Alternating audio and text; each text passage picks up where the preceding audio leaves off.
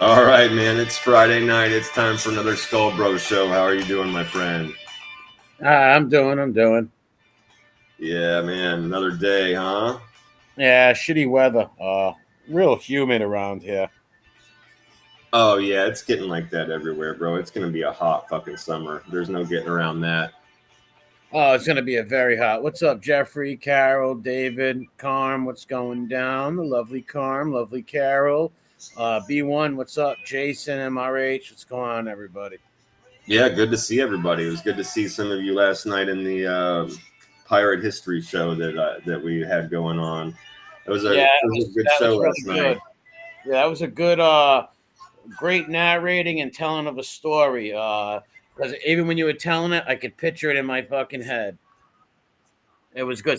Oh, I love that. Yeah, I could picture them and see how smart they were by seeing how shallow the water was. Because a lot of the over in the Carolinas, the Virginia area, the James River that you were talking about, there's a lot of places for little sleuths to hide and stuff. But you can fucking get ground. What are they called? Ground. When Yeah, right they ran aground. aground. Yep, Yep. exactly. You get grounded. Yep, You run aground, grounded. you're in You get trouble. grounded. So Yep. if you know where to go, the hiding spots and shit like that, you're all set. But they were smart. They were using the rope to see how shallow it was to make sure their boats could get through. And Yeah, no doubt about it, bro. No doubt about it. Yeah, I mean that honestly, that was probably the smartest thing that the Captain Maynard, the soldier, that was after Blackbeard that we were talking about last night. It's probably the smartest thing he did was right as he got up and he could see the pirate, instead of just going after him, he said, "No, fuck that. He's not going anywhere. It's almost nighttime. We're gonna get lost in this water we don't know." Just like you said, right? They could dip off any place and hide, and we don't know the depth of this water. yep. We could end up fucked on a sandbar or whatever, right? So the smartest thing that guy did was just hold tight for the night and then come after him in the morning. Little did he know, but he probably assumed, but Blackbeard and all the pirates were getting sauced. They didn't sleep. So when he caught them in the morning, they were still awake and Yeah, it's drunk. like a bunch of frat boys partying all night long, right? And then having to play a football game at like 8 in the morning, right? That's what it's kind of like. Like Blackbeard and those guys, they were probably drinking till like 6 in the morning if they even slept, right? And we know like Yeah, no, it said that they did. Yeah, they did not sleep. They did not sleep. Yep, they were still awake and drinking when they saw them coming up on them. so they were not on the top of their fighting game, and not only that, they left 20 guys behind. Those 20 guys could have helped big time in that fight. That's a great point. It really is, man. Yeah, if he wouldn't have stranded one group of guys with one boat and then stranded that other group of guys on that sand spit, that shit's brutal, dude. To be stranded on a sandbar, a league out in the ocean off the shore and there's like not a tree or a bush or nothing. You're just in the open sunshine, baking with no hope. Fun. Especially in fucking 17, 18, right? Like, it's not like there's boats coming by every 5 minutes or people that are going to be able to come out and help you call on their cell phone or some shit. Right? It's a friendly, right? Yeah, that's another good point. Yep. You never know who was going to come through. I mean, luckily for them, it ended up being another pirate. And ironically, well, whatever. We'll keep it. Yeah, basically another pirate. We'll keep it short. Anybody that wants to know can go back and listen to the pirate shows we have on a tab on this channel. But yeah, the pirate that fucking Blackbeard had dropped off for being annoying and ended up being him. So they were still there for 2 whole days, though, baking in the sun with no food or water. Yeah, that's got to be treacherous. Dude. And you're not going to be getting along with everybody. And where are you going to go, right? I'm sure there was just all kinds of horrible. It's another great point you made about the cliques. Even on a pirate ship, right? You're going to have different cliques of people who follow different, like, captains and shit. You know what I mean? Different cliques. Oh, yeah. And if you're not a people person or you don't know how to lead men or things like that, there's a lot of pirate captains who ended up getting strung up or voted out or killed and like that. Oh yeah, yep. You didn't catch a prize, but if you're a captain, damn right, man. Your quartermaster. It's all it took. The quartermaster was the guy that was, represented the crew, and he'd be between the captain and like the admin and the rest of the guys. And if the captain wasn't delivering prizes or he was being a fucking brutal asshole, You know, that happened too. If he was like overly violent or dealt with people in a way that pissed off the rest of the men, you could be deposed or, like you said, strung right up. Yep. Oh yeah, for sure. But yeah, a few people. I was really sick this week. I'm still getting over it today, but you know, a handful of people wrote me throughout the week going, "Hey man, what happened to the pirate show? When's the next one?" So, and I talked to you on Wednesday. I was still feeling really, really shitty, but last night I was like, okay, you know, if I mute it every once in a while so I can blow my nose and get a fucking cough out, you know, then I'll be all right, you know. So that's, I went ahead and did that, got it out of the way, and then this next week we'll be picking up with that's going to be interesting. The story of Vane and stuff. This is like I told you, this is my favorite pirate era. What's up, Bears? Yeah, Captain Vane was a badass, man. I mentioned to you before, I think even on this show, that's one of the ones that got me all hot and pissed off when I was watching Black Sails because I knew what was coming. I knew what was going to happen. Gay. What's that? When they rescued him? No, when Captain Vane, when they finally hung him in Black Sails. Yeah. I thought that. All right. See, I thought they changed it and like rescued him or something. Oh no, he became a martyr, and I knew it was coming. He was a martyr and a stand-in for them to all rally around, and that's just what happened. It was a huge backfire to hang Charles Vane like that. Yeah, to Woods Rogers, and all the people he had on the island. Canuck, man, I didn't like him. He wanted to go there and clean everything up. He wanted to do the right thing in the beginning by the Crown, going there and clean shit up, but it didn't work out. He felt. Well, what he wanted, Skullbro, was legacy because he was a dirty, murderous motherfucker. And in one of the books I'm going to be getting to, I mean, we're going to hear about it in these next like 9 or 10 stories that I tell out of that era from Nassau. We're going to hear some of it. But when I get to the stories from William Dampier, who was the scientist pirate, he was the first one to circumnavigate the globe 3 times, the first person in history to go around the earth 3 times in a ship. And he cataloged it all. He wrote it all down. Yeah, he wrote it all down. Dude, he discovered all kinds of things. He described just dozens of animals to Europe for the very first time, and he would always tell them exactly what they tasted like, what the best bits of them. He said that the flamingo, he said the flamingo's tongue was the most tasty piece of the bird to eat. But yeah, like numerous animals he described to Europe for the very first time. He learned and taught sailors how to read different kinds of currents and shit like that. Unreal, the guy. He was really, really just naturally smart. And he was a wild fucking dude. So he would just join up with buccaneers and pirates and be like, fuck it. He was there at Panama when it got taken. He was on the boat, though. He was on a boat with Woods Rogers, though, and he fucking hated him and talked mad shit about the dude. He wanted to put him on shore so bad. But yeah, so from stories like that, you hear about. And Woods Rogers has his own journals. I refuse to read them. I hope, even now I wish there was a time machine so I could go back and just slap the taste out of his mouth because he was such a crooked fucking asshole. And he really did all those people in Nassau dirty, like really, really, really dirty. He was a fucking prick, that guy. Yeah. It's like one of these pastors, you know what I mean? Like that he preaches his whole life against something. You find out it's his favorite thing to do. You know what I'm saying? People like, don't you ever drink a beer? Drinking beers are bad. And he's got a keg of beer in his room. Exactly, man. And you're just like, well, double fuck you then. Right? People can recognize that. Yeah. How many people did we see say they hate informants and they would this and that, and then all of a sudden they're over there blowing them and shit, right? It's like the same concept for it sure is. Sick fucks.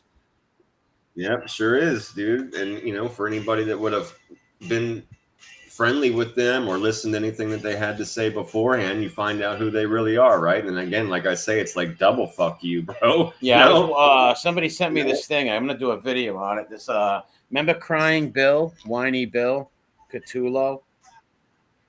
The crying rat.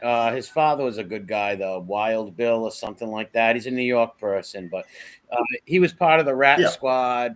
calling everybody informants and stuff, and how they all should be put away. And then he joined this guy Chris Colombo's channel. I guess Chris Colombo's father was the guy Joe from New York or whatever. The guy Chris is not a rat, but he's a fucking retard. He lets him on there. He lets this rat on his channel. He's like, I don't believe in rats. I like rats. And Cthulhu's up there going, yeah, I should have never did it. It was so bad of me. And the guy's like, you should have never done that. You should have. You hurt a lot of people. And the whiny Bill is just going up there like, yeah, it's real bad. It's like, wait a minute. 5 months ago, you were Team Government. Team Government 5 months ago with the Rat Squad, calling people rats who aren't rats. You were laughing at Freer and Madonna doing time. But now all of a sudden, you're saying, I can't stomach these fucking people. I really can't. They're just disgusting fucking chameleons. Disgusting. Yeah, I don't know what that guy's purpose is, bro. He was never around. He came out of nowhere, and perfectly said by you. He went right into the rat pile, and then he disappeared again when everybody just totally roasted him. He was crying like a bitch over it. Disappeared for a while, and now I'm hearing from you for the first time that this idiot's back on a channel with somebody who apparently should have the good sense to not. Yeah, he's like, I'm going to do something I usually don't do. I don't have them on. I'm going to bring. I was like, why are you even platforming these fucks? If you don't, I don't understand these fucking people. Like, I don't know where they come from. When I first started this channel, I figured, these people would kind of think like I do, and you know what I mean, like, yeah, but no, like, don't get me wrong, there are people who do think like people like us, right? Who won't deal with these fucking rat bastards for nothing, right? But then he's just, you'd be surprised, like fucking clowns like this guy. It's like, what are you doing? Like, you're not a stool pigeon. Your father wasn't a stool pigeon. Why are you giving this stool pigeon? Why are you? Yeah, you're a fucking disgrace now to your fucking father. Fuck you. Why you have this stool pigeon on your fucking channel, buddy? Yeah, go. And you say if you don't like them, well, why do you put them on your channel? Fucking clowns, man. Yeah, this guy did like fucking reality shows before, so he's one of them. But he's not a stool pigeon or nothing. But he's a reality show fame whore. Well, it's the same fucking thing as far as I'm concerned. You've heard me say that before. You know I feel that way. If you're from a certain fucking kind of family, you're from a certain kind of bring up, you go on TV, you do these shows, you make a mockery of things, you're no better, bro. You're a fucking disgrace. You're disgraziata piece of garbage as far as I'm concerned. I still wouldn't sit. I can see if he came on TV to defend his dad's honor, right? If somebody was lying about his dad or that's something. One thing, I suppose. But if you're gonna have these reality shows and then you're gonna bring these fucking stool pigeons on, what's up, Yanks and Facts? You're gonna bring these stool pigeons on who are the biggest rats in the world. What the fuck? You should be ashamed of yourself. I don't like informants, but you'll platform them. You'll platform and help their channels. So these people are fucking stand for nothing. Yeah, and be on here for the simple purpose of trying to make money off of other people's misery, off of other families that have lost, right? And just straight up fucking government narrative lies, which you should know. And he was scolding him for it too. Tell him you should have did that, all this stuff. And Bill's like, yeah, I know. I wish I didn't. It's like, wow, you're singing a total. Yeah, well, do us all a favor. Make the world a better place. Find a tall building. You're singing a totally different tune than you sang 3 months ago on the Rat Squad's channel, whiny Bill. Fuck that Ricky and fucking Bill Cthulhu and his fucking bro. Those teeth they look like they're bought straight off of a fucking $5 rack in China. What a jerk. He's probably we can just hope that they're slowly giving him fucking ass cancer as they're in his mouth just seeping fucking metals. Yeah, I didn't even sub to the other guy. She's like, buddy, you're not getting my sub. You platform stool pigeons. No, you're not getting my sub. Like, what the fuck is the point? What a disgrace. Why would you even have this jerk off on there? It's just amazing. It's like, dude, your father's rolling in his grave. Fucking people. They're all about fucking, disgrace. It's all about the sword, the skadal. They don't give a fuck about anything but a few bucks, I guess. And to hear him give the speech of how he doesn't like informants, he just brings the guy on. It's like, you just helped him. You fucking jerk off. It's all money. Yeah. It's part of what's so fucking disgusting about it, dude. It's like, who the fuck is you, right? I've said that shit before. Who the fuck is you? Why do you think that it's okay to come on to social media or a platform that's international, worldwide, and start telling stories that don't belong to you, start telling stories that are fucking bullshit? You know, not necessarily this Joe guy or the son of the Joe guy, but these fucking rats. You know, you come on here and you decide you're going to make money off of the fact that you flipped. Right? People that love the Yankees, it's like, this guy's not even on the team, right? This guy fucking cheated and got kicked out. He's literally a disgrace to the fucking team, and you're just like still wearing his jersey, and you're gonna buy his fucking cards and give him, and fuck them for being allowed to. It should be in their fucking government contract that they're not allowed to do that shit. When they become government informants, it should be on their fucking thing, their little agreement where they cannot go on and play mafia on YouTube and social media. Yep. It's fucking over. You are now fucking John Smith. Yeah, and be John Smith, right? Or if you want to go on YouTube, talk about cooking or something, right? But don't go on there and try to be a big, bad fucking gangster when you're a little stool pigeon clown. What's up, Hev? It just, and that guy, Chris Colombo, what a jerk off. What a jerk off. Yeah, that's a different kind. That's why I said, like, him, that's fucking, I don't even have words for it, man. You're not even of that ilk. Right, you come from a certain kind of bring up, and you have the audacity to bring this piece of shit onto your show and talk to him and give him any kind of credence or credit. Fuck that, legitimize him in some way. You're helping his channel. Now when the guy goes on and calls other people informants and rats and all that shit, you're helping a rat. You just helped the rat. Of course, yeah. Next thing you know, he's going to be doing these little, you're going to see him in these shorts like fucking Fat Chickie, stealing people's money, telling them lies. Talking about commissary lines and shit like that. I was dying. Excuse me. When I saw fat ass fucking Chickie talking about the commissary line, how the commissary worked in prison, I was just like, will somebody please hit this fucking gravy boat with a harpoon and get it the fuck over with? Dude's a nobody. He was never a fucking anybody. He's literally a no one. It was Anthony Aralotta's fat friend who they said, yeah, be a bookie. Put some money in the street so we can take it off you. So they can take him for it. That's right, dude. They could take it for him. They used to make him lift his shirt up and play with his belly button and shit. Yeah, eat dog food out of a bowl. Do the truffle shuffle. He was there, Jimmy Smash. And that guy's just like the rest of these. He's a rap bastard, too. People put fake, call people informants and put fake fucking things on people. Fucking stool pigeons. Yeah, but that's what's going to happen, though. You legitimize old Toofus over there, Mr. Chinese Cancer Teeth, and next thing you know, you're going to see him in these shorts getting paid $500, $700 to talk to some fucking, mayonnaise khaki asshole that wants to get views from talking to a quote-unquote mob guy. Yeah. It was from what he used to talk 6 months ago with the Rat Squad. It's like, wait a minute, it's like it's just a 180. It's just amazing what they will do. That's why he flipped in the first place, because he fucking hated everybody. Yeah, it's just buddy, you're not a fucking you're not a wise guy. Stop trying to be something you're not. Just be yourself, man. And when you don't be yourself, and in his family, he was a gopher, and there's nothing wrong with that. Ain't nothing wrong with being a gopher. No, there's nothing wrong with that. You were one of the young men in your family. Your dad was a somebody. You were a gopher. You did as you were asked. You did what you were told. There's nothing wrong with that. No, not at all. all. His fucking dad gets clipped, and now he wants to fucking rat on this one and that one. He wants to fucking go after this one and that one. He got slapped around, and he ran to the government. Yeah, big coward.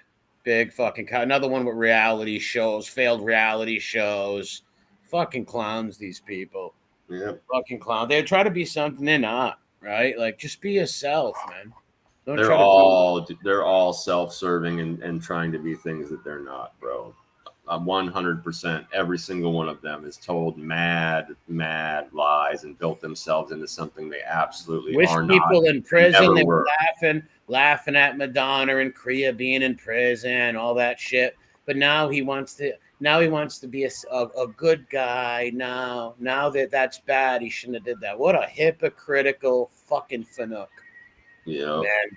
And that's why I would have subbed to that fucking goofballs channel. No way. Anybody that subbed to him should unsub immediately if they hear this and they know what the fuck is going on. Do a second round of what's up to everybody. They got more people coming. What's up, Jason Montauk? Always good to see you. Mandy Morgan, always good to see you. Hev, hope you're all well. What's up, Morgan? What's up, guys? Thanks for coming through. Facts, always good to see you, bro. That's one thing I never.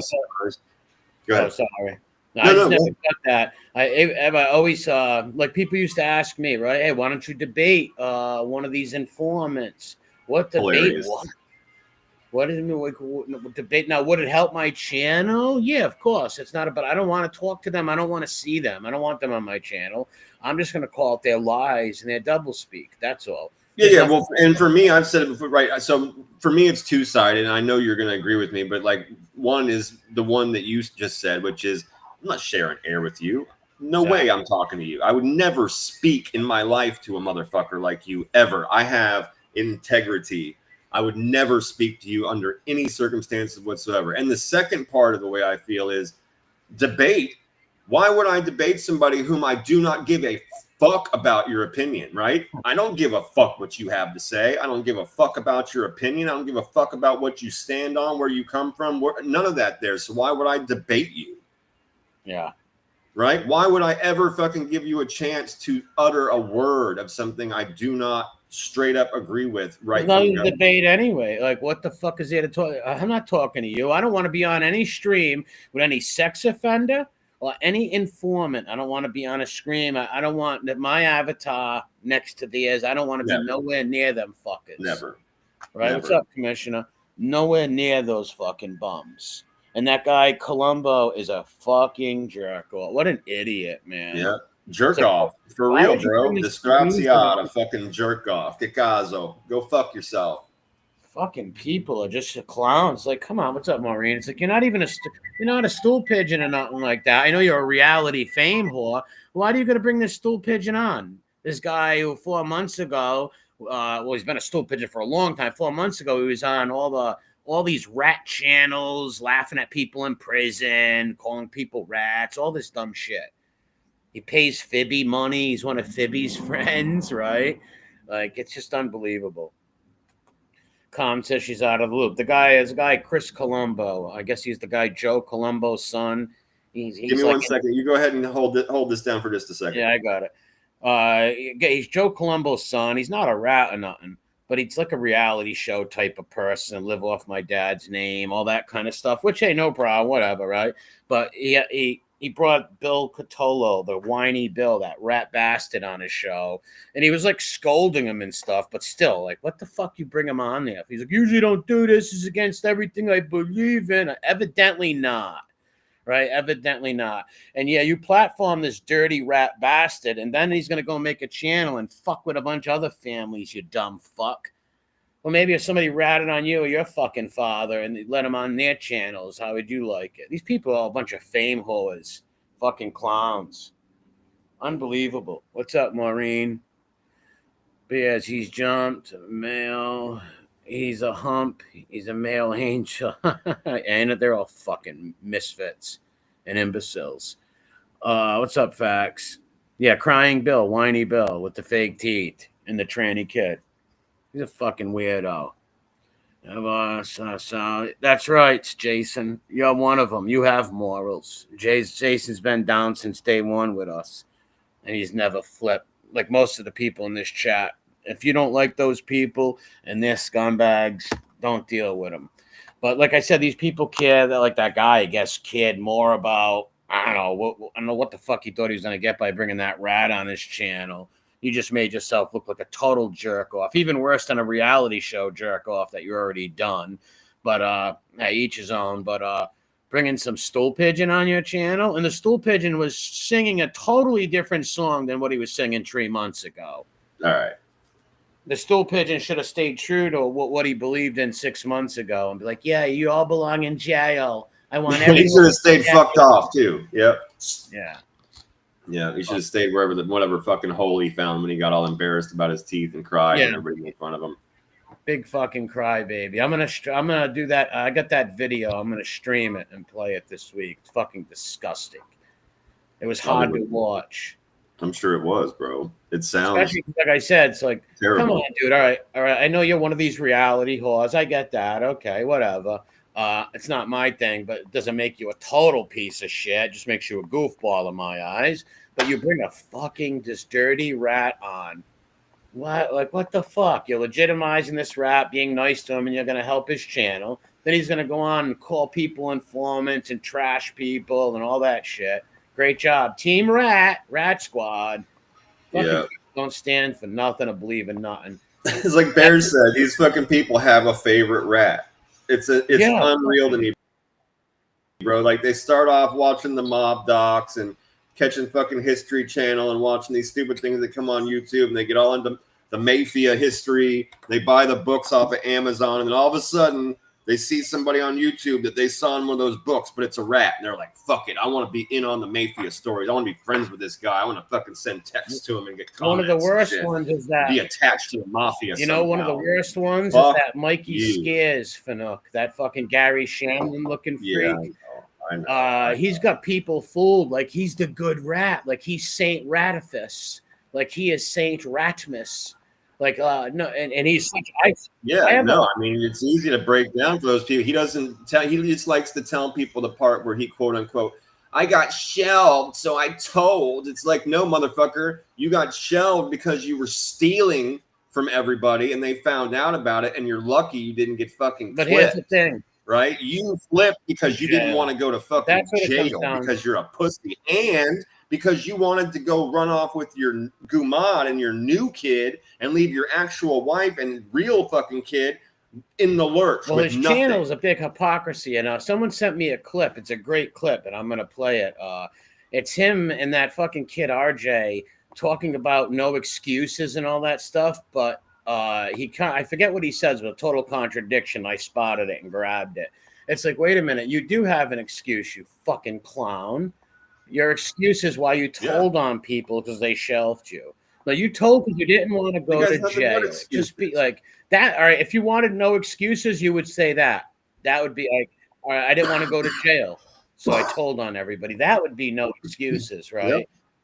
And like I said, it was his instant out, bro. It was his instant out to go start a new life with his fucking new girlfriend and new kid and leave his old wife and his actual son with nothing. And he's lucky that his wife was somebody that was attached to or came from good stock, and everybody, you know, they didn't get treated badly, right? Because he was a fucking rat. Everybody knew his wife came from good stock, treated him and the son very well. But he ran away.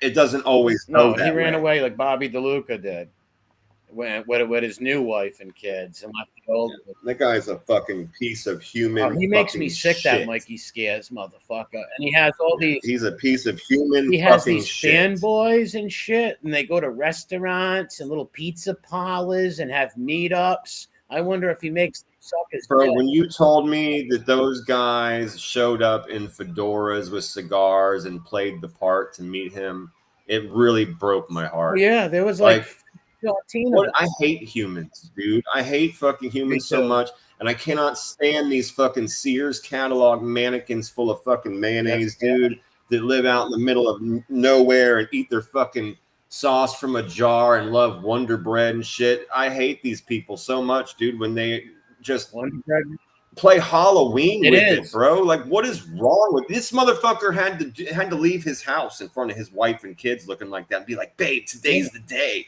I get to go hang out with fucking a mob guy from the TV. You're a fucking and that kid RJ, he's like, he's my brother. Michael's my brother. And he's like, Michael, you didn't do nothing wrong. Why are you getting down on yourself for telling? It's so disgusting.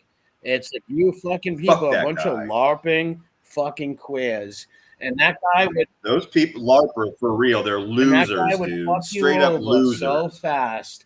He'd probably kill your wife and you and take your money so fast, you fucking clowns.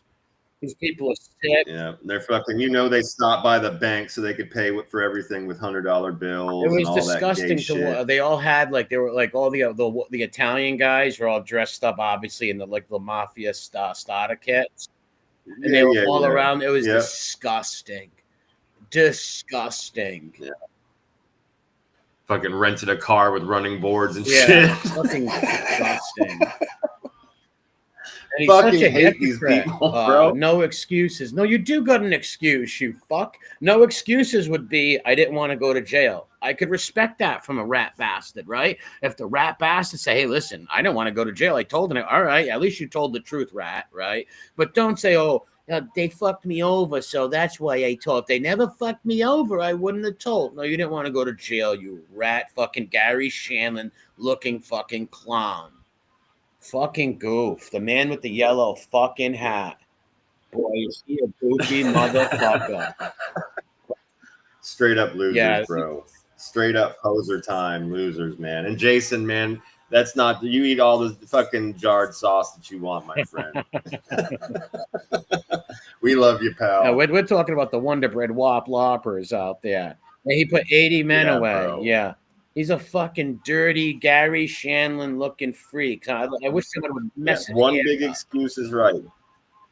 Yeah, I saw him on that fucking black British guy's show about the mob. I saw that shit when he was on there. It made me sick. He was just one big excuse the whole time.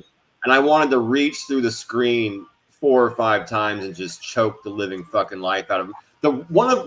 There really isn't a worst one. They're all comparably horrific. But one of the ones that actually kind of made me want to choke him was when they're driving down the road. He's like, oh, don't look over there. Trevor, don't look over there. There's 2 Lucchese guys right there on the corner. I'm like, motherfucker, I hate you. What are you doing with this weird pitched drama for TV bullshit? No, there's not. No, there's not. And Trevor's like, oh, dear. Oh, no.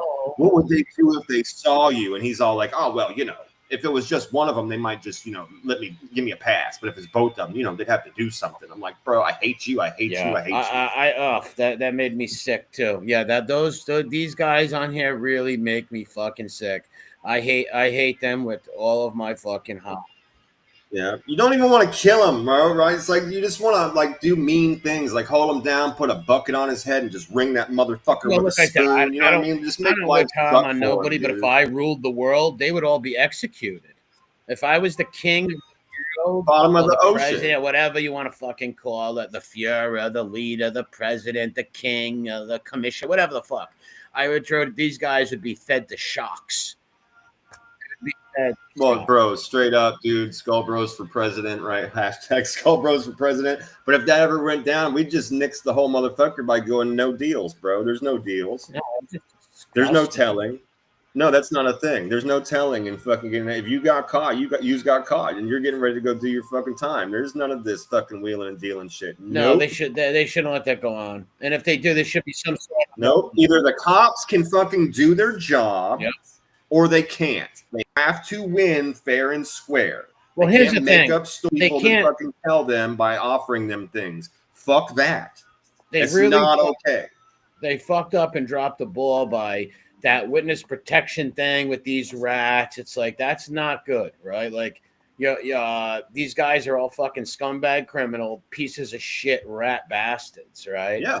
Like you're gonna let them go free, so all them guys that didn't come in the office and try and tell it and try and get a deal. We'll talk to them about maybe getting some time off their sentence while they do their time. You motherfuckers that just came in here trying to tell, you just going and do all your fucking time. Haven't they learned their lesson by the child killer Sammy Gravano? Right? They should have these dirty fed fucking fanooks should have learned their lesson over and over again. He went off and sold ecstasy and made them look like jerk-offs. They let all these... Bro, there's another one that works with his family. They got caught fucking taking hundreds of millions of dollars off of mom and pop places and construction companies all over America with a big restaurant scheme. And instead of getting him or his fucking family in trouble, they gave them all new names and moved them again. And all those people that lost out, the mom and pops that lost their businesses and shit, they all just got fucked. They didn't even get their day in court. The feds don't give a fuck. As long as you lie for them and keep their narrative going, they will give you a fucking deal and they will. Yeah, they should throw that thing away, right? Like if you want to be an informant and tell, well, you got to go to jail, right? You got to do your time and your crime like the other people do. They're all a bunch of fucking liars and shit bums. It's really disgusting. And they come back out on the internet. He put number 19 on his shirt. Like, you know how satanic that is? Yeah, bro. And then they change history by writing books and giving interviews and all this fucking bullshit. And when write their books, when they write their books and they give these interviews, they change their story and they start putting other people's names into the mix. And then the cops go and investigate those people that are now in these rap books, and those people get caught up and go to fucking prison. It's bull. Shit. Yeah, look at the rat Borello. He's not. He was just in a friendly with some guys and got them in trouble. He comes on there and acts like he's a big mobster, beats women all the time. They keep letting him out. Shame on you, fucking judges. The next when he does kill a girl, hopefully it's one of you judges' daughters. God forbid, right? Like you fucking let them fucking learn.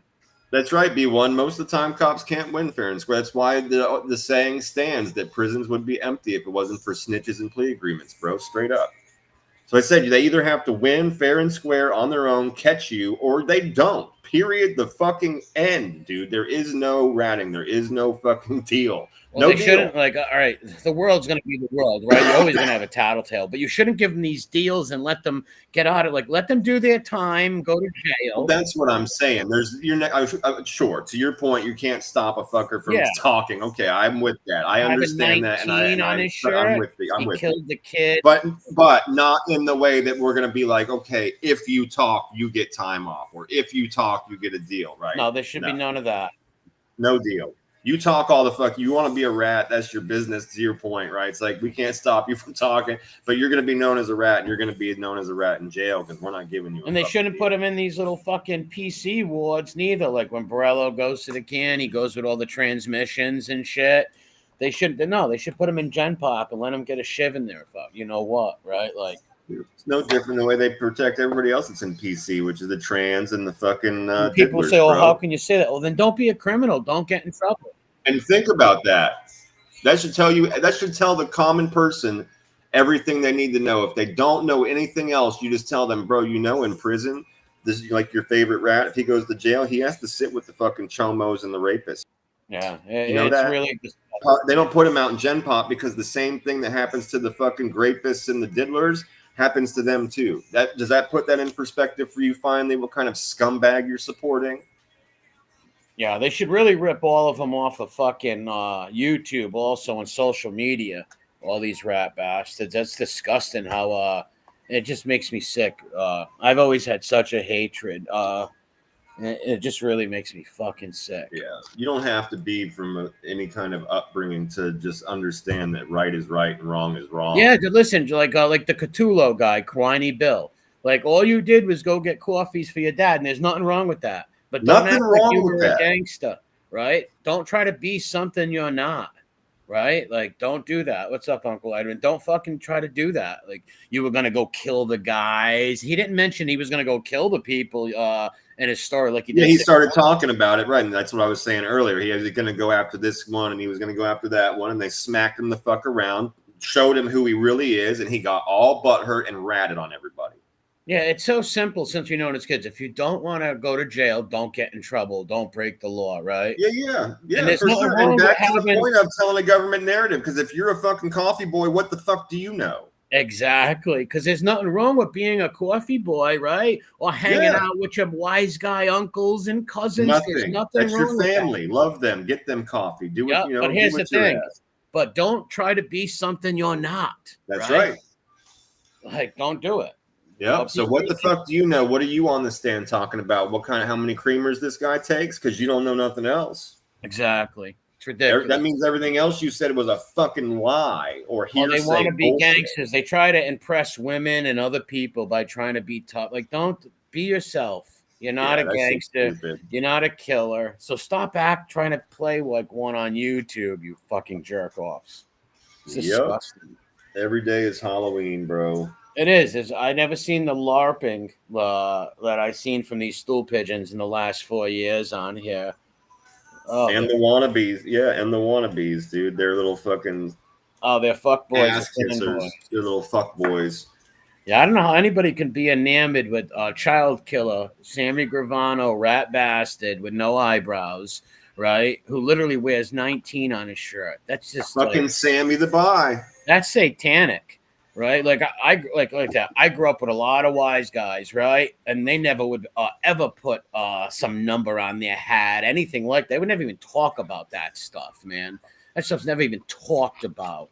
I don't know anybody that would ever be so disgusting and satanic to put a number of murders on their hat or shirt. That's fucking. That I is bet so none of them would have beta. put a penis in their mouth either, but he did that too. Oh, I believe he was 100% Sammy the Bye. No, he was. I mean, that's absolute, dude.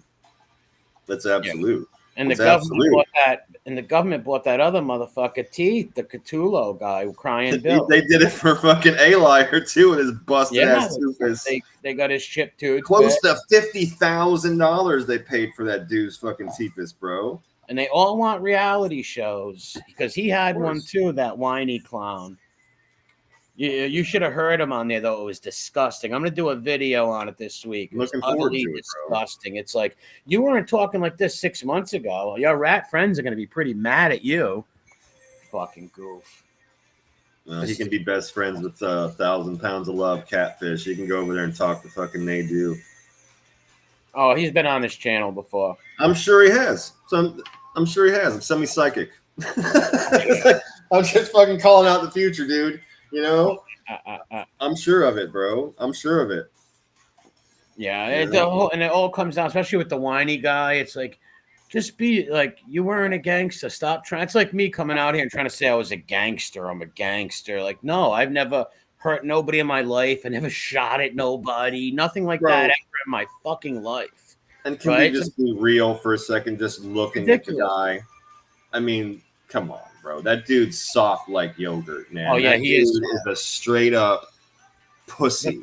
Be yourself. Like, if I came on here and lied, now all the local people would know I was a liar, but I could fool probably a lot of people from overseas or people who don't live around these kind of neighborhoods, right? You could trick some people, and that's what they do. They're sick. Anybody who does that should really bury their head in the sand, man. Just be who you are. And in his case, it's just literally a nobody with no spine, a spineless little prick, dude. It's like well, he before that he is a spineless prick. You know what he should do? He should check himself early into a senior care, like live in a fucking old folks' homes. That's about his speed. Yeah, he's a weirdo. He should have never tried and act like he was a mob guy. Like, dude, you ran errands for your dad and his friends. Be proud of that, and there's no problem with that, right? No problem with. No, I agree with you. I opened with that. I truly believe there's nothing wrong with that. But that's what you are. Don't try to act like you were something else for the internet, because you look like a total fucking loser. And more importantly, for the court. Yeah, for the court and the feds, you dirty bastard. Yeah. Say, okay, guys, what do you want me to do? I'll say anything. My name is Bill Cthulhu, and I don't feel good today. Like, he's busting out in tears. That guy cries on every other stream. Ridiculous. It's like, here's what it is. They're fanboys, right? That even like there's wise guys' kids that are fanboys, right? Like, they're off, and he was one of them, right? Why don't you just be yourself and not try to fucking act like a wise guy? Fucking clown. So I got news for you there, Billy boy. They saw you as 2 steps out of a dress, my friend. Yeah, he's a queen. What's up, DJ? You had no chance. If that was truly your aspiration while you were getting those copies, you were lying to yourself. You'll agree with this. His uncles and his dad and his people, they know what you are, right? They know what you are, right? They know that's not what you're gonna do, and something. There's nothing wrong with that, right? Nothing wrong with that. They know that. So don't try to be something you're not, you fucking clown, because people can see right through that bullshit. Yeah, it's not for you.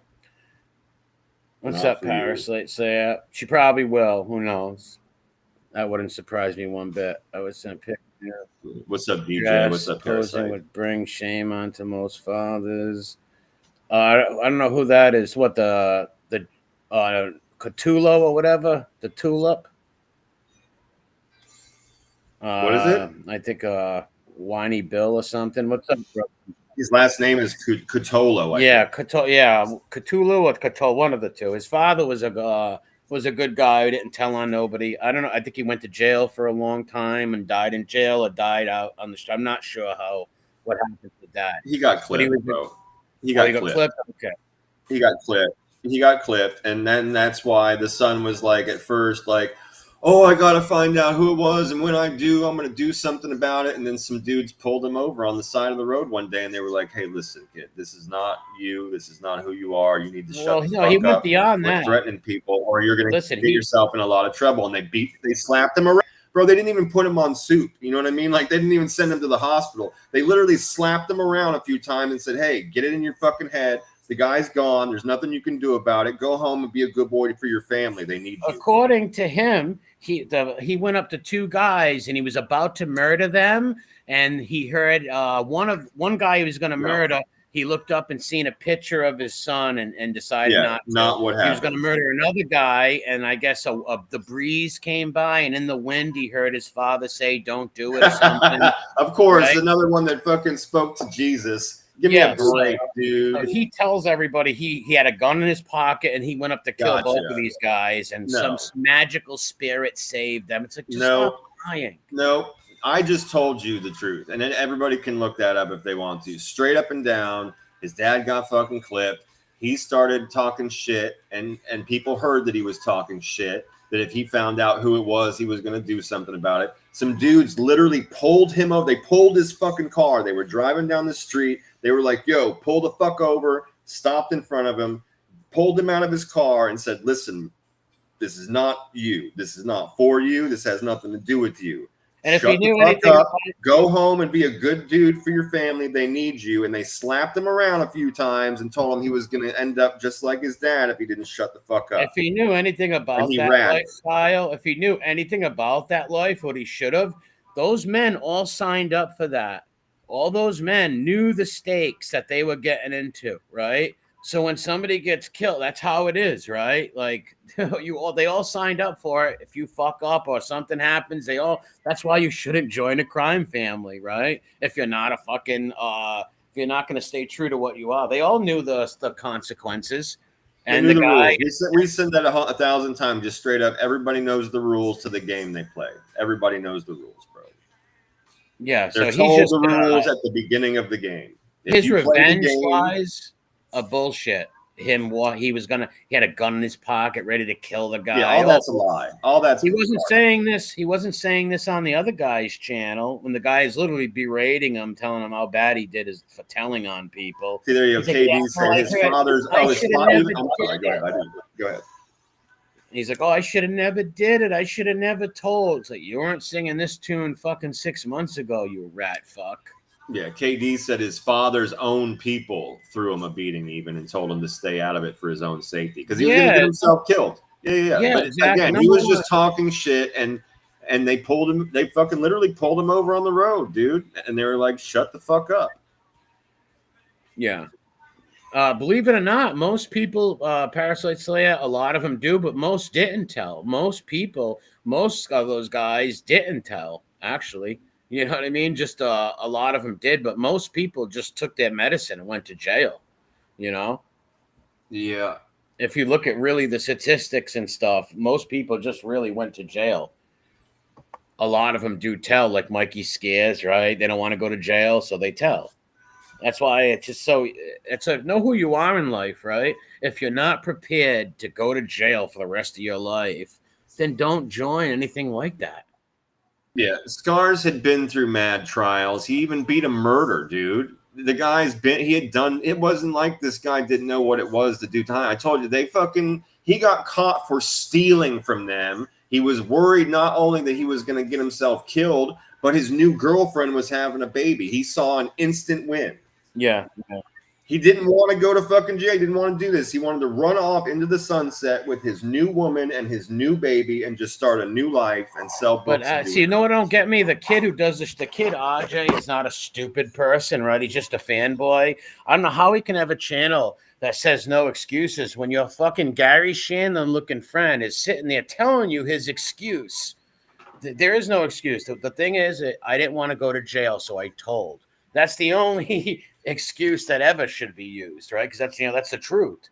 There's no other thing of, oh, I got shelved or they were mean to me. I thought this was going to do this or that. No, you didn't want to go to jail. That's the bottom line. And then, like I said, they come on YouTube and the internet and play Little Mafia Man again and meet up and change history and throw good people's names around and put them in the mud and in the dirt and shit like that, and act like they were king dingling on the street when they were literally nobody and owed everybody money and they were on the verge of getting themselves clipped or some shit, right? And they were doing it like acting in desperate ways, and then when they got caught, they ran it on everybody, and they're like, "Oh no, I was the boss." Look at that fat pig rat squaw. That son of a bitch right there. Oh, Here's a guy that any wise guy would run away from. They wouldn't even look at that guy. As soon as he gets caught for shoving heroin up his ass, he tells them that he's a mafia fixer. So whatever the hell, he used some term. The family uses me for fixing things. It's like, you fucking clown. Yeah, that's a ridiculous. That would imply literally that he knew everyone and knew everything that everyone was doing. That's, you know, a fixer is able to get you anything you need, is able to hook you up with jobs on the fucking fly. If you're a bank robber, you would go to a fixer and be like, "Hey man, what kind, you know, like, where's there a good job to be had? What's the ins and outs of a certain job?" And you just owe that fixer a percentage, or you'd pay for the information. You have to literally know everything, bro. That rat squaw was ratting in the street before he had handcuffs on him. He was blaming stuff on that girl that was in the car. It was crazy, that dude. He's a psychopath. I guess Borello has been threatening Joey and the little snuff kid too. For a long time, he's been saying he's not going to do a damn thing. He is, and shame on the government once again. You got one of your stool pigeon scumbags on here trying to entrap people, making threats to people. Like, you know, well, he's going to kill, God forbid, kill some girls soon anyways, but they should all be ashamed of themselves, these punks. Oh, they should look at Jimmy Calandra. How many times did he threaten to come kill me, right? All these, that's what hurt him too, right? Because a lot of them fanboys and watchers are like, oh my God, Jimmy's going to go hurt this guy in Rhode Island. Oh my God. And when you make the threats and you don't follow through with it, you look like a retard. They all just, well, and when he speaks, they're just disgusting, really disgusting people. Yeah. Well, speaking of disgusting people, you want to go with Diddy or R. Kelly first? Anyway, take your pick. Okay, I mean, hey, I gave you a choice. Okay, let's do R. Kelly because it's a little shorter. How about that? This motherfucker's claiming he got overdosed on pills in jail now.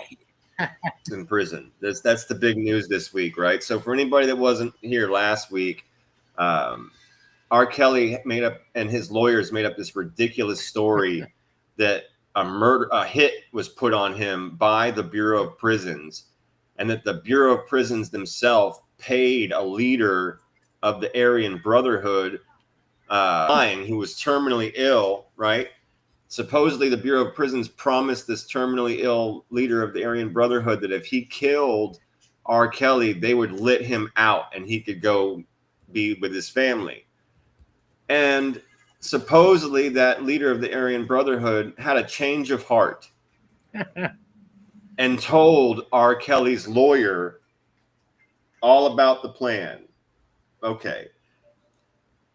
We and everybody else with a brain will instantly call bullshit on that, of course. Yeah, it's ridiculous. I seen on Convict Inc. did a show on that too. Okay, there you go. So, if anything, if that Aryan Brotherhood leader is terminally ill and he did go to the lawyer, it's because R. Kelly figured out a way to give him money for it. I bet you that. Yeah. But in either case, this week.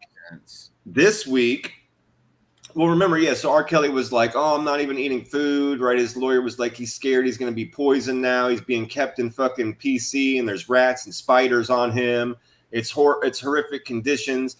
And the judge and the lawyer was like, I think it's worth noting that this is all just coming up out of nowhere, and it seems very coincidental that you guys literally just ran out of appeals.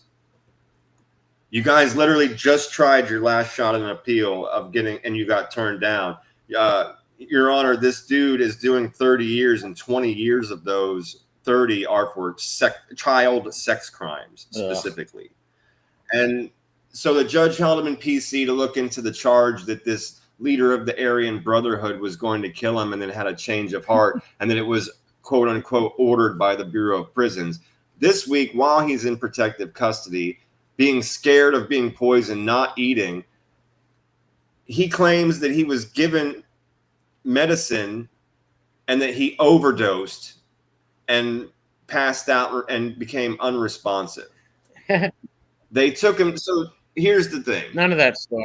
It's really hard to dig through because the Bureau of Prisons is saying he did go to the hospital, but it was for a regular checkup. He didn't go because he passed out on his fucking cell floor. That's just a story that he's telling to his lawyer, and his lawyer is telling the press. Whilst the lawyer is trying to get a hold of Trump for a pardon for this guy.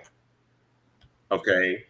So let me just ask everybody this real simply. Okay. If you truly believed that there was a hit put on you from the Bureau of Prisons and you were so scared in PC all alone that you weren't eating your food, you were going fucking insane with anxiety, you thought these people were trying to kill you. Okay. Somebody brings you a cup full of pills and puts them through the slot in your door in PC. And supposedly this guy is on pills for anxiety and for or like help with sleep because he doesn't sleep because of all the anxiety. So again, I say to you though, if you are prescribed normal medication, do you not know what it looks like? Do you not know your normal dose? Can you not tell if there's more pills than not, or there are different pills, or maybe the guy? I mean, give me a fucking break, that was all dude. set up, like B1 just said in there. Yeah, that was all. That's all figment of his imagination. All set up bullshit. Make none of it. We talked about it last week. None of it makes any sense. Like some Aryan Brotherhood guy who's gonna die, who wants to get out to see his family. The prison said, "Yeah, we're gonna let you do that. You're just gonna kill him." And before he killed him, he had a change of heart. None of it makes sense. None of it. What hardened criminal, I don't care what gang you're in, is gonna get a free pass to go home to see his family and is gonna feel bad for the guy, right? And like, what? None of it makes sense. Yep. And if the prison wanted to kill him, wouldn't he be dead, right? Bro, they would just simply not how they let him out of PC. Look what they did to Bolger. Exactly. Whitey got his.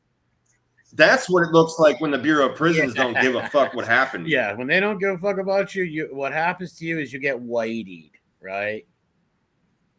No doubt about it, bro. And this dude is in PC, being fed, all that kind of shit. The Bureau of Prisons, again, like I said, provided paperwork to the press saying, hey, listen, this dude did go to the hospital. That is true. You're not going to find anything in his blood work outside of his normal anxiety pills and the medication that he takes. He's being kept in PC.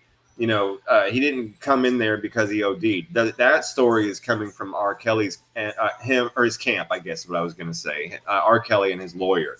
And I said, again, while his lawyer is apparently pleading to Trump for a pardon. Like, bro, this dude is doing 30 years for sex crimes, and 20 of them are for specifically child sex crimes. How could you possibly pardon that in their mind, they're thinking, all right, Trump pardoned a couple of people. Hey, let's give it a shot. He might pardon us or whatever. But nobody's pardoned.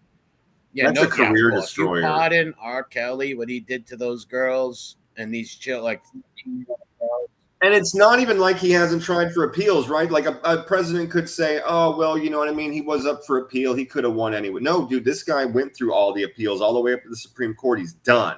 And then this fucking hit story comes out. No. Yeah, it's... this shouldn't even be a discussion. We agreed on this last week. This motherfucker should have got natural life parole anyway. Of course.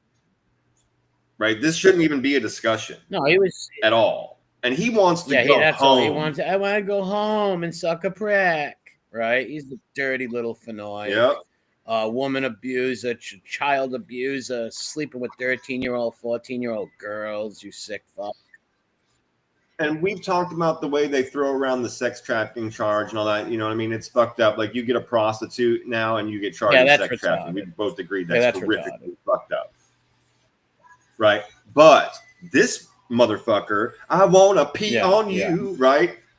This dude was literally buying people. Yeah, he was purchasing them off their parents. That, I don't know how else you define trafficking in human beings when you're literally he bought buying them off their parents, a few of them even. Yeah, and you have we've heard the shit on YouTube. They had actual audio proof and like contract proof that he was buying human beings and then dressing them exactly the same and keeping them locked away in rooms. Other people weren't allowed. He made one girl, like he turned one girl into a boy. He made her shave her head. Yeah, you mentioned that last week. The whole fucking nine. Yep. And they're underage. Well, like 14, 15 years old. Look at that girl, Aaliyah. Age ain't nothing but a number. She was with him back then. And think about that, all the people around. She was with a couple of those people, bro. She was with fucking Jermaine Dupri and a couple other guys, too, dating around. She was 14 and 15 all years those old. People working around there and knowing there's a 35-year-old guy sleeping with this 14-year-old. Like, what the fuck? That's not normal. No way, bro. There's no way. Sorry.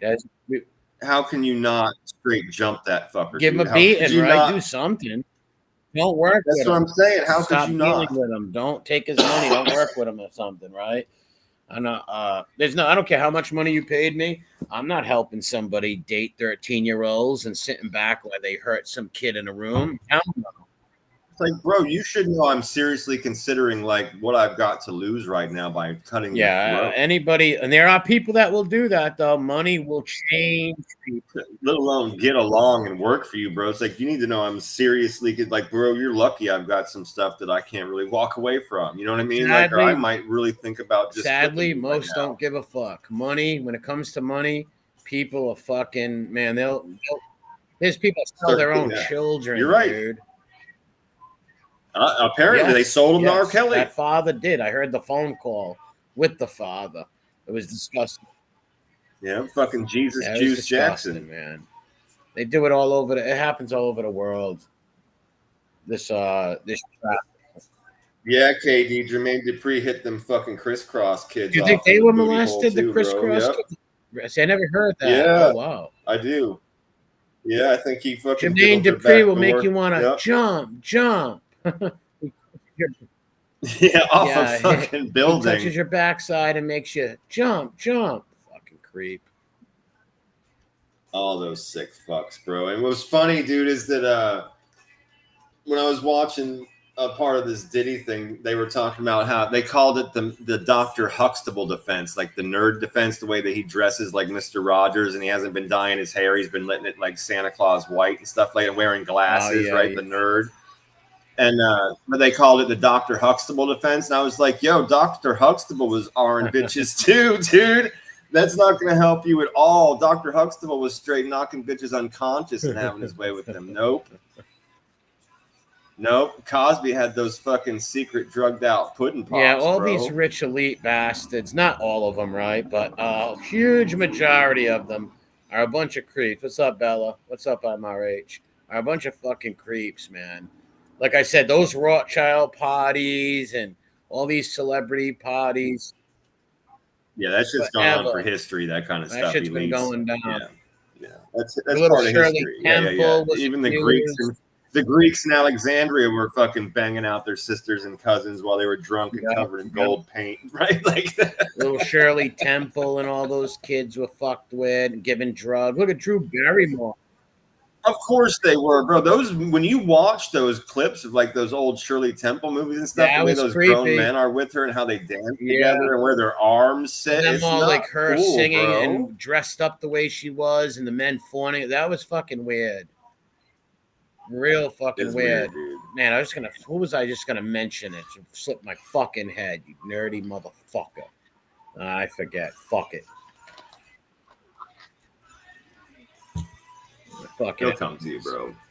But yeah, so with Diddy, right? So let's jump into Diddy. So that's the R. Kelly stuff. It's absolutely ridiculous, right? It's mind-numbingly ridiculous. The entire first premise of the hit was ridiculous. And now this I OD'd on my own medication while I'm already scared to death that they're trying to put. I'm like, bro, come on, dude. Who are you talking to, right? So that shit, we're going to see what happens.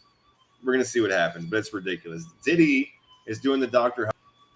With his dress and everything. That was one thing I wanted to point out. Like I said, Cosby was diddling bitches too. It's not the best thing to call it for him, I suppose. But okay, so this week in the Diddler trial, They did. Remember, I mentioned last week they were talking about getting rid of that juror for lying about where he lived. Yeah, and, yeah. Diddy was like staring at him, and the guy kept like making eye contact with Diddy, and the judge was like, "No. This is not Possibly secret fan." Yeah, so they did cut him on Monday. They did cut him, and they replaced him with one of the alternate jurors that's already been sitting in the back row for the whole trial. Now, they were talking about replacing another juror, but they did not. This is actually really weird, and I don't know how I feel about it. Mostly because they don't really explain it to you very well. We're limited on what comes out of the court and from the judge and stuff like that in certain cases, especially with things that concern jurors. But essentially, juror number 7. First of all, juror number 6 is the one that got cut out and replaced. That's important. So juror number 6 is the one that got replaced. Now, juror number 7 comes to the judge and says, "Hey, I got a text message from an unknown number that I do not know, and it is asking me if I am juror number 6." The judge takes the phone and has it analyzed somehow, probably gave it to forensics, I would imagine, right? It's a federal fucking judge, right? I'm sure he could be like, "Here, check this and do your fucking weirdo stuff to it," right? Because he came back to the jury and was like, "Well, I'm not totally convinced that you haven't been talking to people about this trial when you're not here," right? Because this jury is not sequestered. I find it, I would kind of understand this in the 50s or 60s or before that. But, dude, in 2025, how the fuck are you going to tell a jury with a straight face, when you go home today, you're not allowed to read or watch anything at all about the Diddy trial? It's everywhere. How can't you? Are you high on drugs? Yeah, how can't they see or hear? It's everywhere. Dude, they open their phone. The only way it could happen if you locked them in a room. And you had no electronics. Yeah. That's the only way.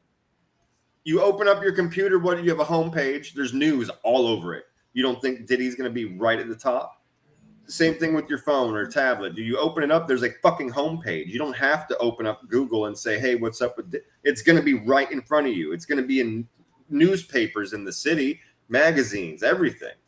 It's ridiculous, right? So they tell them, "You're not sequestered, but you're not allowed to talk to anybody about the case, and you're not allowed to watch or read anything." I'm like, how the fuck is that a thing that you can actually enforce on a juror? Of course they're talking to their wife when they get home about the case, and their wife's like, "Oh, well, I read that this person, and I was the one that watched the fucking news piece, or I watched this opinion piece." These people are getting all of this info every day when they go home. Agree or not agree? Most of them are going to write books afterwards. I think that's a fantastic point. Right. So he says to the juror number 7, the judge does, he says, "Well, I'm not convinced that you're not talking to people outside of court about this trial.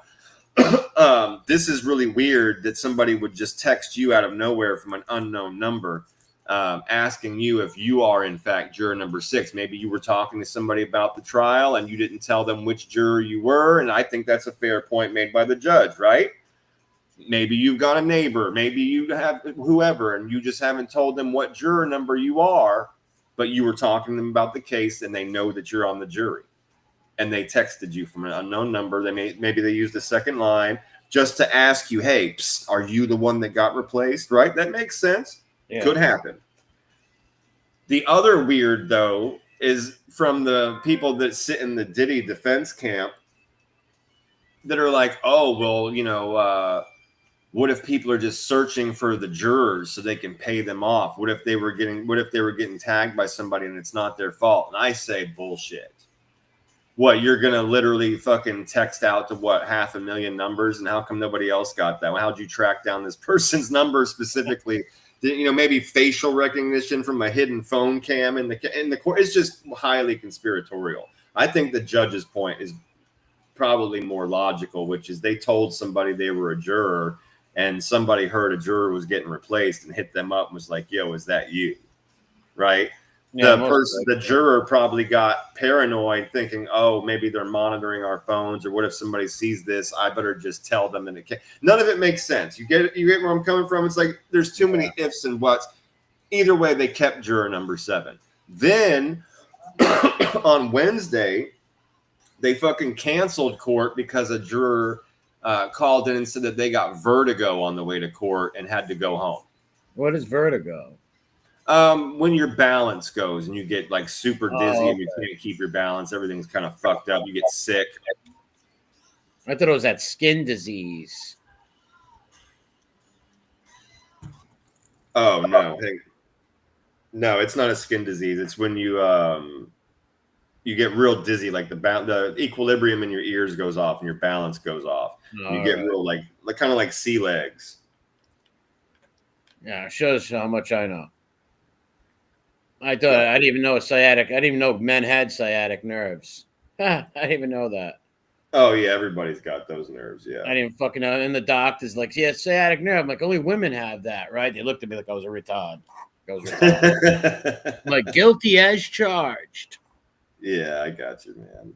Yeah, vitiligo. Okay, all right, that's what it was. All right, my bad. Go ahead. No worries, dude. No sweat, man. We're just having a conversation. It's not a big deal. But yeah, anyway, so that was just all the weirdness I was breaking down for you that happened with the jurors this week, right? So one did get replaced, and I think rightfully so. I found that whole thing very, very suspect. So did everybody else. Obviously, the judge did too. Diddy's fucking lawyers cried, "Racism! It's a black juror, and it's going to be less diverse." And the judge, who's fucking not white, but the judge is like, first of all, this has nothing to do with racism. It has everything to do with the fact that motherfucker is a liar and lied to us about where they lived so that they could be on the Diddy trial. It has nothing to do with people's color. Right. No, and he said, while he's here, they're making eye contact. They're fucking making faces at each other. No matter what color you are, you're an instant celebrity, like B1 pointed out in the chat. As soon as you get on the jury, right, you become a celebrity and shit. You write books.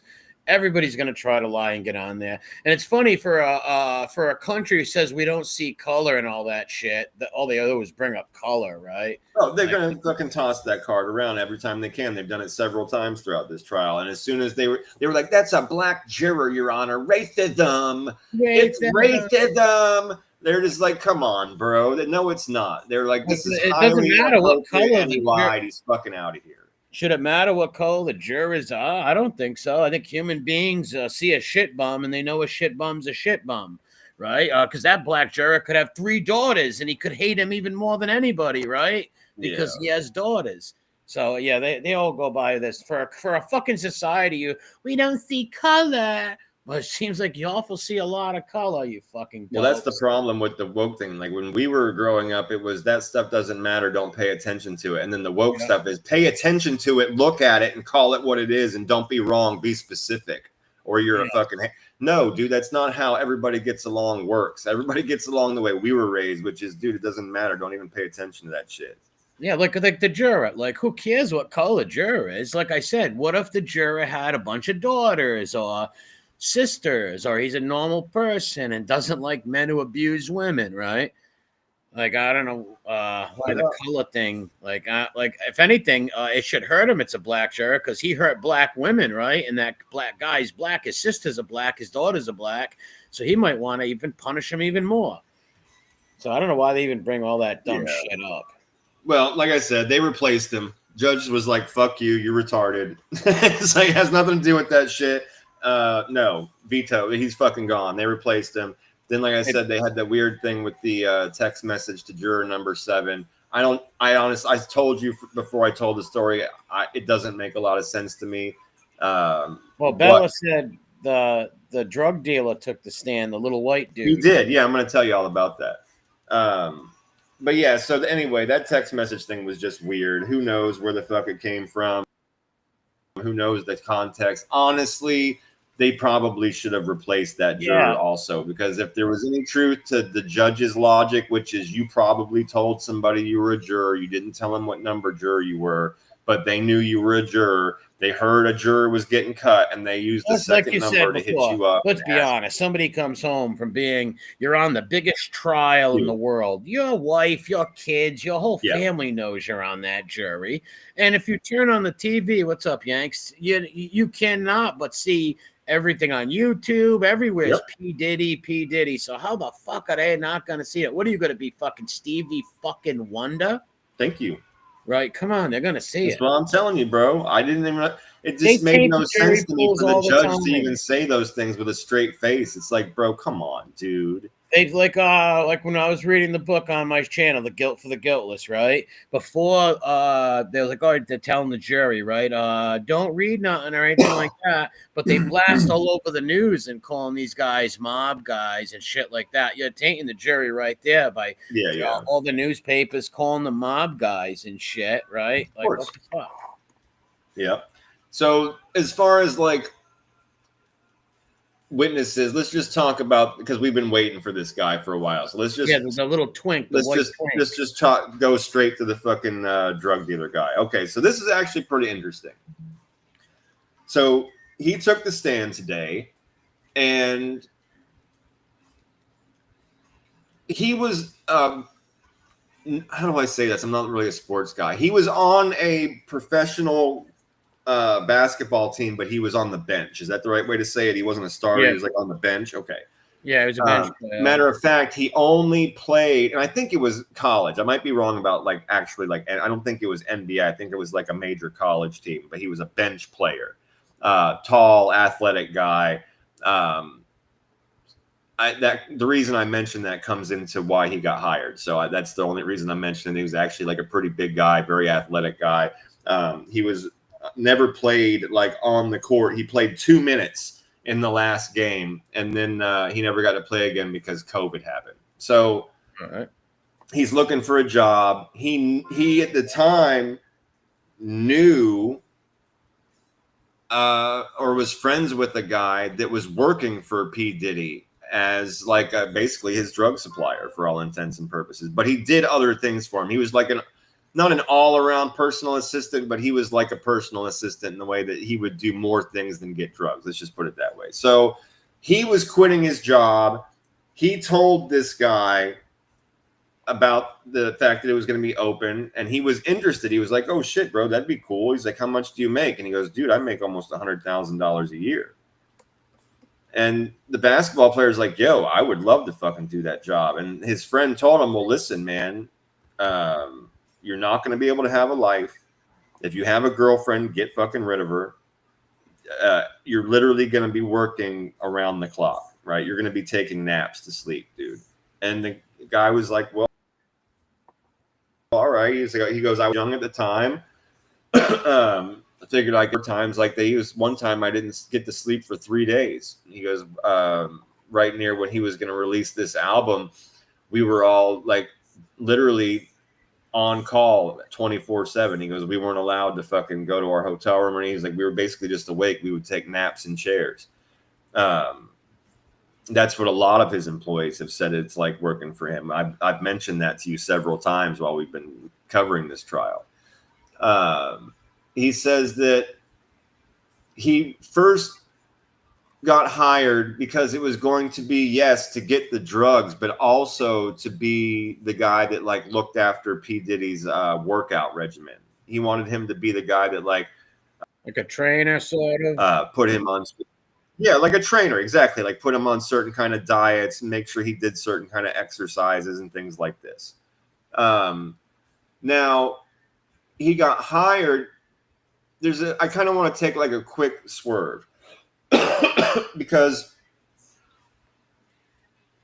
the person that actually hired him after he had to interview with several people before he got to meet Diddy. The main gatekeeper for Diddy is a woman. They call her the white broad, huh? No, it's a black woman. That it's like Diddy's most trusted bottom bitch. Like it's his most trusted employee. She is like the very gate that you have to get through to get to him. She is the gatekeeper for Diddy, right? And he treats her like that. Like she literally lives in his house when he's not there. She has like insane luxury all around her all the time. She knows about. She's the one that knows where all of the bodies are buried. You get me? The reason I mention that to you now is because during this trial, her name has come up like 1 million times as having been involved in receipts and payment of things and being involved in the lawsuits and the payouts and all this kind of stuff. And the defense originally was going to call her as a witness, but decided not to because they found out that KK is getting ready to catch her own indictment for being involved with Diddy and supporting all this stuff and having full knowledge of all the violence and drugs and extortions and kidnappings and arsons and shit like that. So his main bottom bitch, the word on the street is that she is getting ready to be indicted and her trial is going to be next. All right. They want her too. There's also one more. His name is Fahim. Fahim? He was one of Diddy's main security people. His name's Fahim. And apparently he works directly for KK. So he's the other one that the word going around right now is that this dude Fahim and KK are getting ready to catch their own indictments. And their trials will probably be coming up pretty soon. Now, this drug dealer guy, first I want to tell you that we were wrong. He did not end up taking a deal.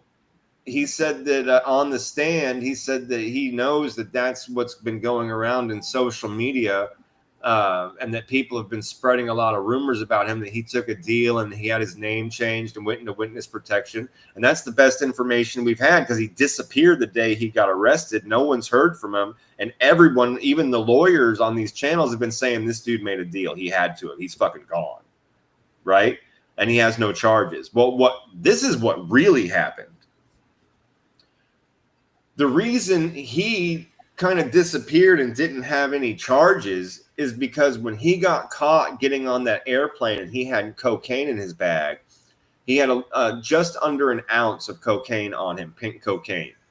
The reason he had it, and all of the text messages and emails and shit proved it, and he hired a really, really, really good high-priced lawyer. He said that on the stand too. He goes, I had a really good lawyer. He said that we proved through the forensics of all the emails and text messages that I had with KK that Diddy had to fucking flee the country to get his affairs in order. And then I was to go and clean out this fucking hotel room of anything that might have been left behind because he literally ran out of there.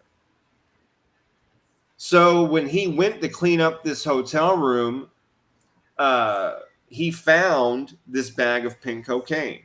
Instead of tossing it or for whatever reason, he put it in his bag, and he was supposed to go and get on this fucking private jet to be flown to Diddy. So he was able to make a deal with his lawyer with that story. And again, it's supported by the text messages and emails. So he was, it didn't say anything about him bringing the coke to Diddy. He's just telling them, I put it in my bag. I was fucking doing everything I was told. I took the fuck off. I had it on me when I got arrested. It was fucking stupid. He goes, but at that moment, I really wasn't smuggling drugs. He goes, so I had to do a whole bunch of these fucking drug classes and go to rehab. And they agreed not to charge me with the cocaine. And I'm here giving my testimony. That's the deal, if you want to call it a deal, right? He's like, but I didn't change my name. I didn't fucking move. I'm not in witness protection. So that wasn't true. However, what is true is that he was one of the main guys that part of his job was to work with 2 or 3 different drug dealers. One of them was called One Stop. Another one was called Baby Girl. That was their text message handles anyway. And he would get weed, ketamine, ecstasy, GHB, like every fucking drug you can name, bro. Pink cocaine, all this crazy shit. Liquid and that's the ecstasy. Little white twink, right? Yeah, the little white guy. He's the basketball player, though. And that was basically like one half of his job. The other half of his job was helping support the freak off parties. And KK was the one, I guess, that started calling them King's Nights because he's to be treated like a king. Well, this all supports the Rico shit. Yeah. Well, here you go. One of those points, I'll just jump to it since you said that, is that his paycheck of around $100,000 a year came from Diddy's company. And his job was to procure and move drugs around and to procure sex outfit. That's what I was getting to, right? So he does the fitness with Diddy, right? That's okay. That's not a big deal. You're a celebrity fitness guy. That's actually a cool job, right? Good for you. But the other part of the job was the drugs, procuring, holding, traveling with. Then his sex party support, they would send him a list of sex outfits. Remember we talked about how they did this weird costuming and all that and made movies, right? They would dress up in all these freaky outfits and stuff. This is the guy that would have to go and buy them. And here's the thing that they're proved, bro. They did. Let me just say this. Right after this guy, this basketball player, drug smuggler, right after he left the stand, the very next witness they brought on stand was a Homeland Security agent who's a forensic guy that was the one that went through thousands and thousands and thousands of receipts, contracts, text messages, emails, all that shit, phone taps. And he was the wizard that put them all together, pasted them all together by date and by time over all these years, so that you could literally watch the emails from certain people and text messages from certain people, and then look at the hotel receipts of where they were at the same time, and then see the receipts for all the sex outfits and the lube and the dildos, and then you'd see all the ATM payments for the people that were involved. It was fucking insane, dude. It was fucking insane. So part of this guy's job, and the way that Diddy's been saying, oh, well, these people pay for things themselves sometimes. The girls even paid for the escort sometimes. And the prosecutors have been like, bullshit, bro. You were paying for it. You were just giving them the money. You'd ask them in an email, or KK would ask them in an email to just get the room, and then you would always pay them back. So you're paying for it. Well, this white guy today, this drug dealer, he's the one that was like, bro, that's how it worked. He goes, he basically protected himself by having us buy these things with our money so it wouldn't directly go on to his company cards as those things. And then we would give the fucking receipts to Fahim, and Fahim would give us cash, and we would put that cash in our account. And that cash came out of the corporate accounts. Yeah, that's gonna all fucking with the Rico thing. That's sure. Yep. So they figured all that shit out. So part of this guy's job, though, check this out, Skull Bro. He'd get a list of freaky deaky stuff he had to go and buy at the sex store. He'd go buy all that stuff. He wasn't embarrassed going in there and buying these things? I mean, I guess not, dude. I don't know. Maybe he wore a shirt that said, this is for Diddy. I don't know, dude. Right? Like, I am not burying this in my ass tonight. Right, this stuff's not mine. There you go. I would just fucking at least wear a shirt. I'd be walking around screaming, "This is not for me." But they would even think it's for you even more, right? It's like, sure, it's not for you, pal. Yeah, sure, it's not. Of course. Yeah, of course, man. But yeah, so either way, he did it. Okay, so he would get this part of his job. And again, dude, this guy's being paid close to $100,000 a year to get drugs, hold drugs, travel with drugs, and procure weird lists of sex things and outfits. Take them to the hotel, and then here's the part that is terrible. We heard about these people and we wondered who they were in the staff that were doing this. He was part of the cleanup crew of these hotel rooms, dude. Fahim. And they asked him. No, Fahim, the cum reciprocal dream, cleaning that's disgusting. No, our basketball player. Fahim. What's his name? The basketball. fucking, I want to say like Derek or something. Well, Derek's cleaning up fucking filth. Something like that. I just keep calling him like the drug dealer guy. I don't all the big amounts of money. He works directly for KK, and he's the one besides KK that's going to get indicted. They're saying because he's the one that moved all the corporate money out in cash and then paid off all the workers that were paying for all this drugs and shit with their own money so that it couldn't be traced directly back to Diddy. But they've done that in this trial. The forensic people have come in and said, oh, no, we've traced all the payments. Every single time, you know, this Derek, right, this basketball player, drug dealer, every time he put $900 in his account and all these other workers put $1,000 into their account, was the same day that Fahim withdrew the same exact amount of money in cash, right? And it's the same day they were in this city at this hotel where the receipts match all the people that we have now gotten to testify that have given us their bank statements, right, that we went through forensically. So they've matched everything to him. But no, this basketball player, bro, he's the one that would have to go and do, right? So that's why I said that his job was get the drugs, hold the drugs, travel with the drugs, be a personal fitness guy for Diddy, be the guy that would get these lists of weird shit from sex stores that he had to procure, outfits, lube, dildos, all kinds of shit, take it to the hotel. And then when the party was over, right? Well, first of all through the party, he'd be getting called and text messaged for like juice or fucking drugs or whatever, sandwich meat, you know, like whatever the fuck. And then at the end of the party, he was part of the cleanup crew. And they asked him, well, what did that entail? And how did you, like, was there a certain way you had prepared for them? And he said, yeah, I always wore booties and I always wore rubber gloves. And they said, why? And he said, for sanitary purposes. And then he started talking about some of the expenses at these hotel rooms were because like the curtains, bro, they'd be in a fucking $10, $15, $20,000 a night suite and they'd have $45,000 in damages because the carpet would be soaked in baby oil and there'd be jizz on paintings and on the curtains and like literally like fucking feces and piss in the bathroom and drugs fucking everywhere. You can get sick and get dysentery. You can get sick cleaning shit up like that, man. Literally, shit. Well, they would go in before the hotel because these hotels, I don't know if you remember me saying this to you, I think it was a couple weeks ago.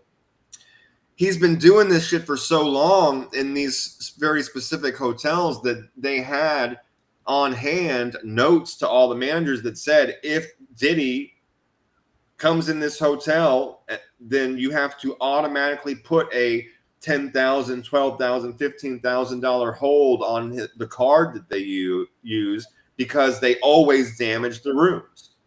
And it's always because of baby oil and lube on absolutely every. Remember, I told you, bro, they bring in kiddie pools. They fill bathtubs with this stuff. That's insanity. I don't know what, that is some weird shit, man. So the carpets would be literally like drenched in fucking baby oil. And again, like there'd be semen everywhere. Because remember, part of his thing was they were supposed to finish on the women. And then the women were supposed to go and rub it all over him and into his nipples and stuff. And then he would be doing whatever he was doing on mad drugs, being in the corner like Gollum jerking off, probably getting cum on the chairs and the fucking drapes and stuff. You know what I'm saying? It was on everything. Yeah. That was sick fuck, man.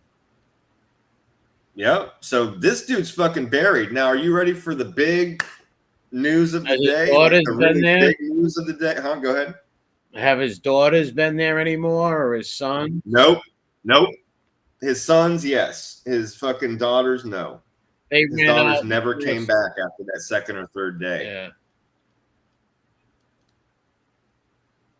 Can't blame them.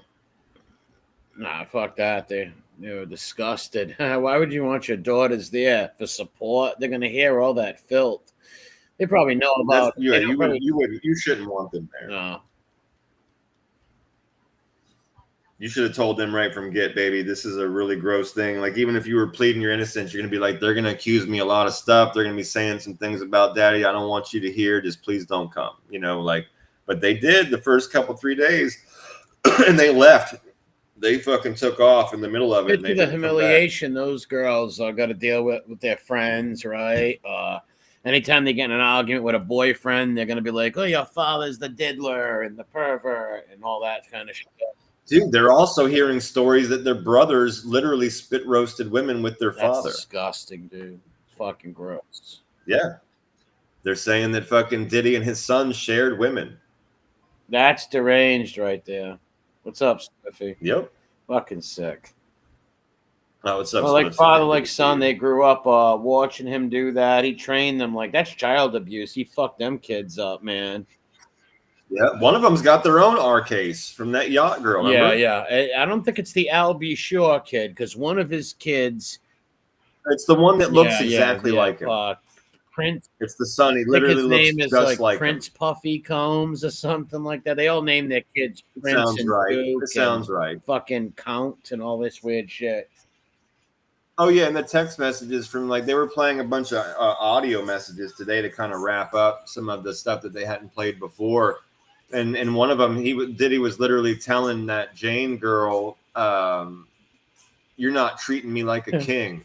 You're supposed to treat me like a king, and you're just being a bitch." Fucking yeah, it was crazy, bro. The stuff that came out of this ignorant fuck's mouth. I got along with it. He got away with it for so long, right? Where he thought he was literally untouchable. I do believe he had the Kim Porter lady killed, his ex-wife, because she knew a lot and she was going to write a book. He made her eat feces and shit, man. I don't know how those girls and the son. Doesn't surprise me with all these weird urine stuff and there being like, feces found. What the fuck? Yeah. You did this to my mother, man. Right. Yeah, so it's sick, but are you ready for the big crazy news? Yeah, so the big crazy news is the fucking defense is going to be wrapping up on possibly Tuesday, maybe even Monday. The defense said that they'll be wrapping up their case on Monday or Tuesday. I'm sorry, the prosecution. The prosecution said they'll be done with their witnesses in their case. They'll be calling it on Monday or Tuesday. The defense said that they're only going to need 1 day to present their case, and they'll be done. So it's possible that we could have a verdict by the end of next week. What do you think? How much time do you think? What's up, Queen Amine? How much time do you think they'll hit them up? What's up, XX?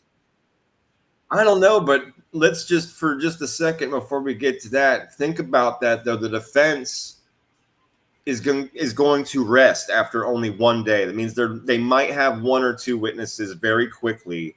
They might present a little bit of their own evidence, and then they're going to fucking rest their case in a day, bro. They've got 2 weeks. But they don't have they got nothing then. They got nothing. They're going to rest. They told the judge today, they said, if the prosecution is going to be done by Monday or Tuesday, we're thinking we're going to be done by Wednesday or Thursday at the latest. So literally, we could have a verdict, unless the jury takes forever. But it's possible we could have a verdict. A few weeks ago, you were saying this was going to go a little longer, but I guess not, because they got 2 weeks. They're not going to go for that 2 weeks. So this case should be over way before people thought it would be. Yep. That's right. Yeah, that's what I'm saying. A full 2 weeks early. Yeah, because the fucking defense has all the time that they need to present a case, bro. They could go in there and fight and call in 20 witnesses and have their own specialists and their own investigators. Here's the thing with Diddy and the Finoiks, that they have that they have a freedom in prison that straight people don't have. They still can have sex in prison and have their little boy toys and stuff. So for him, it's not really like for a regular man going to the can, you're never touching a woman again, right? Unlike him, he don't care. He's going to have some twink with a wig on. And we know he likes big wangs in his face while he performs, and he's gonna have all the wangs he wants in there. He'll be probably banging the dude gods and stuff. Yeah. Hey, put your thing in my face so I can get hard. Commissioner says he's going to get 30 years, he thinks. Yeah, we talked about this last week. And sorry, hang on. my position hasn't changed at all on there's literally, right, so let's go through the charges again. He's got the full-on RICO. In that RICO, you only have to have proven 2 predicates to get hit with that RICO. Remember, this is still all up to the jury, but they've basically proven the arson.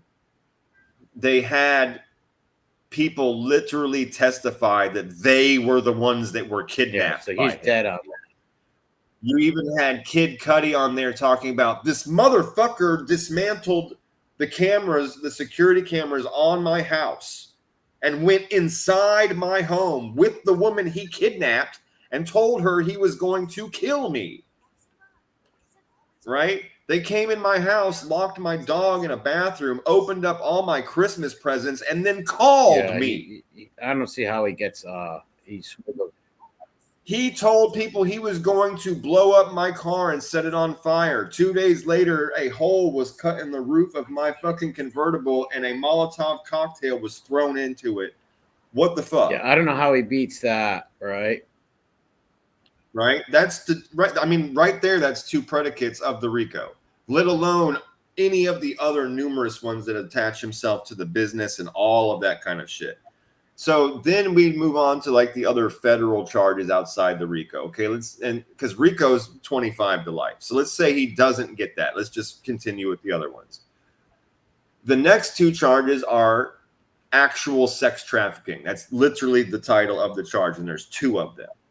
I do not know how he gets out of this, man. Again, the people that have testified, the things that they have said, I just don't understand how the jury does not find him guilty. But let's say he doesn't. Okay. Each one of those carries 15 years apiece, by the way, right? So the RICO, if he got that, that's 25 to life. The two sex trafficking charges, each one is 15 years minimum. Okay, let's say he doesn't get those. The next two charges, there's no motherfucking way in hell where I live, so I would know. There is no way he gets out of these two charges because they're the ones that are for trafficking fucking prostitutes across state lines to have sex. They've had half a dozen prostitutes talk about it, show up in trial and say, yeah, that motherfucker flew me all over the place, paid me $1,000, $2,000, $3,000 a shot to bang women in front of him while he jacked off in weird outfits in the corner. Yeah, he's playing Mr. Sometimes Cup. I would kneel beside him. He's being Cup Daddy in the corner. Right, he's fucked on that for sure. Right. So, and then again, with like all of the witnesses that have the receipts, all of the people that have testified that they were the ones that paid for it and got the room and picked them up from the airport, et cetera, et cetera. So there's no motherfucking way in hell those jurors can possibly not find him guilty of those two. And those two are 10 apiece. Those are 10 years apiece. There's two of them. So let's say he gets 10, 15 on those. Dude, let's say he gets one of the sex trafficking charges. That's another 15 minimum. Now we're looking at fucking 25, right? If he gets hit with that RICO, this motherfucker's up. His time's up. He's gone. Yeah, I don't see how he can beat that. And he's going to be put in a federal prison, right? Not a state. Yes, it'll be federal. Right, it'll be federal. This is a federal trial. Yep. Yep. And he's still got, by the way, dozens of cases coming against him besides this one. They're all they're all waiting their turn. Yeah, mostly civil. Yeah, I believe almost all of them. Yep. He must have a lot of money hidden away. But, dude, there are dozens of really nasty, nasty, nasty fucking cases that are still just waiting. Just waiting. Yeah, what a fucking creep. Yeah, he's like that Adam 22 cuck. That's what cucks get off on. They get off on watching men fornicate with their women. It's a sick, very sick thing, right? Like back in the old days, cuckold would mean like some woman cheated on her husband, right? Cuckolded him. Nowadays, it's got a whole new meaning where like cucks sit in the corner and watch people sleep with their wives and their girlfriends. Yeah, man. That is. Yep. That's why we were saying last week, like they need a new name like super cuck, or you got to add ultra to it or something like that, right? Ain't it? Yeah. His sons are doomed. Well, that other son's going to be in trouble. The Albie Shaw kid, I don't think he's charged with nothing. Albie Shaw's son, I don't think he's in trouble with anything. No, I think the only son that's in trouble is the one that looks just like him, and it's because he supposedly, right, are the woman on the yacht. He literally told a woman he was interested in him. He was drunk. He went down there, held her down against her will, and took it. What a scumbag. It's like, dude, you're Puff Daddy's son. You could go with any girl. You can have any woman you want. You got all that money. Why do you got to take it from some girl, you scumbag? Well, it's that whole thing of, the power thing, and he should have his little prick cut off. Yeah, and he learned it from his dad. He shares, dude, if that shit's true, bro, that he spit roasted a woman with his father. Imagine that, like a father and son having sex with. I cannot possibly imagine. That grosses. It turns my fucking stomach, dude. That is so gross. I cannot possibly imagine my. Are you fucking serious, dude? What kind of father would ever do that with his fucking kid, man? How could you look your dad while he's? How could you look at him? Like heaving and hoeing and giving the O face, bro. Like, come on, man. Yeah, that's fucking. That's why the grossest fucking thing Carm ever. said it in the chat. The mother.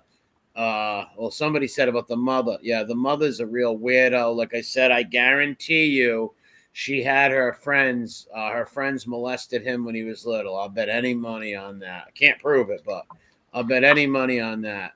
That guy's a psycho. That P. Diddy boy. He's a real fucking nut. Look at He's a real psychopath. Oh, he is, yes. And the fact that this ignorant fucking garbage man thinks that just because he's the one that hit the lottery, that he's a king or should be treated like that by any other living human being is ridiculous. I don't give a fuck how much money any human being on this earth has. They are not fucking better than you. No. You should treat the fucking janitor the same way you fucking treat the CEO, or you are the problem. Yeah, money is doesn't make you better than somebody. Like it doesn't give you class. I was taught the first time I ever heard that was from my great grandmother. That was one of the lessons she taught me. She said, "Money does not mean you have class. A lot of times it means the complete opposite." Yeah, she might have molested him, Calm. Good point. Yeah, I know how many morons I would argue with on here before. He's like, I got more money than you. What the fuck does that mean? That means nothing. Means like nothing. I have morals and integrity. You can't beat that. You can shove your money up your ass, right? Like, not every fucking clown on here you argue with. The first things they go to is, I got more money than you. What the fuck's that mean? What's that mean? You go, so what? Right? What's that mean? I mean, you're better than me. Yeah. No, you might have a few more dollars. A lot of brilliant, creative fucking people in this world that have died without a penny, but contributed so much more to the world. You know what I mean? Yeah. So many humans throughout history that have contributed so much to the world without earning fucking ridiculous amounts of money for it. And they've just contributed an unbelievable amount. Money doesn't buy morals or integrity or dignity, right? And when people say that, I usually like, wow, this is a shallow fucking. Yeah, or it doesn't buy compassion or class or fucking empathy. None of those things that you want in a good human, a good person. No, money has nothing to fucking do with that. And like I said, I was told originally, it's like a lot of times it actually means the complete opposite. That's the fucking truth. Yeah, those are shallow people. Yeah, so that's what's going on, though. The big news, though, is that the defense, man, they said, we're going to wrap our case in one day. And the world went, what the fuck? Whoa, dude. His life's hanging in the balance. What do you mean you're only going to fight for him for one day? Yeah. That's weird. Now, I heard a few opinions, and I everyone's going to listen to things. I encourage you to go out and see what everybody else is saying. I'm going to share with you the one of the few that made sense to me. It's not good, but I'm going to tell you the one that made sense to me. One of the lawyers was saying when a defense just shuts down and does not really give much of a case, it's usually because they feel like nothing that they can say or do at this point is going to help their client.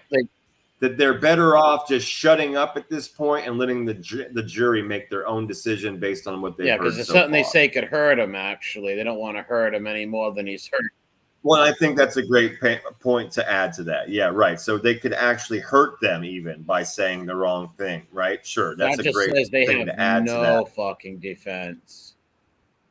Right, and they're, you know, but so that's the only one. Like I said, I heard a few different opinions from some lawyers. I didn't really agree with, you know, they didn't make sound sense to me. But that one did at least make sense to me as an option, that they're like, hey, listen, we're probably best off at this point to just shut the fuck up and let the jury make up their fucking mind. Like, we'll have a couple people get up there and say he's a good dude, but outside of that, we need to shut the fuck up and just let the jury make their decision, because they have all of the information now, right? We can't really add to it in a good way. We just need to let them make up their decision. So we're going to see what happens, though, man, because, again, the prosecution said they're going to wrap on Monday, possibly Once Tuesday. Again, I'm going to bring up, do you think there's going to be a secret fan juror on there that helps this prick? Maybe hold it for a hung jury or something? Fuck, man. I mean, they could be, you know, they could. I mean, it's a hope that they could hold on to, I guess. I haven't seen any. My whole problem was that juror number 6, and they weeded him out. But like I said, man, half of those people on that jury, and more than half, wanted to get on there so they could become famous, write books, all that. Totally understand. Do you think one of them could be? And it's possible. I said that to you last week. Yep. I mean, it's possible. What else can I say to you? Do you think one of them could be maybe a secret fucking fan? And if all they need is one or two jurors to be like, no, I don't believe it, and hold out, and it's a hung jury. It's possible. They're going to have to hang in for a long time. Here's the thing, though. Can they withstand the pressure from the other jurors that are like, nah, bro, fuck you. I'm not staying here for 2 weeks while the judge tells us keep trying, when you know this motherfucker is guilty, right? Or whatever. What can they do? Can they maybe get the jury foreman to be like, listen, this guy's fucking something up with this dude. I honestly don't know the answer to that question. If at that point they could pull him, I don't know, man. I don't think so. I mean, I would hope not. If you were in that position, right? If you were Diddy or any person that was being tried by the government, you wouldn't want them to be able to pull a juror just because they were the ones that didn't agree with everybody else, right? So I mean, I don't know. That's the only thing he can hope for, is that there's like a secret fan on there that like will just like stall. Yeah, he can hope, but I don't see that happening. They got too much shit against him, and then too many witnesses. Like I said, man, I don't see how they.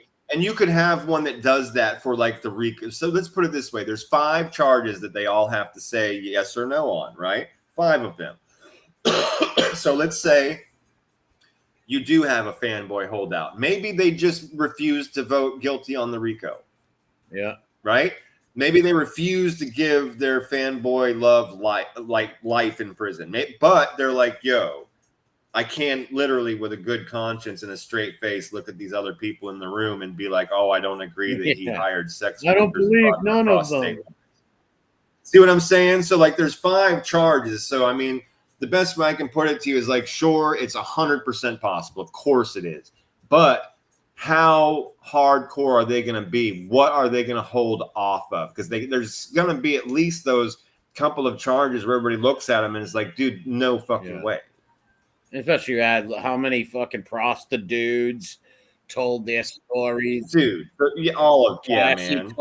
The women that were in the rooms, the emails, the text messages, the prostitutes themselves. It doesn't get any better than the point you made. I'm just adding on to it, right? You literally have the workers that were on the planes, right? They were being hired and paid. But you even have the people that were paying them. You have the people that were sleeping with them. You got Cassie there saying it. She was the other girl. Yeah, and Mia and Jane and all these other ones. Yeah, I don't know how he's gonna try to whip a lot of them. Vegas, New York, Miami, the islands, fucking all over. He should have took a deal. What were they offering him before? 10 or it was 10 or 15. I think it was 15, right? It was 15. He should have took that 10 with a smile. What a fucking moron. He should have took that 10 with a fucking smile. But they're also saying, though, that means that they've talked Diddy out of testifying. Yeah, because he's not testifying, right? No, he can't. If they're going to literally wrap They in don't a want day, him up there. they can't. And here's the thing. They don't want him up there. There's no way they want him. Well, the thing is that we've talked about it the whole though. time, which is The if he was the adamant, cross-examination, they do not want him getting cross-examined. He'd get brutalized. Of course not. No, of His course arrogance. and we've been saying that the whole time. But he's the one that would ultimately make the decision. They can't keep him from doing it if he's like, I want to testify. And that's how he was being for a long time. Yeah, but they must have talked him out of it. Obviously they did, because the one lawyer made a good point in saying that, hey, if he gets on the stand, that's a 5-day easy for the prosecution, because they're going to ask, they've had all these weeks of witnesses. And if he got on the stand, they're literally going to ask him about every single one of them. Yeah. So if he got on stand, the prosecution alone and their cross would have him on the stand for like 5 days. The fucking lawyers were saying. So if they're going to wrap in a day, it's impossible. That means they're literally going to bring on 1 or 2 people, right? The defense themselves, they're going to call like 1 or 2 people. And they're probably just going to be people that would be like, yeah, I worked for him. Yeah, he paid me overtime. Yeah, he was nice to me. No, I never saw a dick. Yeah. You know? There's no way they're letting that guy in the stand. He might want to. He's definitely not. I remember thinking that before, like, how the fuck is this guy going to take this? They're going to eat him alive. His arrogance is going to get. Oh, fuck yeah, they would. He's going to show his ass. Yep, and you're right. That ego, it would absolutely get him. You're damn right it would. Yep, you're 100% on that. Yep. Yeah, he's going to. Because that's what was driving him to testify in the first place. When we were talking about that, like these people saying this crazy shit, telling everybody in the room that he had a fucking Tootsie Roll sized penis. Yeah, yeah. Right? Like every degrading, horrible thing that you can say about a human, this guy has done, and they were mentioning about him, right? And he would just let fucking loose if he got up there. The prosecution wants him up there, though. I want him to take the stand so he can fuck himself really bad, because he would. Yeah, they'd love that. Yeah, they'd love that shit. That's a shame that he's not taking the stand. What the fuck? Well, we both hoped that it would happen. We've been saying that too. Like and I was saying that to you. You were saying, you've said from the beginning you didn't think it would happen. I just kept saying you never know. It's up to him.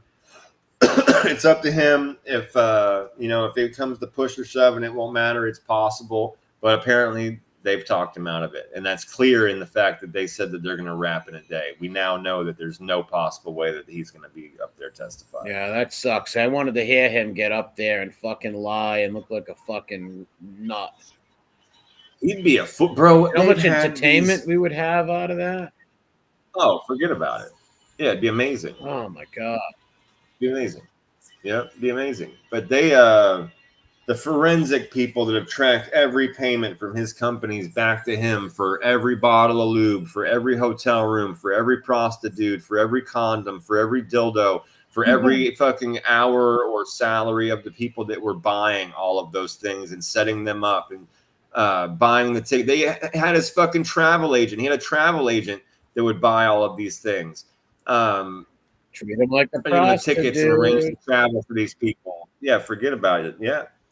The Cowboys and Angels, the fucking male as the prostitute agency. Yeah, what was it called? They have all the receipts and people that work for that company through it. I mean, the guys. What was the name of it? Cowboys and Angels? What the fuck kind of name for a sex work is that? That's the name of the prostitute agency. Why not Indians and Demons or something? Right? What a fucking weird name. Fucking weird. Yeah, I have no fucking idea. Degenerates. Yeah. It's really some of the sickest shit I've ever heard in my entire life, the things that he would do to these women, bro. It is absolutely horrible. Well, that's why they can't let him on the stand, because if he takes the stand, they're going to bring up the Cassie shit, all the shit those girls said. And I wish he was taking the fucking stand. What a shame. Dude, even today, the audio messages they were playing were just heart-wrenching, dude, of like Jane screaming at him, saying to him, or he goes, "You're supposed to be treating me like a king and you're just being a fucking bitch." And she goes, "Dude, I'm tired of you beating the shit out of me like I'm a fucking animal and treating me like a fucking whore. She's like, why do you do this to people you supposedly love? Yes, She's like, stop doing this to me and all those other girls that you do this to. She goes, you already hire prostitutes, just hire fucking women prostitutes and slave them out the way you do. She's like, why do you do this to people you supposedly love and care about? I believe what Calm is right. I believe the mother molested him and her friends, and he hates the mother but loves her. Like it's this weird thing where they slept together and shit. It's like a Valves thing. It's a very sick. Yeah. Well, listen to the rest of the conversation. She goes, motherfucker, you grabbed me by my fucking hair and dented my fucking head in, all because I told you I didn't agree with you. She's like, that's not how you treat people you care and love about. He goes, shut up, bitch. I'm trying to get this nut. Wow. What an animal, man. Like, it's bad, dude. It's so fucking horrible. The way he treated these poor fucking women, it's in fucking sane. Insane. Yeah, he's got a reckoning coming. I knew he wouldn't take the stand, that punk, because he'd be fucking flayed. I wish he would, though. What the fuck? I wanted to hear him lie and wiggle and fucking get mad and yell and all that shit. But smart move not to. I knew that defense was never going to let that prick do that. Like, they're going to try to talk him out of it as much as they can. It's like, dude, this is not going to help you. You know, if you get up there cross-examination, they're going to fucking tear you to shreds. Yep, 100%. They would tear him apart. Tear you to shreds. The lawyer was saying, which is, they've had so many witnesses over so many days that they would literally keep him up there and just ask him about every single one of them. They said it would take days. They would just fucking hammer him. Yeah, because that trial was supposed to go another, month? Yeah, let's say like 2 or 3 weeks at least. Yeah. Yep. Yeah, well, that's going to be cut short. Yeah, it's going to be over next week. It's going to be over next week. That's the big news for today. And everybody, that's pretty fast. The world gasped. Like, everybody was watching. It was like, what? No way. It happened at the end of today. At the very end of court, they stood up and said that shit to the judge. Yeah, it's pretty fast. Right? Like, everybody thought... The prosecution took weeks. They took their time, bro. The prosecution's been going for a month. They've been going for 4.5 weeks. Maybe this might be week 5. Maybe 5 weeks the prosecution took. So the defense had 3 weeks left over, and they said, we're only going to use 1 day. Wow. Yeah, that says a lot. He's in a lot of trouble. Yeah, there's no way he gets out of this. Like I said, even if he gets out of the RICO, and I'll even add your point in there, even if he gets out of the RICO because of a fanboy, right? Let's just say that. Even if he gets out of one or both of the sex trafficking charges, there's no way that even a fanboy can let him off of the charges of traveling people around to do this stuff, because it's just too proven. And that kind of ties in. That's why I say he's got to be nailed for at least one of the 2 sex trafficking charges, therefore, right? If one thing's true, the other thing's true. But yeah, bro, he's fucked, man. He's definitely going to be getting at least 10, 15 years. There's no way he walks with less than that. Yeah, I think so too. I think that was a honeypot there also, and some Finook actors as well. They said there's passages under there and shit. Remember when they raided his house in the beginning? Remember that Jamaican guy that he's like, yeah, I like when you look like that, Daddy. He was with him, hanging out with him when his house was raided. Oh, is that right? Yeah, the Jamaican dude in that video. Yep. Gotcha. He was with him walking around his neighborhood as they were like all like, raiding his house and shit. Gotcha. I didn't know that. Yeah, I was like, oh my God. I seen it. I'm like, wait a minute. That's the guy from the fucking video. Yeah, that's wild, bro. It's not good. No, Diddy is not a good person, DJ. I used to run for him while he was broke. Yeah, well, like I said, even a lot of them women and stuff, Well, he's got penis envy too. We know that. Like, even with what is that? Well, that one lady who wanted to rise high in the fucking industry and went along with all this shit and then decided it was bad. It's like, man, once you see that shit, run the fuck away. Run away. Is money worth losing your dignity? Right? This guy's defecating on people like a savage. That's disgusting, man. This is Yeah, commissioners. We're talking about that's when he did that first scripting and scraping and all that kind of shit. He's talking to that Jamaican guy. Yeah, that Jamaican guy. Fabulous about his birthday party. How come we don't have a party? Like really party? Yeah, he was with him at the house. He was one of his friends walking around the neighborhood with him as they were raiding the house. No, so man, really maybe he befriended him from that night, right? That show. Maybe they were friends before that. Who knows? But he was getting bugged and still is getting bugged. Yeah. Yeah, well, the dude took fucking Cialis and all kinds of. They were talking about Diddy's erectile dysfunction in court again today. How he took and because the drug dealer guy was talking about that some of the drugs he would procure for him were like Viagra and Cialis, and he would always leave it on the bedstand in the bag full of drugs that he provided him. Oh, yeah. Wow. What's up, Sharon? They even ate this special kind of honey because it had natural. It's called like talafil, whatever drug is in Viagra. Put it that way. Whatever like the actual chemical name is for the boner pills, it's like something talatafil. Maybe something like that. This chemical occurs naturally in this special kind of honey, and they would order it. They'd have fucking these big jars of this boner honey laying around. It's weird, dude. Just weird. Man, and did those daughters live with him or no? I honestly do not know. I'm sure they definitely shared at least one of his houses with him. Well, yeah. What's up, Biggs? He had so many houses and shit, you know. Yeah. Maybe they lived with his mom. I honestly do not know. I really don't. Because their mother's dead. Kim Porter was murdered.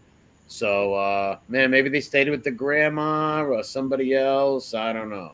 It's possible. His mom's house is one of the ones that they offered up for the bail package. I know that, but I don't know about where the daughters lived or anything like that. I don't know. Yeah. Well, Mama Diddy really fucking raised a good one there. This guy was getting keys to cities and shit. Yeah, they all got in there good taken back, I'm sure. D1 said it's called sildenafil. Okay, well, whatever that is, it's in this honey. And they would order these like huge jars of this honey and fucking he'd eat mass amounts of it because of his erectile dysfunction. What a fucking weirdo.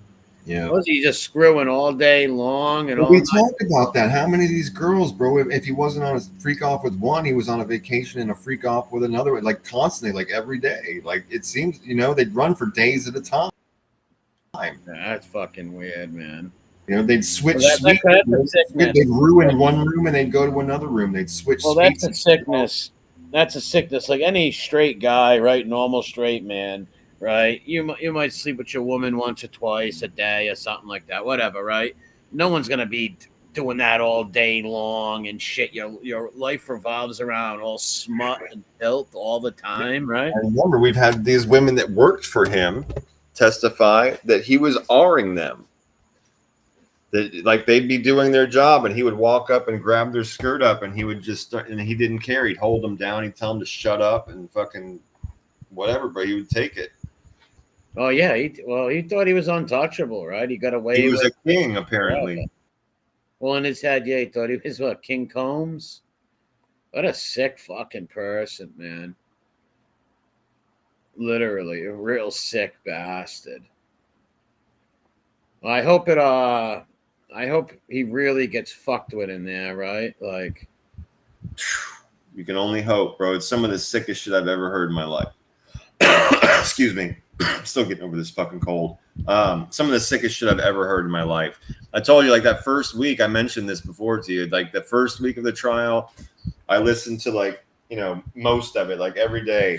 And then it started getting worse and worse and worse, bro. It just started getting fucking really degenerate. They were talking about peeing in these women's mouths and like the penises in his face and the semen on it. I was just like, I can't do it. So I just started catching the recaps you know, like at the end of the day and stuff like Yeah, that. that's why I would flip in here and there if there were certain witnesses I wanted to hear. I would like flip in for certain parts, but I've just been catching the recaps and the articles and stuff. It's so fucking bad. Like those audio clips they were talking about today were so heart wrenching, bro. When she was talking about getting drug around by the hair and beat on and treated like shit. And she was begging him to stop treating her like fucking trash and just to love her and fucking actually be kind to her. And he goes, "Shut up, bitch. I'm trying to get this nut."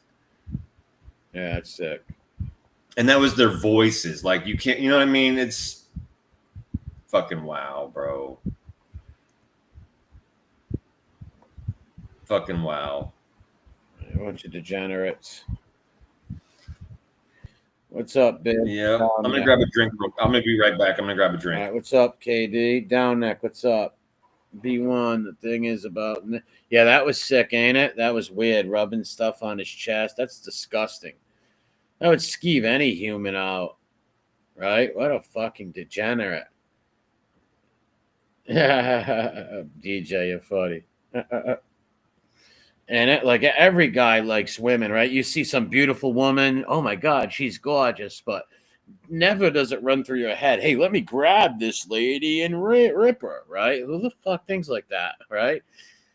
You know, you fucking sick bastards, man. But when you get all that money and power, and especially these women working for him, he probably liked the fact of just abusing them and the power aspect of it. Who knows? He's a sick fuck. That's for sure. But he's going to end up in the clink now. Without a doubt. Read, that's too far accessible for anyone age. Yeah. Amen, Commissioner. Yeah, there's no way he doesn't do any time. I mean, they're going to appeal and all that shit, but they've got to give him at least 10, 15 years. Even that Judge Joe Brown, he was like, if this was a state case, he goes, I'd have to give him 10 or 15 years. He's been found. He's the one that said that, in his opinion, Judge Joe Brown said, in my opinion, they've proved the arson. They've proved the kidnapping. They've proved the fucking RICO. He goes, so if this was a state case and I was looking at all of those individual predicates and all these individual charges, he's like, there's no way I could give this guy less than 10 or 15 years. No. And he knows what he's talking about, Joe Brown. Right. Yeah, he's a fucking judge with mad experience, you know? Yeah, the diddler's all done. He's a sick fuck. As he deserves to be. You gotta get, but you know how many other people that are doing the same shit he's doing? For sure. There's a whole bunch. These cults pop up from time to time. Even that, what was it, that crazy woman cult, bro? That one famous actress went to prison, the Axiom cult or whatever the fuck it was, where they were branding all the women and they were serving that one man. That shit was crazy. That was going on forever. Nobody knew about it. There were celebrities involved. The one was a famous actress. She got all kinds of time for being like basically like the KK, the bottom bitch.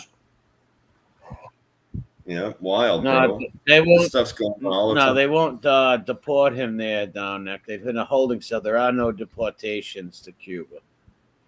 They don't deport people there.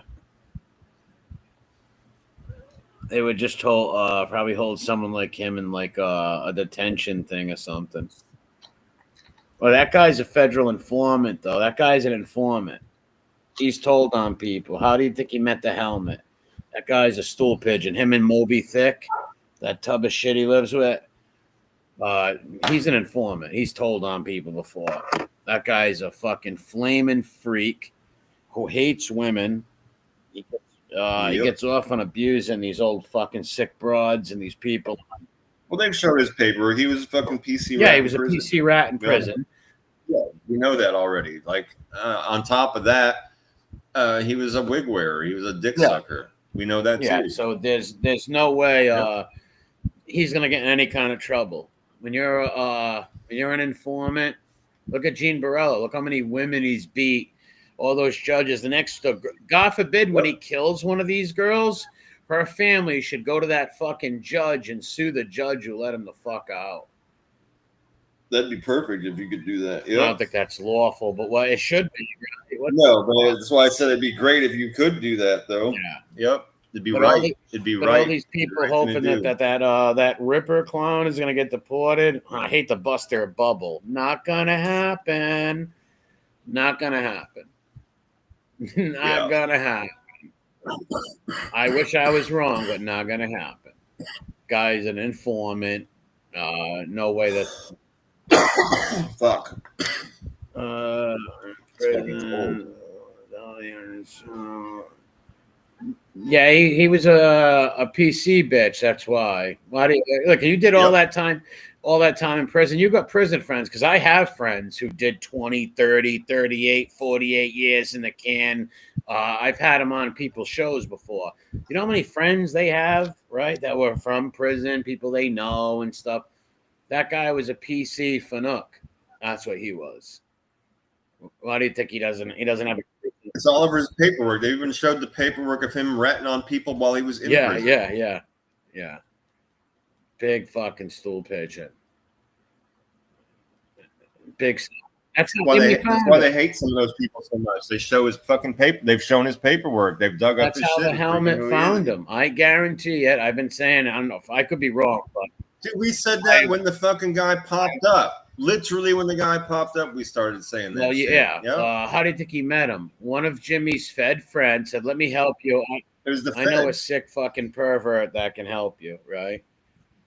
Yep. That's how he came 100 fucking %. If you remember the first stream, I went in there. I didn't know what was up, and I think the half of Fanoik put up who's Jimmy and someone else, and I was like, "Oh, he's a rat." He goes, "I don't know that. I gotta check it out." And then Jimmy jumped on with him, and they act like they just met, but then they let it out that they spoke the day before. That guy's a fucking disgusting low life. Yeah, you know, get money. Stream because the kid have died. I get out. Jail kill after her. Somebody said dead. What's the actress? Oh, that's a lot of people die and pass away. Trying to flex a 15-year-old white Porsche. Barella with a Porsche. That guy, Gene's a fucking clown. I believe Gene's a transmission lover. I'll tell you. I think he dresses up like that shit. Yeah, I'm talking about Barello. Someone said on IG, I didn't see it for myself, so that's why really not. But somebody said they seen him with a transmission on Instagram getting his nails done. I asked for the picture, but it can never be produced to me, so I don't know. But that's what they said. And his ex-girlfriend, Emmy, sent me a thing of his search engine, like a video of his search engine. And it was all trans shit, you know? Eventually, I'll put it up. But I'd like to have a little more to go on than that. But eventually, I'll put it up. Right on. All these repulsive stool pigeon types and degenerate types are all the same on here. And just like, this is real life, right? It's just a fucking people are protected through screens, you know, that's all. But these are the same scumbags. You know, you see one, you'll see them all. They'll pull the same shit. Yeah. I'll act the same way. It's like people say they have morals or integrity, right? You can say one thing, but showing it shows, right? Like words are wind, right? Words are fucking wind. Actions prove shit. Show me your actions, right? Not your fucking words. Yep. They're in the county. Oh, I don't know. Down neck, what year these people? He can't. I have no idea. Well, I know the guy's a flaming Fanuc who came in through a stool pigeon, and that stool pigeon, the helmet's lucky nobody fucks with his children, right? He was dropping Matt. Remember, he fucking dropped all the porn links, trying to steal people's IPs. He was fucking bombing all the porn links. Oh yeah. Dude's a scumbag. Yeah. There was a picture of him way back in the day. It might still be floating around, but him standing near some like water, and he's holding in his hand is what's called a stinger. And I made the comment back then. Most people don't know what that is, but that stinger, a stinger is a thing that you can use to steal people's fucking cell phone numbers and transmissions, like text messages and phone calls within a certain radius around you. Only people that like hack or have government friends. Well, can we even know get a he's hold of not a them. hacker. He's not even smart like that. That had to be one of his government No. friends, because he's not fucking. He was one of it. Yeah, that's what I'm because he saying. came around acting like. That's one of the just let me reasons finish. that I was like, this dude is definitely a cop or with the cops. And I didn't know for a long time. I was like, either this dude is a cop or he's with the cops. And then I saw the way he acted and spoke, and I was like, okay, this dude's just a snitch. There's no way he's No, he's not a fucking hacker or fan. nothing like that. He's just a fucking No, adult. not at all. But he did have somebody dropping them things and all that shit. He was brought here by the rat helmet. The helmet's lucky that people don't fuck with his family. Like he sends this Fenoik to fuck with people's families. Recently, they were making fun of that lady Maureen's son who passed away. They were making fun of the girl, Lady Angela's crippled fucking nephew and shit. Pure fucking scumbags. All a bunch of two fucking cowards who hide, right? Just fucking cowards. Yep.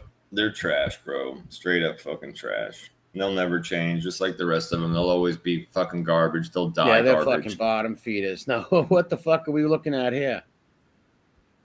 What? Man, this is great, dude. So this is a viral video. The waitress walks by. This guy comes by and grabs her ass, and she takes him the fuck out. Really? Yeah, this is pretty awesome. It reminded me of fucking old Thor. Oh, that fucking misfit. Remember, he fucking grabbed that lady's ass. Remember, because she was basically property. Yeah. Remember? So yeah, this made me think of Fourth. But yeah, check this out. It's only 12 seconds long. But yeah, this waitress right here, you can see her. She got her hair up. She's wearing a black shirt. She's going to walk by over here to the left side of the frame. A guy's going to walk behind her and just grab her ass like it's no big deal, and then check her out. Here he comes. What a loser. Grabs her ass. Get him. Get Look. that motherfucker. Good girl. Good. What a pig. Yeah. Good for her. Look at this weirdo. It's sick. Look at it. He grabs her right in the fucking What a tank, sick basically. fuck. Who would just I'm proud of her because he's not a really small by the shirt. Yeah, who the fuck would just walk by some girl? He actually works there, it looks like, right? Is that a work shirt? No, I think he was just there. Who the hell would just grab some girl's ass? Like, what the fuck? And like I said, and I don't want to be gross about it, but he grabbed the deep, dude, and like towards the middle. You know what I mean? It was fucked up. Near our privates and shit. That's what I'm saying. Yeah, look, he didn't just grab her butt cheek. You see what I'm saying? Like he reached in, dude. And that's either way, it's disgusting, but that's extra fucking disgusting. Yeah, he's a groper. That's what that guy Eric did. And he said he should have been found guilty of it. It's like, dude, you can't go on groping fucking people. Look at that. Headlock straight to the fucking ground. Good for her. Good for her to grab that punk and take him down like that. He probably got arrested. I hope she fucking had him fucking arrested for that shit. Because these gropers. Yeah, it says it was reported that the man was arrested later. Good. It says this security camera caught a creep copping a feel and the woman who threw him to the ground. It was reported that the man was arrested later. Yeah, it's just a viral video. Yep. Yeah. Anybody says that he got arrested. Just start groping some chick. Like, what are you doing, you fucking loser? Yep. Yeah, he grabbed the wrong girl. She didn't take his shit. She gave him a fucking beating. And I was proud of her, dude, because like I said, he wasn't a small guy. She snatched him by the fucking shirt, tore him around, put him in a headlock. She looks like a tough chick. She's got, she's all tatted up and shit. She's like, you ain't touching me, you scumbag. Yeah. You can't just go up. I don't care how much you think a girl's pretty or hot. You just can't go up and grab some girl. You can't do that, dude. And I don't care if you slept with her before or you had a relationship with her 5 years. That's like me walking up to some ex-girlfriend somewhere and grabbing her body. Like, what the fuck? Yep. Oh, well, yeah, the fourth said it was right. That's why I always say it's because she was basically property. He's like, I used to sleep with her, and most of the guys in that place had done her before, something to that effect. And I'm like, well, that doesn't make it okay to just slap her on the ass or tell her go do my bid and get my dinner, bitch, kind of an attitude. That's not okay. No, But anyway, just because of the way the guy walked by and grabbed her like that, That's who I thought. Oh yeah, I of. think of Eric the Fourth all day long. Like, here's a dude literally fucking calling people sex offenders and pedos and shit. It's like, dude, you're literally a groper. Like, you're a groper. You fucking. Yeah, it's trash on blast material. And like this guy just grabbing this girl, walking. What was he like? Going there to eat and just walking by. You see some girl. Yeah, it was a bar. Yeah, he was at the bar or there eating, and he walked by and saw her bent over, and he figured he would grab her that way. It's like, you're walking somewhere and you see some girl with a great ass. Okay, you can't just grab her. Like, that's not your wife, your girlfriend. Even if it was, you don't do that in public to her, anyways. You can't do that, right? Like, too bad there wasn't a law where she could have pulled out a 35 and blew his fucking head off. Exactly, bro. We've talked about Because that before. If you get caught red-handed and on camera like that, and there's no way for them to get out of it, it's like, okay, bro. Who the fuck would want someone? You're fucked. She gets to shoot you legally. Yeah.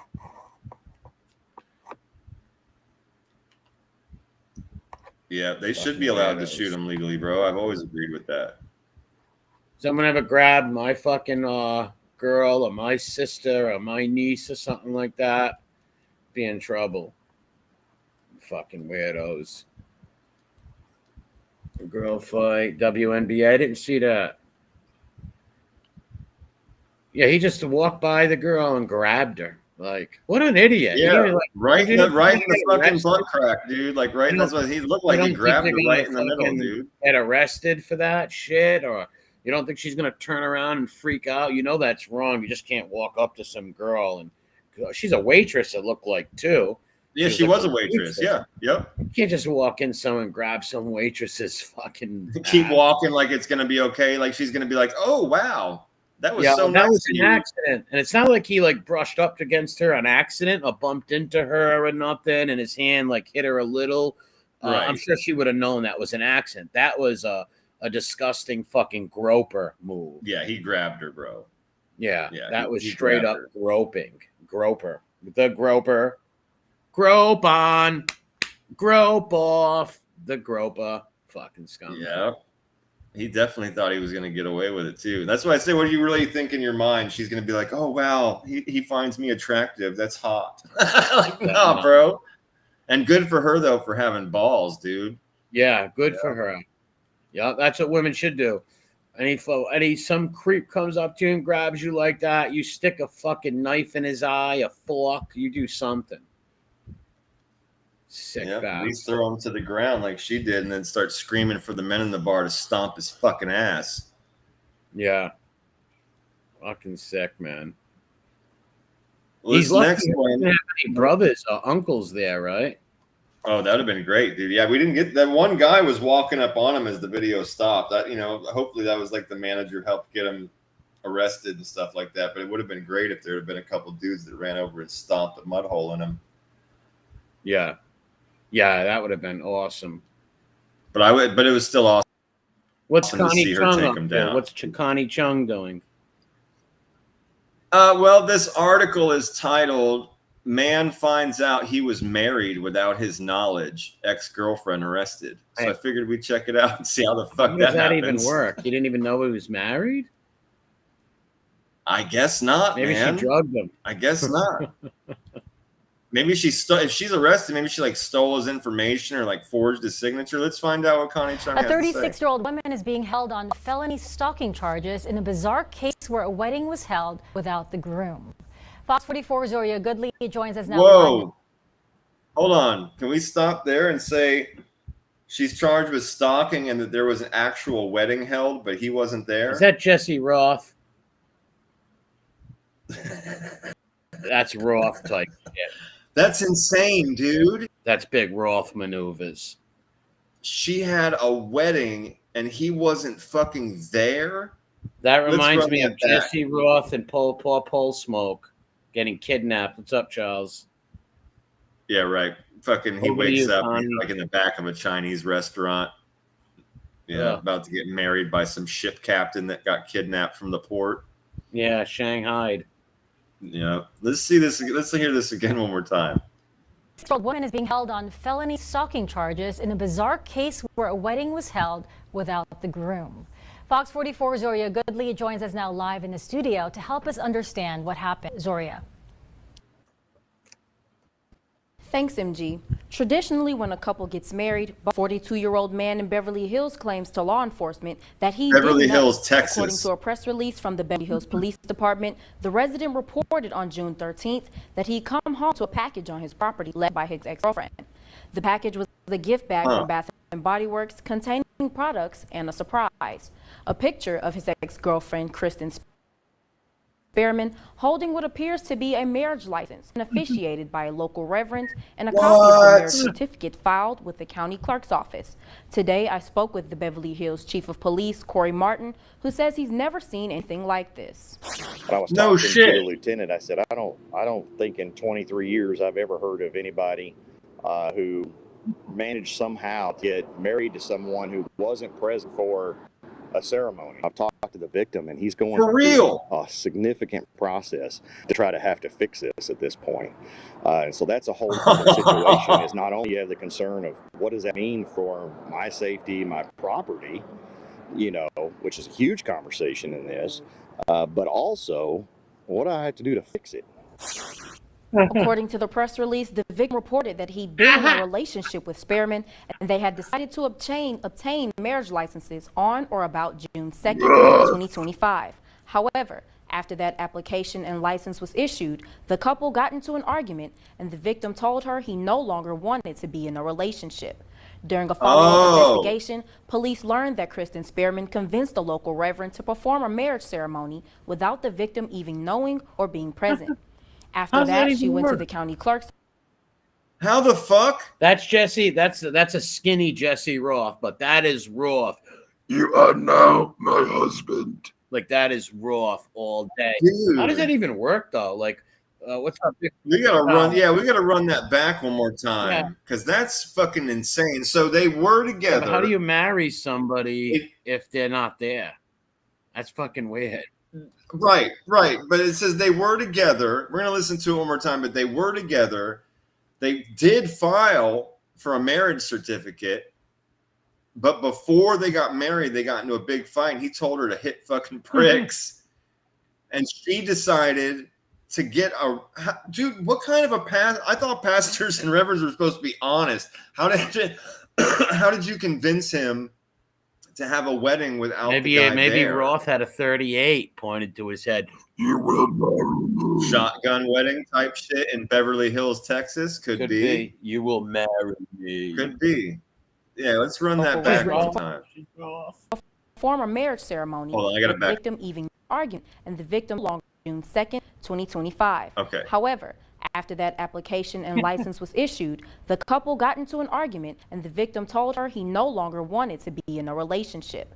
During a follow-up investigation, police learned that Kristen Spearman convinced the local reverend to perform a marriage ceremony without the victim even knowing or being present. After that, she went and filed the marriage certificate as if it were official. With assistance from the Hewitt Police Department, Spearman was located at her Hewitt address and taken into custody with an arrest warrant for third-degree felony stalking. This is an ongoing investigation, and at this time, the Beverly Hills Police Department is not releasing any information. Well, dude, the cop made a good point, which is that this guy has to actually be worried about his property right now until he can get that shit undone. She could take half of his cheesecake like Jesse would. She wants half of the fridge. She looks like a... What if she comes and takes his fucking truck, right? Like, she goes driving off in his car, and she's like, no, it's my husband's car. Number one, I don't know how that passed her. How the fuck do you marry somebody that's not even there? That seems to be the big linchpin in this, right? It's like, okay, we get the fact that they were together. We get that they did file for a marriage certificate, but it wasn't official. They had to actually get married. And before that happened, dude said, you suck, fuck off. Yeah, like Jesse, no. She was the crazy person. Then she found a reverend. This is to your point. And what I was saying before about a reverend supposed to be honest, but to your point, it's like, how the fuck did you find a reverend to marry you without that guy being Maybe a quarter pounder with cheese? I'm not sure. She's Roth. She's not that bright. Yeah, right, bro. And then she's Roth. She goes and she turns the thing into the courthouse, bro. That's got to be some kind of fraud besides third degree. I don't know. Yeah, that's weird. What's up, Joey? Yeah, it's some fucking sick shit, man. That is raw. That guy must have freaked the fuck out, well, bro. Picture waking up, right? Picture waking up and finding out you're married to a Jesse Roth-like figure. Dude, it said he showed up at his front door. There was a package there left by her. He opened it up, and it was a bunch of random gifts from Bed Bath and Beyond, or some like Body Works or some shit like that. And then inside was a copy of the fucking marriage certificate and a picture of her like holding the fucking. No way! Wow, Roth, you got to chill out with those fucking double fudge. Wow, that's sick. There's sick broads like that, and that Roth broad, she was hit for stalking dudes. She gets crushes on guys on here. She had a crush on that Mustache Pete guy, and he wasn't dealing with her. His wife was actually a good-looking woman and stuff, and he's a normal-looking guy. He was terrified of her. She even had a crush on Pole Smoke. He was terrified too. I think wherever she goes, she finds crushes on these guys, and they're just repulsed by her. Not only is she just a real ugly woman, she's like a disgusting person inside and out. And this lady right here is one of those Roth types that are crazy. Who the fuck would want to marry someone who doesn't want to marry you? She told you to screw, lady. Right? Yeah. Yeah, man. I don't. You guys are no longer together. I'm imagining that they were just trying to figure out. No, what I don't get, these people, men and women, when someone doesn't want you, if I know a girl doesn't like me, I lose all interest. Like, there's nothing there, right? I can't imagine like trying to talk some girl into liking me and loving me and marrying me. Like, please, I know you think I'm disgusting and you hate me, but please marry me. Why would you even want to be with that fucking person? That's fucking sick. Yeah, it's insane. No, Joey, I don't think Pole Smoke would hit that. No, I don't think Jose Canseco would hit that with a baseball bat with steroids in Oakland Stadium. No one's touching that. This is a sick lady right here. She would probably kill the husband. Yeah, she's fucking crazy as fuck, dude. Yeah, she would. And that reverend needs to lose his license or whatever the fuck you get when you become a like whatever. Yeah, he needs to lose that. Yeah, job. that punk reverend, he should not be a reverend. Like, come on. It couldn't have happened without him, apparently. No, right? no. There's no way they could have got married without his help. I don't know how she convinced him. Maybe a couple of PBMJs with the crust cut off. I'm not sure. Some money. I don't know. I'm not sure. Crazy fucking shit.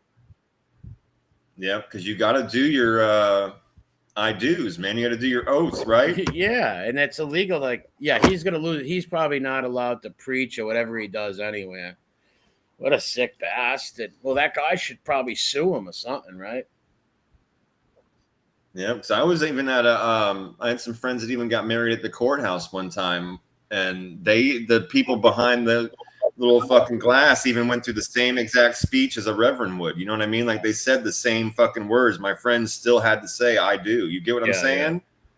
Yes, you got one. Like, it doesn't matter. Like, there's in no scenario do you get to just show up with a paper that you forged and no other person and be like, we're married, please. That's like the fucking catfish chick from They Do. Red flag. Yeah. Right? Red flag. Yeah, red flags everywhere. Dude. That's sick. Insane. That guy must have, like, a little bit of pee came out when he saw that. She's like, oh my God, you fucking bitch, right? We're married. Probably lucky. He's probably like, wow, thank God she didn't shoot me in my sleep or something. Because those are the kind of psychos that do that. You know? What's up, just me? Yep. That's like, that's gonna suck. Yeah, you catch the replay. Like, imagine that. You wake up and they're like, hey, you're married to some lady. It's like, what? Where was I when this took place? Oh, we did it without you. Exactly. It's like, wait a minute. You married me to some lady without me there, you sick bastard? How's that even legal? Impossible. Yeah, that's a whole nother problem with that reverend. That's just a whole nother Well, ball of wax right there. maybe Like, he this knew chick it was a personally. stalker and committed fraud, but what the fuck, Rev? Maybe Right? he Like, knew what her the fuck, personally. man? Maybe he knew her personally or something. I don't know, because that makes no sense. But still, like, he wasn't there to say, in sickness and in health, and I do, and kiss the bride and shit. Like what was taking? You were just reading them out loud in what, like a backyard? Like, what the fuck, dude? It said she held a service and everything. That's weird. Maybe she had a teddy bear as like a stand-in for him, and some plushophile came in and helped. Right? Who knows? Man, that's a weird. I never heard nothing like that.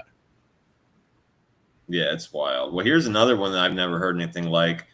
Angry beekeeper sets his bees onto police during a routine traffic stop. What? Shit makes me laugh. Angry beekeeper sets bees on police during a routine traffic stop. This shit makes me laugh. Yeah, I love this. I love this, man. A 70-year-old Spanish beekeeper was so upset about being stopped by traffic police that he set his bees on the officers, causing them to take shelter in a restaurant. I love this so much. So it says an unusual incident took place last Friday. Hang on, let me get there. Here we go. In Cervera, a small town in the Catalonian province of Lleida. So this is in Spain. A local police patrol noticed that the driver of a van wasn't wearing a seatbelt and was driving erratically, so they pulled him over. The 70-year-old man immediately set the tone of the interaction with the phrase, "I should have run you over." I love this guy. And things only got more heated from then on. Oh, this is fucking. What's his name? Does it say the dude's name? Hold on. This whole guy's a character. No, not yet. It just says the 70-year-old man. That's all it keeps saying. Yeah. Well, so let's call him Jose. I'd like to sit down and have some beer with Jose. Put it that way. Yeah, this guy's a trip, bro. So they pull him over for not wearing a seatbelt and driving erratically. They pull him over. The 70-year-old man immediately set the tone of the interaction with the phrase, "I should have run you over." And things only got more heated from then on. Suspecting that the man was under the influence of alcohol, the officers asked him to take a breathalyzer test, which yielded a result of 0.38. But when they asked him to repeat the procedure to confirm the first reading, the driver became really upset and threatened to kill them. Wow. Great. "Now I'm going to kill you," the irritated beekeeper allegedly shouted at the traffic cops. And before they could even react, he went to the back of his van and unleashed a swarm of honeybees that immediately started attacking the policemen. That's hilarious, man. Dude, I've got tears in my eyes, bro. This shit absolutely. This is the second time I've read it and I'm still dying. I love this so much. What a crazy old dude, right? Hey, that's a good idea. Maybe some future bank robbers or something might have a bunch of bees on them, right? Fuck with me, I'll leash my bees. Because, any human being's running away from bee. You can't shoot a bee, right? Like, there's not. What can you do? Oh, forget you about can't shoot a bee. No. You gotta hope you're like a cartoon, like there's some water nearby, right? You can jump in the lake. There's nothing you can do. So you keep a big bee's nest in your car or something, and you just open that shit up and throw it out at them. Oh my god, those cops must have been running for their fucking lives. That's if they're allergic. Well, yeah, let's check. So let's just run through this so much. So they pull him over for a seatbelt and driving erratically. He tells them straight out the gate, "I should have run you motherfuckers over," right? You must have been They make him take a breathalyzer test. It sounds like he basically passed, but they weren't convinced, so they asked him to do it again. He goes, "Now I'm going to fucking kill you." Gets out of the van, opens up the back, and let's read it again. He went to the back of his van and unleashed a swarm of honeybees that immediately started attacking the policemen. Here we go. The two policemen were stung several times and had to flee the scene to take refuge in a nearby restaurant. This is the greatest. While the beekeeper casually got back into his van and drove away. What a great old dude, man. Wow. That's cool. Unbelievable. Character. Unbelievable. Yeah, it says after calling for reinforcement, the policemen were able to leave the restaurant and eventually track down the elderly beekeeper. The unnamed man was arrested and released on bail just hours later after giving a statement. The two policemen were taken to the emergency room, administered cortisol to mitigate the effects of the bee stings. Well, look. Wow. This week, the offender was judicially acquitted of the crime of assault. Oh, good for him. He's an old guy. What's the point of fucking with some old dude, right? He had a bad. Luckily, nobody was allergic to the bees, right? He had a bad day or whatever, right?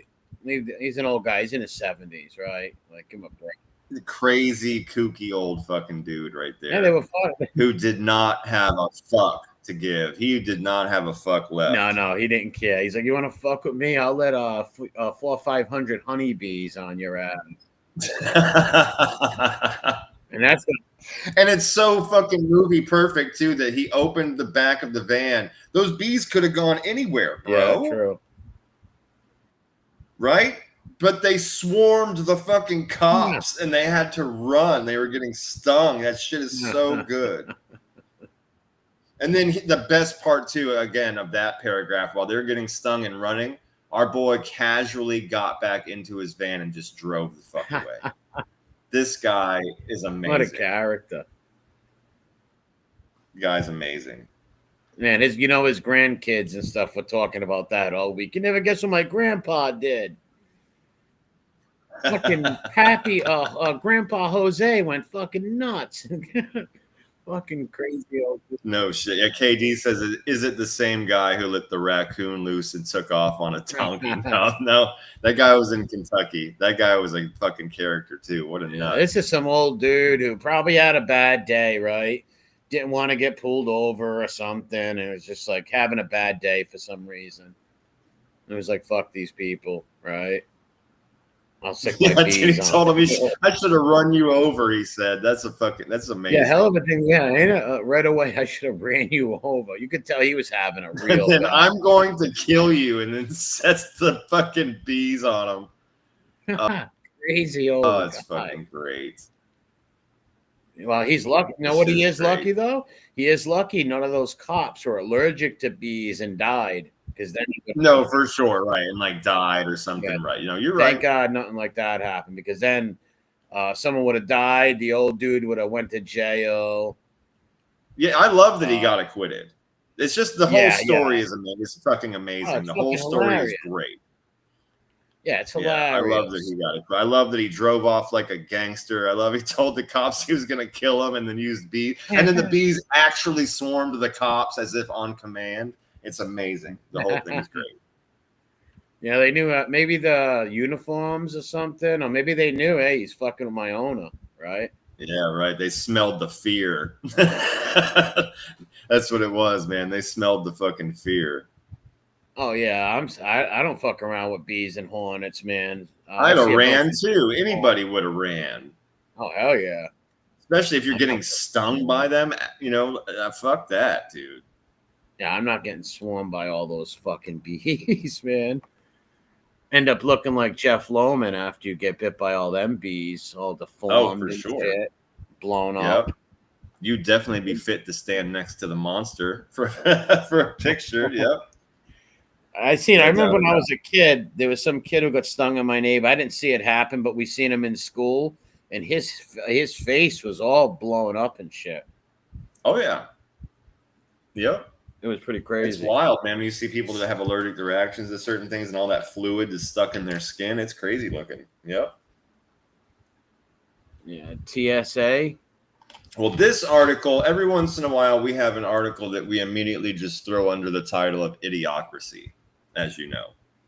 For anybody out there that doesn't know, that's for you. Every once in a while, first of all, we're both convinced that we are well on our way to Idiocracy. Idiocracy is a movie. If you've never seen it, go see it. Yeah, you got to see it. It shows how absolutely mentally challenged and low IQ the population of the world becomes over time. And we, every once in a while, have an article that just totally belongs under the title of Idiocracy. And it's this, true. It's dumber and dumber we're getting. Our kids can't even tell time without digital clocks, no cursive. They know nothing about history. Idiocracy. absolutely. And this one, the TSA is having to tell the fucking oxygen thieves that we live around, the people we have to share air with, that their Costco cards are not valid forms of ID at airport security, bro. It's just fucking mind numbing. A Costco? Yeah, who would think a Costco? What is Costco? A game and what is that? Costco's like a big warehouse, like a Sam's Club. Okay. Yeah, I know what it is now. All right. Yeah, how would that be used for ID, man? And this is two reasons why it falls under idiocracy perfectly. One, the general idea that any portion of our population is fucking stupid enough to believe they can just show their Costco card down at the local airport and fly. Like, you're a fucking mouth-breathing retard. No, you cannot use your fucking Costco card to fly. You have to have actual fucking ID. It's got a chip in it. Dumbass. Yeah. But number two, in idiocracy, the biggest store in the world is basically a Costco. Remember, like, even the fucking, like, you go to buy cars there, you go to Costco.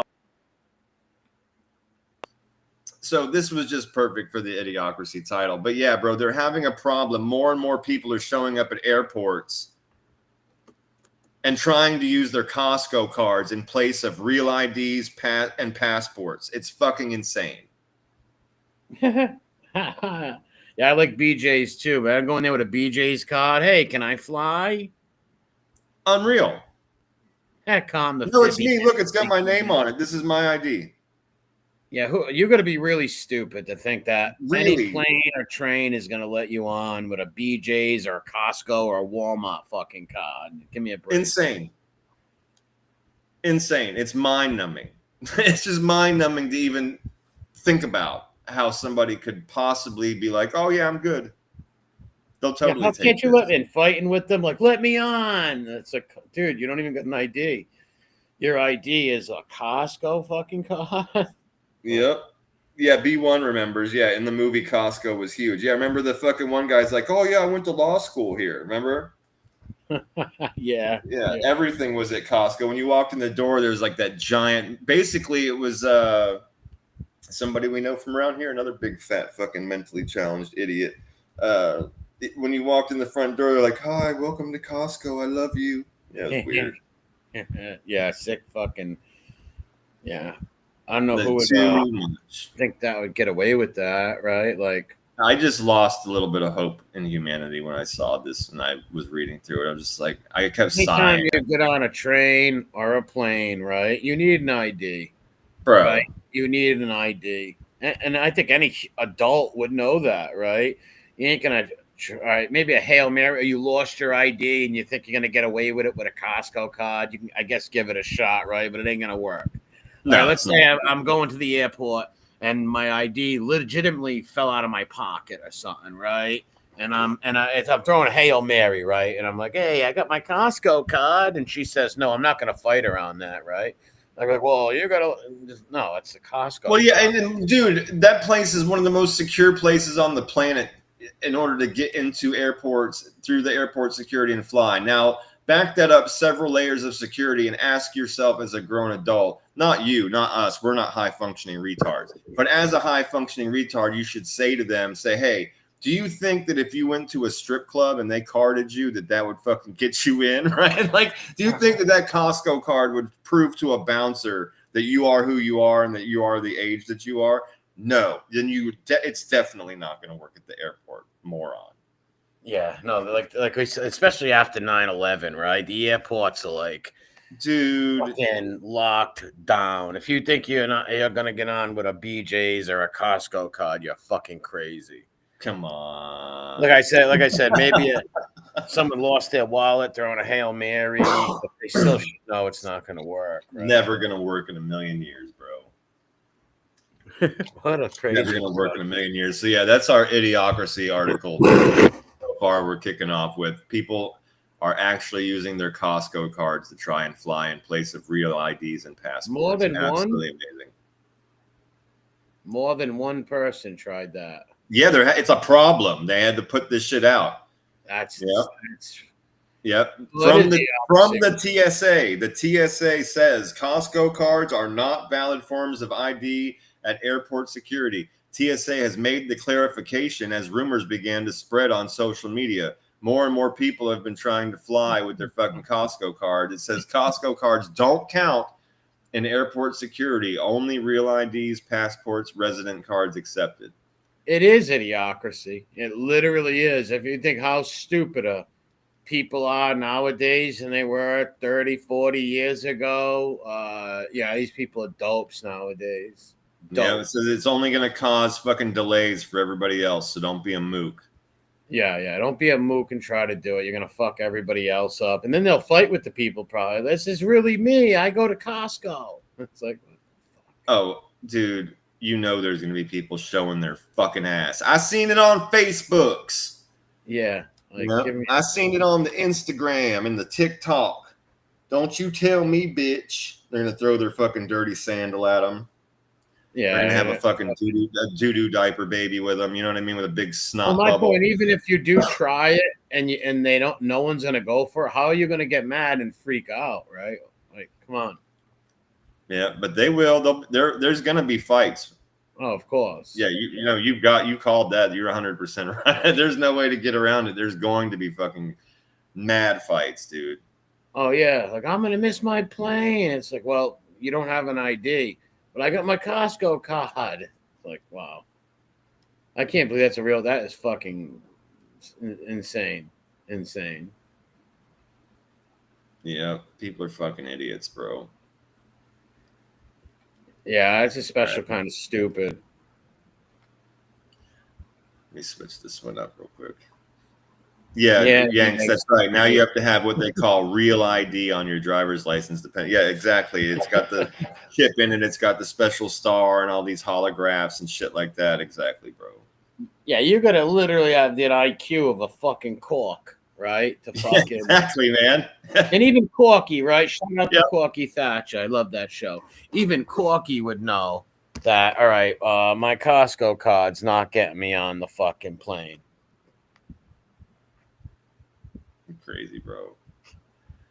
Well, this article is kind of funny. It's not anybody being stupid. It's actually kind of lighthearted. It's just kind of a weird thing that could happen to you. An osprey dropped a small hammerhead shark onto a field where people were playing disc golf.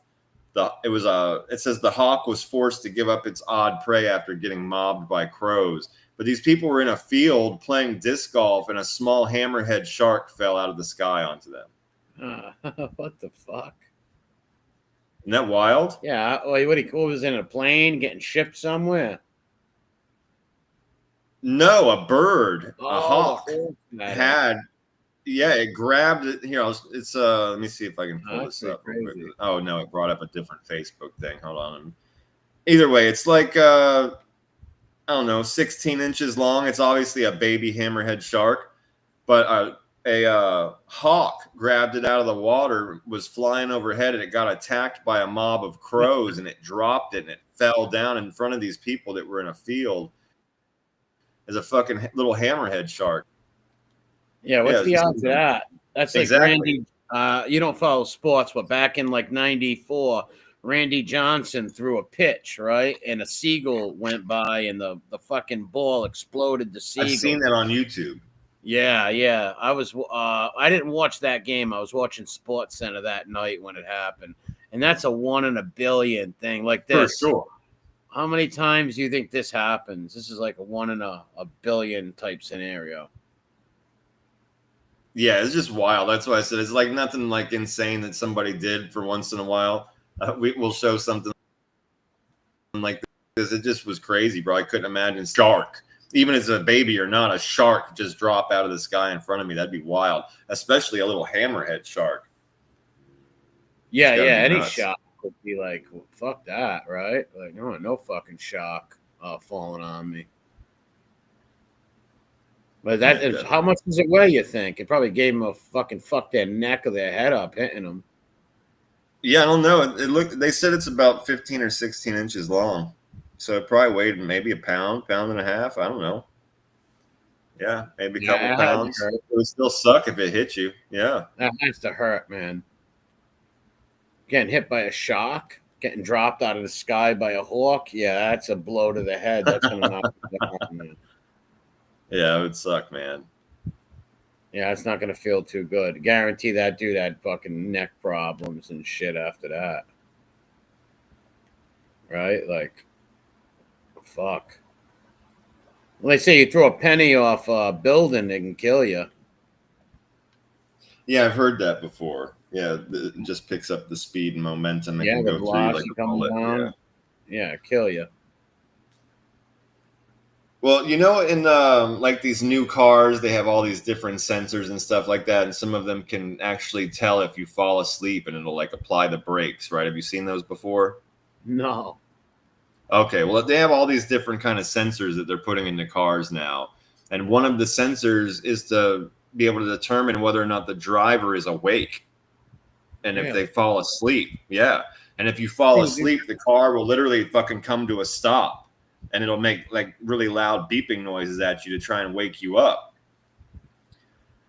Well, bro, this I can't. Again, this is going to be another one I'm going to have a hard time saying with a straight face and trying not to die laughing.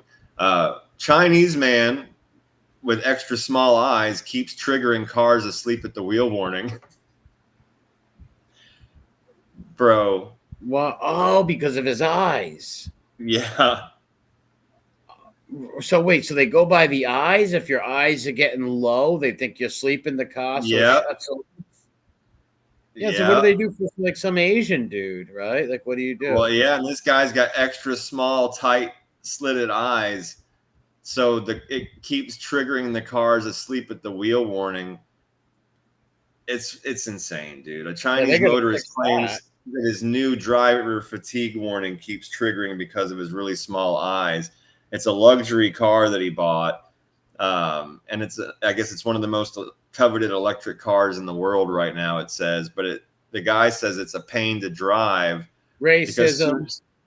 Soon after taking his new ride out for a drive, the Chinese man started hearing the "please focus on driving" warning sound. Wake up! Yeah, exactly. The message "focus on driving, pay attention to safety" kept showing up on the car's digital display as well. And it took him a while to figure out that the problem was his eyes.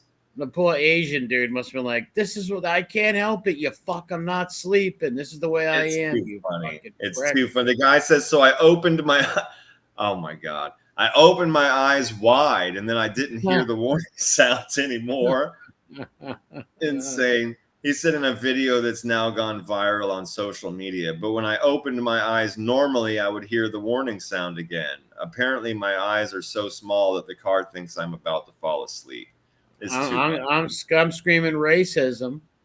Yeah, well, it screamed at him 20 times in a short drive and triggered the fucking car's fatigue warning over and over and over and over and over again. Yeah, that's weird because all right, you get a car. What if somebody is like Asian, right?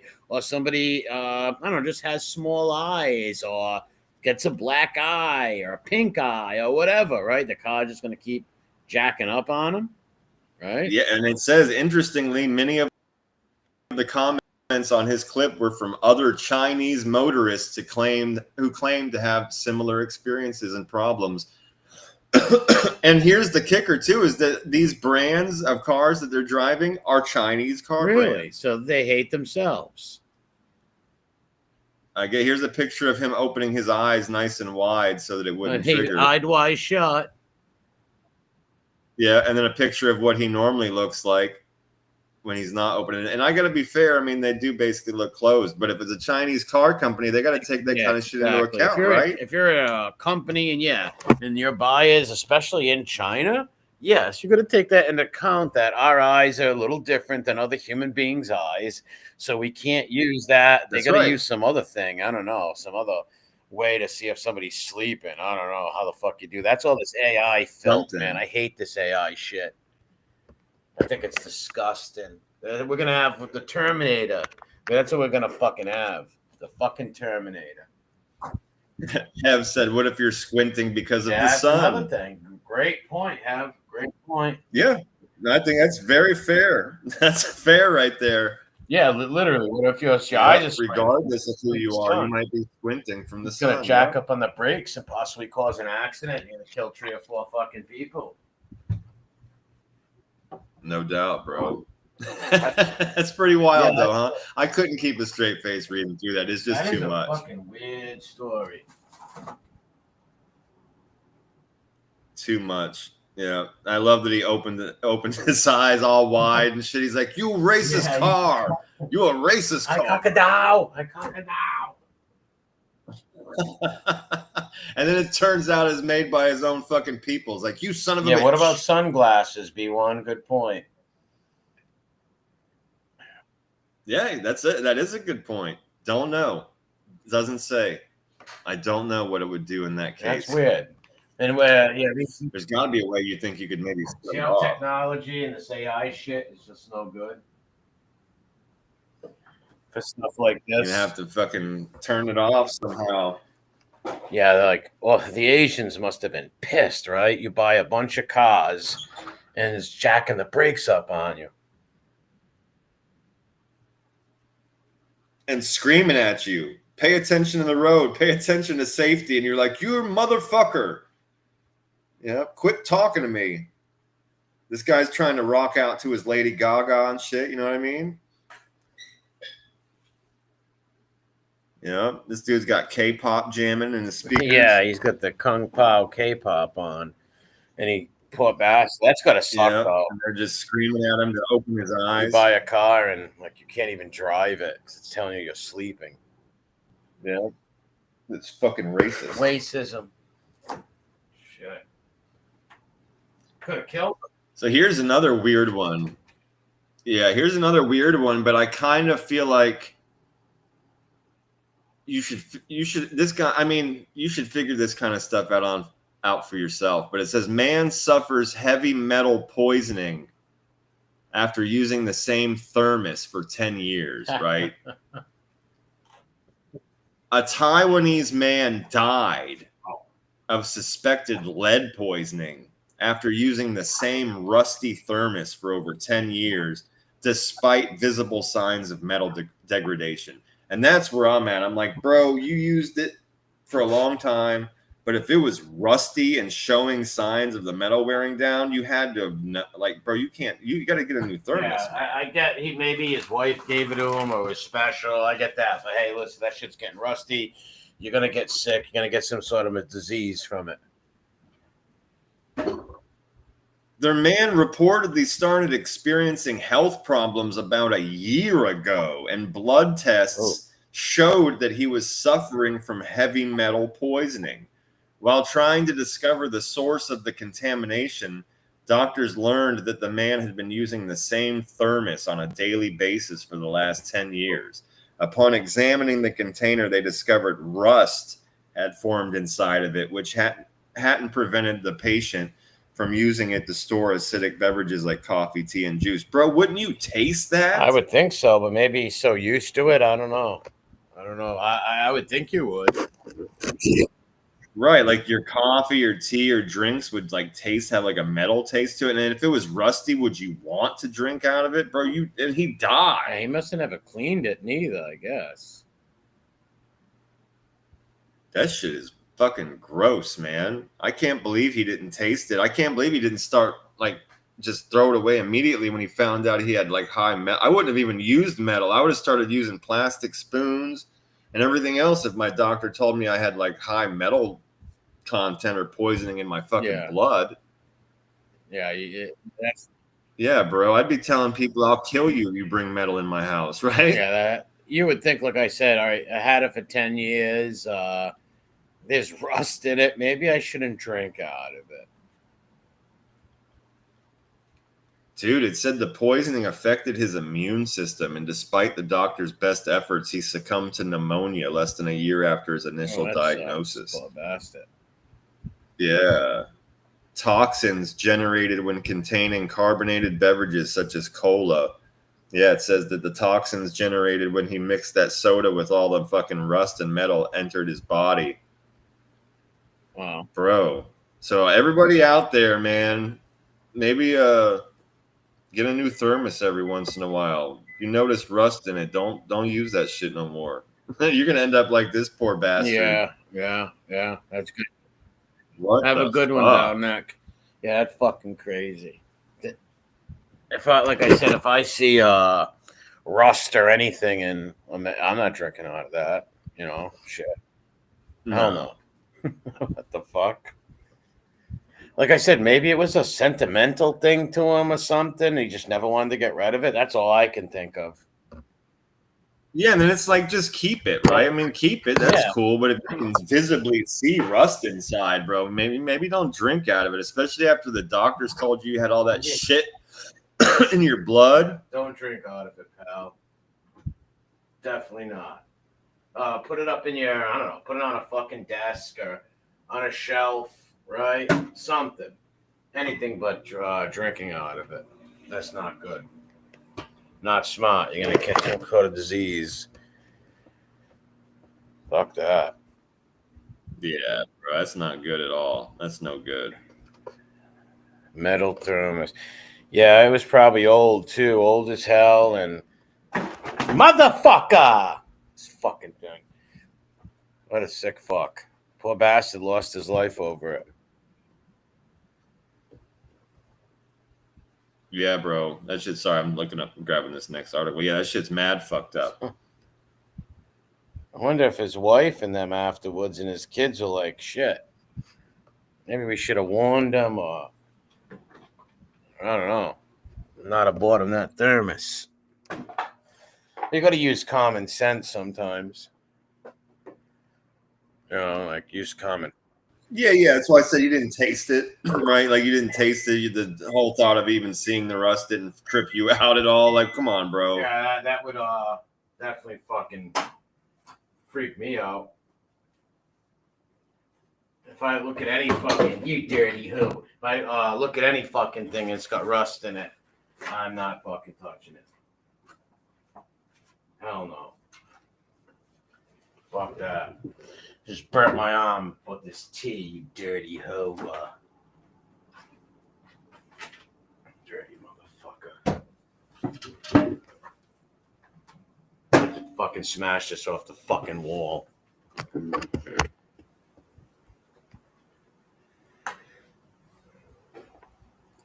It's muggy as hell. This is going to be one brutal fucking summer.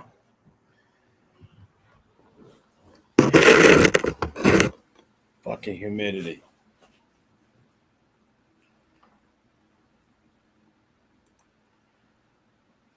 Cold drinks all day long.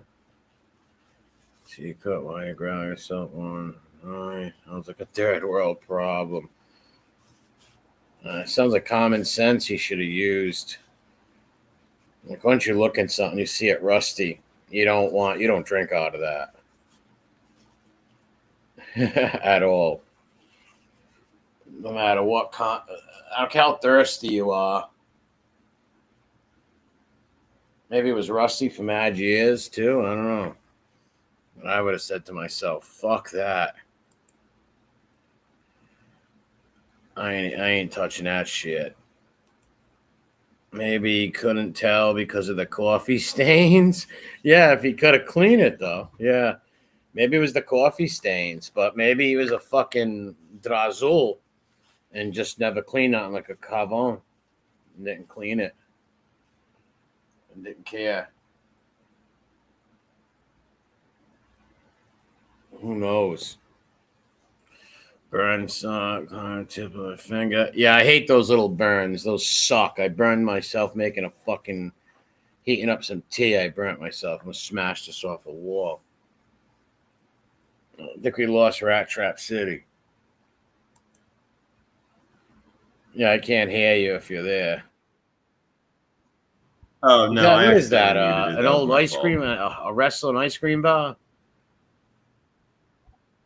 Oh, no, this is weird. Maybe you've heard about this before. I've never heard about it, and it just seemed odd to me. There's a father and son that normally just like they have like a mortuary. They take care of dead bodies, they bury people, stuff like that. But they've started a side business where they cut people's tattoos off of their body, dry them out, and frame them and sell them to their family as a service. That's weird. What the hell? Yeah. Yeah, I don't like that. Yeah, I think that's it's really real weird. I think it's really gross and morbid and like just unhealthy and Who would let unsanitary them? somehow. It just How much skin do you screams. got to cut off? Too. That's weird. I don't know. I don't know. It might be in the article. I'll skim through it in a second, and we'll see if we can find that out. But yeah, it's a father and son. They have a mortuary, and they decided to start cutting people's Dead tattoos people? off, like filleting them off and drying them out, putting them in All right, dead frames people as a though, service or to alive sell. people? No, it's dead people. Yeah, the corpse. Like if your family member dies, they'll offer you as a service to cut their tattoo off and dry it out, That's and put it fucking in a super frame weird. for you. It's just sick. I'd be like, bro, if you touch my fucking dead relative with a knife, I will kill you. You know what I mean? Like, no, you're not cutting their tattoos off. What the fuck is? Hey, I want what? my uncle's skin or dad's skin and the tattoo on my wall. That's fucking weird. Let's see if it says anything about how much of it do they need to cut off. It just says that normally they do the regular stuff, embalming, burying, all that kind of thing. They've developed a process for preserving the tattoos of the deceased. For about 2 years, they have a business called Save My Ink Forever. They've been preserving tattoos for loved ones using the process, a tightly held secret they developed. What kind of secret, bro? You're using a knife and cutting the fucking skin off a dead body, you freak. It's not secret. You just don't like to talk about it. I think we can all agree on that. Like, you might not want to talk about it and tell the person, well, see, what I'm going to do is I'm going to take this big fucking fillet knife and I'm going to take this whole chunk of skin off your brother. What the fuck? And I'm going to turn it into beef jerky and put it in this glass case for you. Yeah, that's super weird. Secret my ass. That's super fucking weird. What the fuck? This guy's a nut. He goes, think about what cremation is. You're lighting a person on fire and then keeping their ashes in a jar. If you break it down like that, but you don't think of it that way. You think of it as symbolic. Symbolism of who the person was. Really, it's a matter of perspective. It's how you look at it. I'm like, no, I'm looking at you, and you look like somebody that spends a lot of time in the basement looking at porn with kids that are probably fucking not old enough in the video. Take a picture of it, right? Of the tattoo, right? Like, pretty sure this guy's a fucking touched a butthole or two. Looks like an anorexic Jared from Subway. Yeah, Jared touched fucking kids too. I'm just saying, this dude. Yeah, this guy has that look on his face. I don't like him. I don't like him at all. He's got the look. He's got the look for sure. He's got the look. What a sick fuck.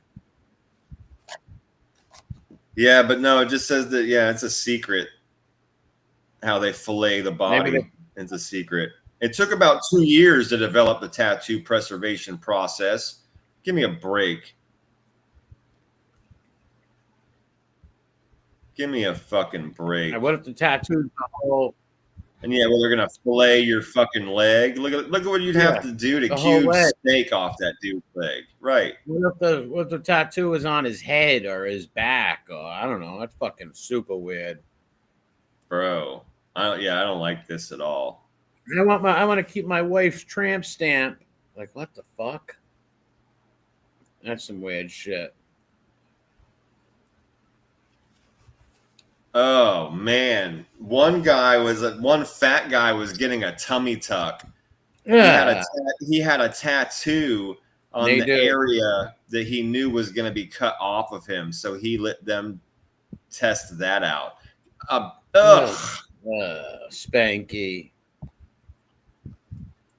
Bro, that's a big piece of gut, dude. That's skin right there. That's skin. Yeah, that's a tattoo right there. Who the fuck would want that on? That is morbid and weird. I don't know. I don't know how you could do that to your dead relative in good conscience, man. I don't know how you could be like, yeah, it's cool, bro. Chop a fucking New York strip right off the arm. Like, no.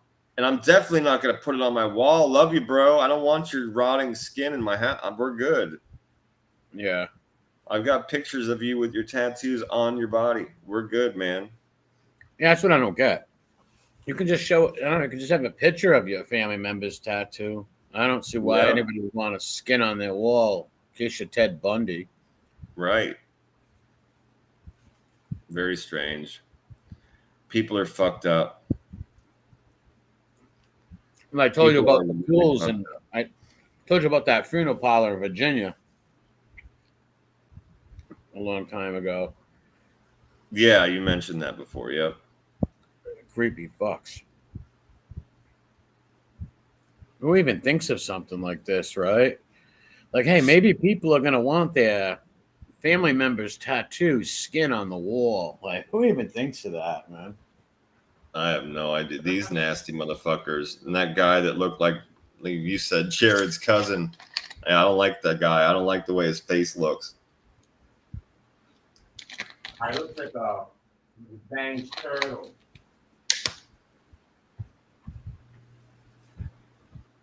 All right, I'm going to hit this bowl real quick, and then we'll get to this next one. Yeah, it's super weird. Wow. Who the fuck would want their family member's skin? That's fucking super weird. I couldn't imagine. Couldn't imagine. Could not imagine. This wackadoo. Well, man, it's got to be. It's been months since we saw this case originally. This couple, do you remember when we saw there was like this old people's nudist resort out in California and a couple went completely missing and they couldn't figure out where they went? Yeah, I do remember. You do remember that? Well, they figured out what happened to them. This sick fuck right here murdered them over a hot dog. Wow. Dude. A ballpark prank. He for real killed them. He killed a 73-year-old woman and a 79-year-old man. Over a hot dog. Look at right here. Over a hot dog. Man allegedly admitted to killing neighbors at nudist resort over a hot dog. There's got to be more to it, right? Let's check it out. I haven't read this. I just saw the article and I recognized the case and I was like, cool, let's talk about this tonight. So let's see what it has to say. The couple had been reported missing in the desert community of Redlands and were last seen at their home August 24th, 2024. They lived at Olive Dell Ranch, which is described on its website as a residential RV park and nudist resort. Here's the poor bastards that got murdered. What a shame. Michael Royce Sparks was charged in the deaths of Stephanie and Daniel Menard. Officials said they found the couple's remains in bags in a concrete bunker beneath his house, dude. A detective testified that Sparks admitted to another inmate that he killed his neighbors. He allegedly said the final straw was over a hot dog. Wow. He said, okay, so Redlands police, remember, they're at a nudist resort. Okay. Redlands police detective Thomas Williams testified that Sparks told the other inmate that Daniel Menard had given him a hot dog, which he felt was a jab at him, at his manhood. What? He said Mr. Sparks felt that the hot dog was a jab at him, making him feel like he was worth only $1 hot dog, and that's what set him off. But they're at a nudist colony. I don't understand how that even offended. I don't know. It's weird. Dude, he's accused of beating them to death with... Oh, my God. He's accused of brutally beating them to death with a rake, a hoe, and a hammer. He also drowned their dog in a sink. Motherfucker. There's the dog. Correct. What the fuck, dude? Yeah, this guy's a no good fucker. Let me tell you something. It had to be more than a hot dog, man. That's some real rage. Yeah, it says that they had a long history of tension, which originally started over a trimmed tree. I mean, that's somebody. They like to be naked in front of other people. That's somebody's old grandparents, dog, man. Motherfucker. That dirty motherfucker. I feel bad for the old people too, but they are on the pervy fucking side, living a nudity company. It says that a feud lasted in more than a decade. That poor little dog. Mother. There was a single tree that sparked that this murderer guy, right? So these neighbors would complain for 10 years that there was a certain tree this guy wouldn't trim. And it started a feud between them. The one person, Tammy Wilkerson, says, I know he didn't like them and he didn't have a problem telling people that, but I never thought he would do this. He beat them to death with a hammer, a rake, and a hoe. Yeah, that's some real hatred. That's what. And they found them. The fucking cops found the people's remains in bags in a concrete bunker beneath his house. What a nut, dude. Yeah, and then he fucking drowned their dog in the sink. What the fuck? See, the dog even, I don't know why, the dog angers me more because it's not the dog's choice to live in a nudist colony. Like those two old people don't deserve to die, right? It's sad, but I don't really have much. It's not the dog's choice to live in a nudist colony. Oh, I understand that, but that's very little of the. My heart goes out to that little dog. He looked like he was half Shih Tzu or something too. Awesome. Poor little guy. He looks cockeyed too or something. No, straight up, bro. He could have. Yeah, why do you have to kill the dog, man? Right, he could have just let the dog killed the old lady or the old guy, neither. But what the fuck did the dude with a hammer and a rake and a hoe? That's brutal. Yeah, and he must have savagely beat them. Right, dude. He beat them to death with that shit. That's fucking what a brutal. Fucking psychopath. And it set him off that the guy gave him a hot dog. Yeah. And it made him feel like he was only worth $1 and an affront to his manhood. Well, the beef started over other things, but that was the thing that set him off now. Like they've always hated. Right, that's what I'm saying. That was the final straw, exactly. But why did he have to hurt the dog, man? Like, come on. Right? You really had to kill the dog? The dog didn't give you a hot dog, right? Like, he didn't fuck with you. Of course not. You could have let the dog go, man. Of course you could have. What the fuck? Yeah. All of them. It's a damn Yeah, I feel bad for old people, too, but they're like pervs who decided to live there. Of course, dude. I feel terrible for them. They got beat to death with hammers and rakes and that had to be a real savage, bloody occasion. Like, yeah, you're gonna be a real sick person if you can beat two old people up with fucking pipes and utensils. With blunt instruments. Yeah, blunt instruments. Like, you can like if he was mad, he like hit the guy once in the leg or whatever, like some old guy mad. No, this dude literally beat these two people to death and then killed their poor little dog. That dirty. And then put their bodies in bags and fucking hid them in a concrete bunker what did he under do his to the trailer. Puppy, the dog? Probably put it in a bag too, I'd imagine. See, dirty fuck. Is he alive still? Yeah. Oh, the guy? Yeah. He's in jail right now. Hang on. I hope they train some CNI dogs and that one dog rips him apart. Because there was no cause to kill that little dog, man. Yeah, Michael Royce Sparks. He's, I believe it said 62, but like 60s. Just quote me on that. And he's arrested by the Redlands Police Department in California. What a sick fuck, man. Yeah. And he's in a nudist colony. Like, don't you get along with your neighbors? You all like the same thing. It's for old people. It's an RV park, and you're allowed to be nude if you want to be. A bunch of sicko weirdos, man. Honestly, like, where are the Wow, this is fucking Sodom and Gomorrah. When you got like old people. Those old people get freaky, dude. know. Remember we saw that big whole Yep. villages, and what was it, the village or something like that down in Florida, and they had the guy that had the underground Viagra ring. That was amazing. Rudolph always told me, just because people are old don't mean they're good. He goes, bad people grow old. Oh, for sure. And I'm not saying these That's people right. are bad. They're degenerates in my eyes. If you live in a nudist colony, I think you're a fucking degenerate, but you don't deserve to die and be beaten by rape.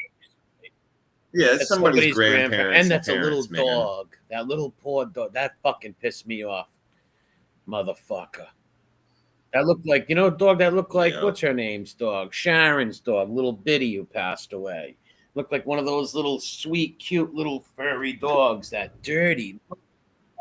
I'm gonna kill your dog. I'm gonna get your little dog. Yeah. What a sick fucking weirdo. Yeah, nudist colonies are the weirdest things.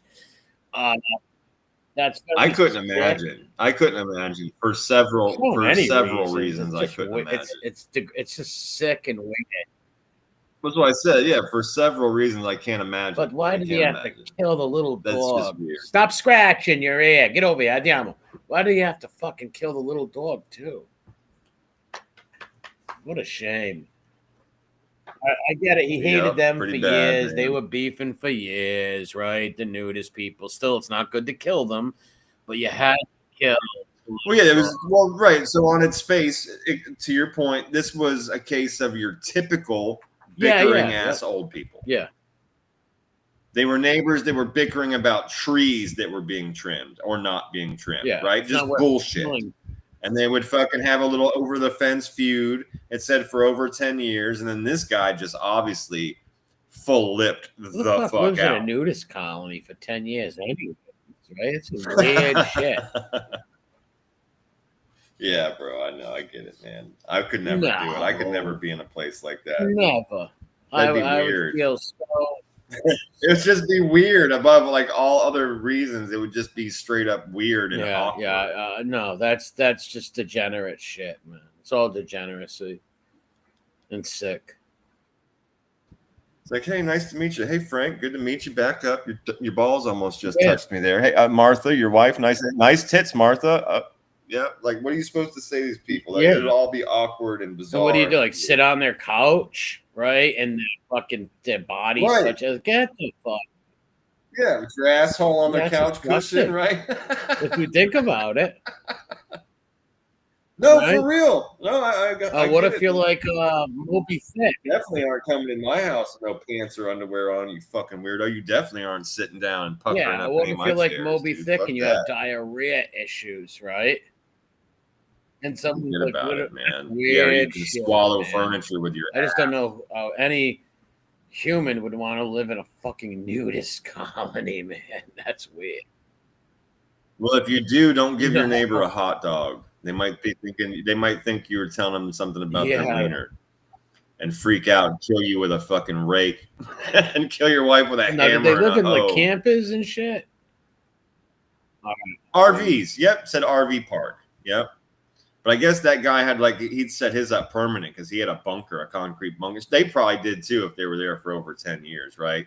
But yeah, so like big glorious trailers with wheels. Do you think he had the concrete bunker because of the heat out there?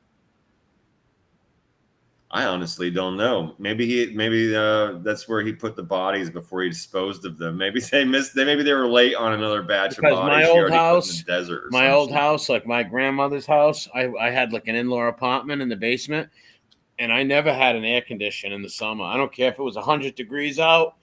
My basement stayed cool because it was underground, right? It was just all I needed was a fan. Right. So maybe that's why, but I don't. Yeah, that's weird. Yeah, this is super weird, dude. Well, here, check this out. A family in Czechoslovakia, opened up a fake dentist office, dude, and they were actually performing dental operations on people. Sick. That's sick. Come on. Yeah, they fucked some people up, and they made a lot of money. They're in a lot of trouble. A 22-year-old fake dentist and 2 assistants have been charged by Czech police after treating dozens of patients using instructions found on the internet. Wow, what a nut. Bro, they were literally doing things like, bro, they were performing. It says that, let me just read it.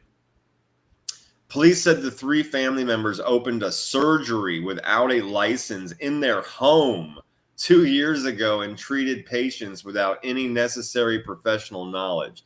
They added that the 22-year-old man extracted teeth, performed complex root canals, and applied anesthesia, drawing on information that he obtained online. That is scary as fuck. Yeah, wow. Well, why would you even take that chance of doing that to people, like ripping their teeth? That's some weird shit, man. That's sick. I'm just like, yeah, what if you fuck someone up and kill them, right? Dude, and on top, that's a pretty nasty job, bro, to be going and giving all these people with funky ass teeth like root canals and getting their blood on you. You know what I mean? Like dealing with funky, gross ass like abscesses and shit. Root canal, dude, that's not a joke. It says all of them pleaded guilty to a number of charges and face up to 8 years in prison. Police did not say whether any of their patients had complained about their treatment. Well, I saw in another article that they did, that the reason that they even got, maybe it'll say it in this one too, but the one I read other than this one to make sure that this one was real, said that they had people go to another dentist complaining about their fucked up teeth and wanting to know what was going on, and that dentist went to the cops. But let's see what this says. So the 22-year-old and his parents were the ones that did this. The 50-year-old woman naturally does work as a nurse. It says she worked as a nurse, while the 44-year-old man produced prosthetic devices for patients. So maybe that's his brother, uncle, I don't know. So that's insane, bro. These people literally made fake teeth for people. It said he produced prosthetic devices for patients. And they were just look this stuff up online. They made, this is the illegal clinic treated dozens of patients and made 4 million Czech, which is about $185,000 American.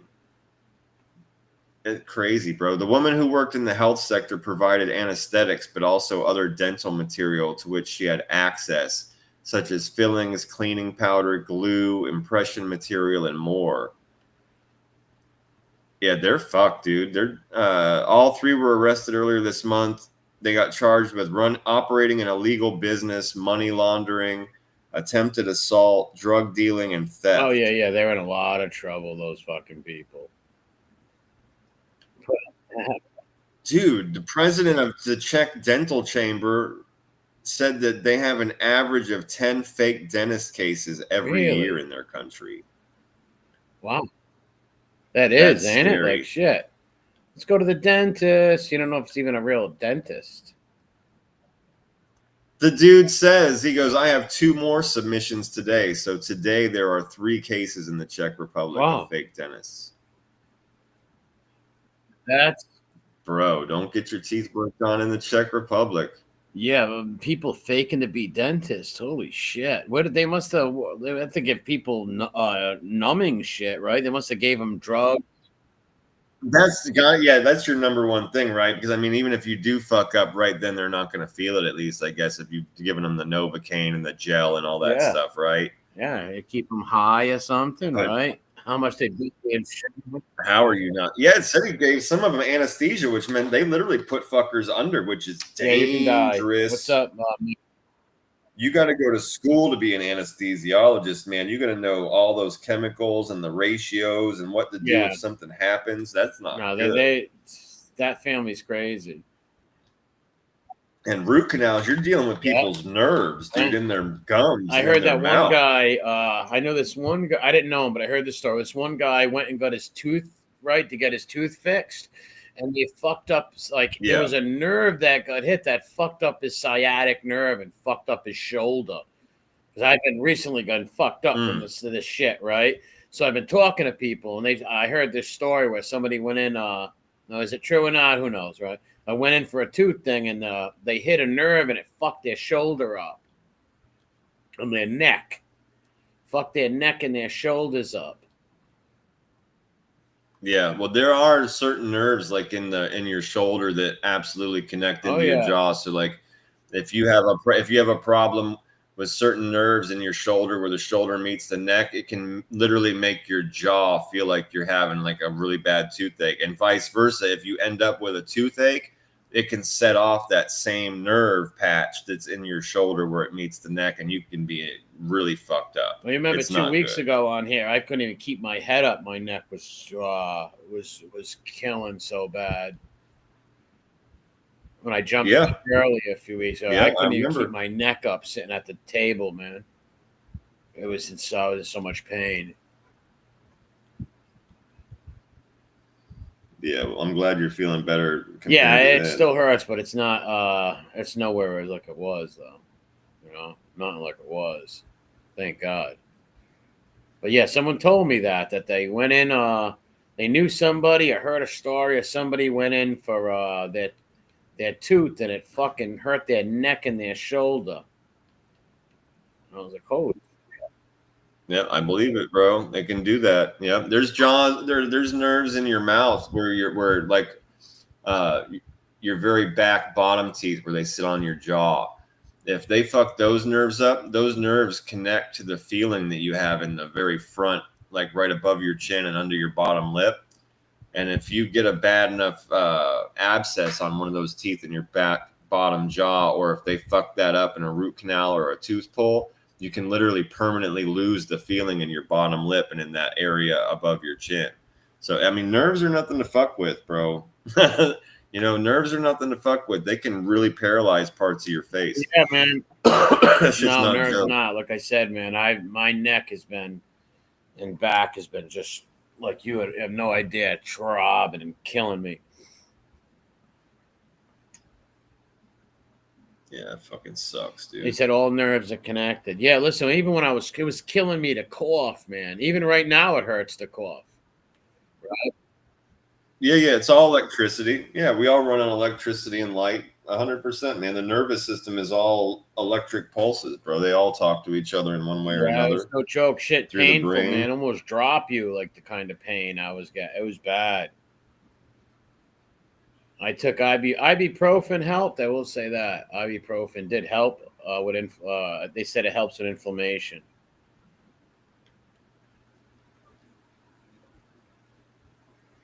Yeah, have the eye, like your fangs or your eye teeth, quote unquote, are connected to your sinuses. Yeah, for sure. And they tell you whenever you're having work done on your top front teeth that you could have issues with your sinuses for sure. Yeah, it can affect your palate and stuff like that too. It's not good. Well, this fucking next lady, this psycho Australian woman on trial for mushroom murder of her in-laws, says she was just trying to fix a bland lunch. She put poisonous mushrooms in her in-laws' food, bro. She knew what she was doing. No doubt about it. Look at her. She's a mean. She looks like a very bitch. evil librarian or something. Dude, she looks mean for real. She looks like the lady that would put poison mushrooms in your food. Yeah, she'd be a good god dog. What is that? Yeah, the woman accused of serving her ex-husband's family poisonous mushrooms. Oh, fucking brutal. Yeah, maybe bro. She thought she could get away with it by saying, I didn't know. I thought they were just regular mushrooms. I'm just a caveman. I knew nothing of this world. Yep, exactly, dude. Wellington, New Zealand. Before Aaron Patterson's in-laws and their relatives arrived at her home for lunch, she bought pricey ingredients, consulted friends about recipes, and sent her children out to a movie. Then the Australian woman served them a dish containing poisonous death cap mushrooms, a meal that was fatal for 3 of her 4 guests. Triple murder. She had to know they were going to die. Did she think it was going to take a long time or they'd go home and die? Like, doesn't she know when they pass out on her floor and die, they're dead in her house? They're going to be like, what did you feed them? Dude, I mean, I don't know. It says that The accused lured her guests to lunch with a lie about, oh, she lied and said she had cancer to get them all there. What the fuck? What a piece of shit. What is happening, dude? What? That's low. What on earth? Why? Fucking why, Fibby? Why? Yeah, that's a Fibby move. Dude, Fibby would exactly. tell people he had fucking lupus, anything. Wow. Yeah, that's a Fibby move. Yeah, bro. Holy shit. So let's hit that one more time. Wow. Whether that was Patterson's. Okay, so the Australian woman served them a dish containing poisonous death cap mushrooms, a meal that was fatal for 3 of her 4 guests. Whether that was Patterson's plan is at the heart of a triple murder trial that has gripped Australia for nearly 6 weeks. Prosecutors in the Supreme Court case say the accused lured her guests to lunch with a lie about having cancer before deliberately feeding them toxic the mushrooms. Okay. So her lawyers say the tainted beef Wellington she served was a tragic accident caused by a mushroom storage mishap. Yeah, sure. So her lawyers say the tainted beef Wellington she served was a tragic accident caused by a mushroom storage mishap. So what you're telling me, she had some death cap mushrooms just laying around in a different bin, and oops, she grabbed those instead. Why would she have death cap mushrooms in her kitchen? Yeah, why would she have them in the first place? Why would you lie to people and say you have cancer? Dude, she denies murdering her estranged husband's parents, Don and Gail Patterson, and their relative, Heather Wilkinson.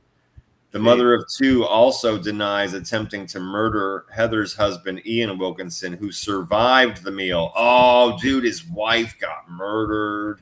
Oh, that's terrible, man. Damn. In a rare step for a defendant charged with murder, Patterson chose to speak in her own defense at her trial this week. Wow. You're a dumbass. You shouldn't have done that. No. On Wednesday, she spoke publicly for the first time and offered her explanations on how she planned the meal and how she didn't become sick herself. Yeah. Right. 3 other people died. One of them almost fucking died, but survived, and you didn't get sick at all. But it was a mistake. Yeah, Morgan, you're right. Not everybody's reality is the same. She probably thought, this explanation's going to work, right? I'm just going to tell them I used the wrong recipe mushrooms. Wow. This is insane. No one disputes that Patterson served death cap mushrooms. So they're not denying or disputing that she served death cap mushrooms to her guests for lunch in the rural town of Leongatha. But she says she did it unknowingly. Patterson said Wednesday she splurged on expensive ingredients and researched ideas to find something special to serve. She deviated from her chosen recipe to improve the bland flavor. She believed she was adding dried fungi bought from an Asian supermarket from a container in her pantry. Now I think there was a possibility that they were foraged ones in there as well, she told the lawyer. Patterson had foraged wild mushrooms for years, she told the court Tuesday, and had put some in her pantry weeks before the death. Yeah, but okay, so let's go with that then, you lying freak about the cancer stuff. If you've been foraging for mushrooms for all this time, you would know what death cap mushrooms are, and you wouldn't have put those in your fucking pantry, dumb bitch. Yeah. Right? She's shooting herself in the foot everywhere with these stories, dude. Yeah, they usually do. They usually do when they lie like that. What a sick fucking person, man. She thought she would get away with that too, right? Like, I guess, dude. People are gonna believe that. Like, no. They're gonna think you're a sick, fucking evil puppy. What you gotta be to do something like that, man? What the fuck? She says she earlier told his relatives that she'd arranged the meal to discuss her health. Huh? Patterson admitted this week that she never had cancer, but after a health scare, she told her in-laws that she did. This is fucking insane. In reality, Patterson said she intended to have weight loss surgery, but she was too embarrassed to tell anybody and planned to pretend to her in-laws that she was actually undergoing cancer treatment instead. What? What a sicko. What are you talking about? You were going to have a weight loss surgery, but you were going to lie to the people around them and around you and tell them that you lost all the weight because you have cancer. There's some women out there that act like they're pregnant, and then they go try to steal a woman's baby and cut it out. There's some sick people out there. Real sick fucks, man. Wow. Dude, that is insane, man. She says that she threw up her mushroom meal. Yeah, right. The accused said she believes she was spared the worst effects of the poisoned meal because she self-induced vomiting shortly after her lunch guests left. She had binged on most of a cake and then made herself throw up, a problem she said she had struggled with for decades. So she's saying she's one of these people that fucking eats things on binge and then throws it up anyways, and that's why she didn't get sick. Yeah, right. She's got all the excuses. She also believes she had eaten enough of the meal to cause her subsequent diarrhea.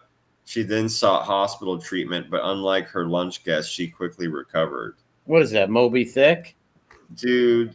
God. Yeah, that lady's crazy. You can see it in her fucking eyes. Batshit crazy. And like you said, her reality, she probably thought, hey, you know what? People are going to believe that this was an accident. I didn't mean this. This is all crazy. Yeah, she's got the worst stories ever, dude. The husband at the hospital mentioned her mushroom dehydrator and literally asked her to her face, is that how you poisoned my parents? Wow. Growing afraid she would be blamed. Right. So growing afraid that she would be blamed for the poisoning and that her children would be taken from her, Patterson said she later disposed of her dehydrator and told investigators she'd never owned one and hadn't foraged for mushrooms before. Oh, my God. But now her story is that she's foraged for them for years and might have had some death caps in her pantry. This lady lies like a fucking rug. Yeah, they're going to kill her. Or they'll give her, she's going to get a lot of time in Kiwi prison. Yeah, no one's going to buy that story. Come on. So many. Insane. If convicted, she faces life in prison for murder and 25 years for attempted murder. Yeah, so she's just going to get life. Yeah, without a doubt. There's no 12 jurors that believe in her bullshit story. Not even one. No, not even one. Yeah, can't be. All of that. Yeah, no, preposterous. That. Come on. Preposterous, I say. Yeah, it's like, come on, give me a. What a psycho! She invited her ex-husband's family over, told them that she had cancer so that they would come, and then fed them poisoned mushrooms in a beef Wellington, and just let them fucking die. That's fucking insane. And then when they asked her why she lied about having cancer, she said, because I was going to have a weight loss surgery and I was embarrassed of it. So I figured I would just tell them that I was having cancer treatment. You're a sick bitch. That's a sick pup right there, boy. You are one sick fucking bitch. Let me tell you what, bro. They even think people would believe that story, right? You know? Like, lady, you're fucked. No one's going to believe you. Yeah. And then when I was at the hospital, my husband mentioned my dehydrator to me and asked me if that's how I killed his parents. And I was afraid that you were going to take my children from me. So I got rid of the dehydrator and lied about ever owning one and said I'd never foraged for mushrooms. Bitch, go to prison. Just put the handcuffs on yourself and go to prison. Yeah, you're not getting out of this, lady. Right? And she looks like, who are you she talking looks sick. to? Look at her eyes and shit. She looks like a psycho. Yep. She looks mean as fuck. On Psycho Killer. No. Well, she looks like that. Psycho Killer. Yeah, who was that did that song? Talking Heads. Talking Heads, yes. Perfect. Yeah. I'm going to go with Iggy Yeah, Pop. I was thinking of it right when you said. No, Talking Heads. Yeah, she's an evil bitch. And what do you think our children are going to think of her now, right? Like, well, you killed Grandpa and Grandma. Dude, and that poor guy that lived, Yeah, his that wife's sucks. dead. All because of this sick maniac. Man. You know, like what the fuck, lady? And she didn't get sick because she's a binge eater and she threw everything up right after they left. She ate most of a cake. No and one's threw buying it up. that. I'm sorry. Yeah, I'm pretty sure that's not how science works, lady. If you ate a bunch of poison mushrooms, that stuff would have been in your system and you'd have she would have been sick and dying just like everybody else. Yeah, I'm pretty sure that's not how science works. Nope. But in her head, maybe she thought she could pull this bullshit thing. She obviously, she's living in her own world, bro. She's the way she makes up these fibby stories. Yeah, she's she is a little lowman. Yep, she's a fibby. That cancer shit is 100% fibby. That's exactly what I thought of as soon as I read it. That's why I was like, okay, I'm not sure. Don't hold me to it, but he might have even faked that before, right? Like that kid's so sick. It wouldn't surprise me at all. No, not at all. You got to be really sick to make up things like that. Captain Lou may get a emergency contact call. Just yet. We've got some weird-looking creature in here with a Heineken bottle in his anus, and he said he's going to kill himself. Yeah. The gentleman looks like he's been stung by multiple bees. He was attacked by 75 hornets. Yeah, exactly, dude. Claiming to have cancer of the anus. Oh, my God. What a sick fuck. Yeah, buddy. Yeah, you could just see it in her eyes, though. She looks fucking demented, man. For sure.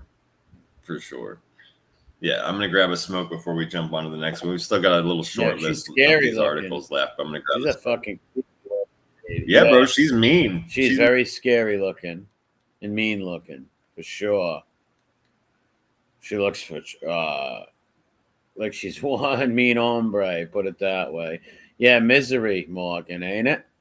Yeah, looks like fucking Kathy Bates and, kind of Kathy Bates and Misery look. Dude, everything about what she did was just mean-spirited, right? It's like, that's just nasty. You're just a nasty person. What you told them you had cancer. Yeah. Then you made them a poison beef Wellington. You're just tell people mean, that right? you're sick with cancer, and then get them over there and kill the bastards. Yep.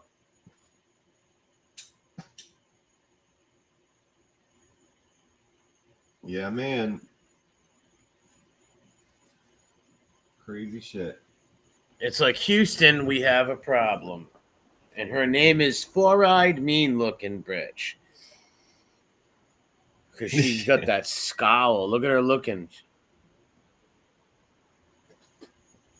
Yeah, and that's just her standing outside the courtroom. Beat the living shit out of her kids, right? Picture that being your mom. Oh, my God. Better get your grades up or she's going to poison your fucking cereal, dude. You're going to get some you want some Lucky Charms, kids? You want some Cocoa Puffs? Kind of fucking asshole that puts medicine in their food so they go to sleep early so she can have her wino cake night. Speaking of that, I seen a thing this week where this guy was giving his kids, what was it? I forget what kind of drug it was, but it was some sort of liquid opiate. He was giving it them to sleep, and one of them passed away. I think I seen it on it was on like some interrogation thing, like. I didn't get to watch the whole thing, horrible, but yeah, the son of a bitch was giving them some sort of liquid opiates for the kids to sleep, and the little kids never woke up. Son of a bitch. It's like, dude, like, go put your kid up for adoption, right? If you don't want your kid, and you don't want to be a parent, why kill the child? just give there's so many people out there that can't have kids that want kids, right? Give it for adoption. Yeah. Like, why would you Just take care of your fucking kid properly. Don't try and be so eager to put them I remember in bed. one time I heard one. Sleep. I won't say the name. I do remember the name. I remember this one cunt on here one time actually said that she aborted her baby because she didn't want to give the baby up and let somebody else raise it. She did not. Yeah. I just was like, wow, look at this selfish child killer. That's twisted. Yeah. People are insane, dude. A lot of these people's brains don't work right. No, everybody's wired a little different, everybody, but this is really, really sick shit. Yep. Her wires are fucking crossed, bro. Not good. Yeah, she's in New Zealand. I don't know how the laws are in New Zealand, but she'll get life. It said she's facing life for the murder and 25 years for the attempted murder for the poor bastard that lived. Yeah, and he lost his wife over it. That's why I say he's a poor bastard. I mean, he's lucky he lived, but I feel so bad for him, dude. That guy had to go through all that poisoning and shit like that just to find out that his wife is dead. Bro, Yeah, what the fuck? And she had nothing to do with nothing, bro. It's like I don't agree with it, but I get maybe why you'd be a freak, crazy person and try and kill your ex-husband's parents for some reason. Maybe they did you wrong and you went psycho somehow, but that lady was just there for dinner. Yeah, why bro. did you have to kill her, right? Like, yeah, like you want to kill your in-laws? I think it's sick, but all right. I mean, there's people that do that all the time, crazy people, right? But did you have to kill the other woman and the poor dude? Try to kill the dude. Right, exactly, man. They had nothing to do with nothing. They were just there for a yummy beef Wellington, a non-poisoned version. A lot of these psychos don't think they're going to get caught, though. You know, they think, hey, they're not going to know. They're going to think I was using mushrooms and it was the wrong kind. Who the fuck knows what goes through these psychos' minds?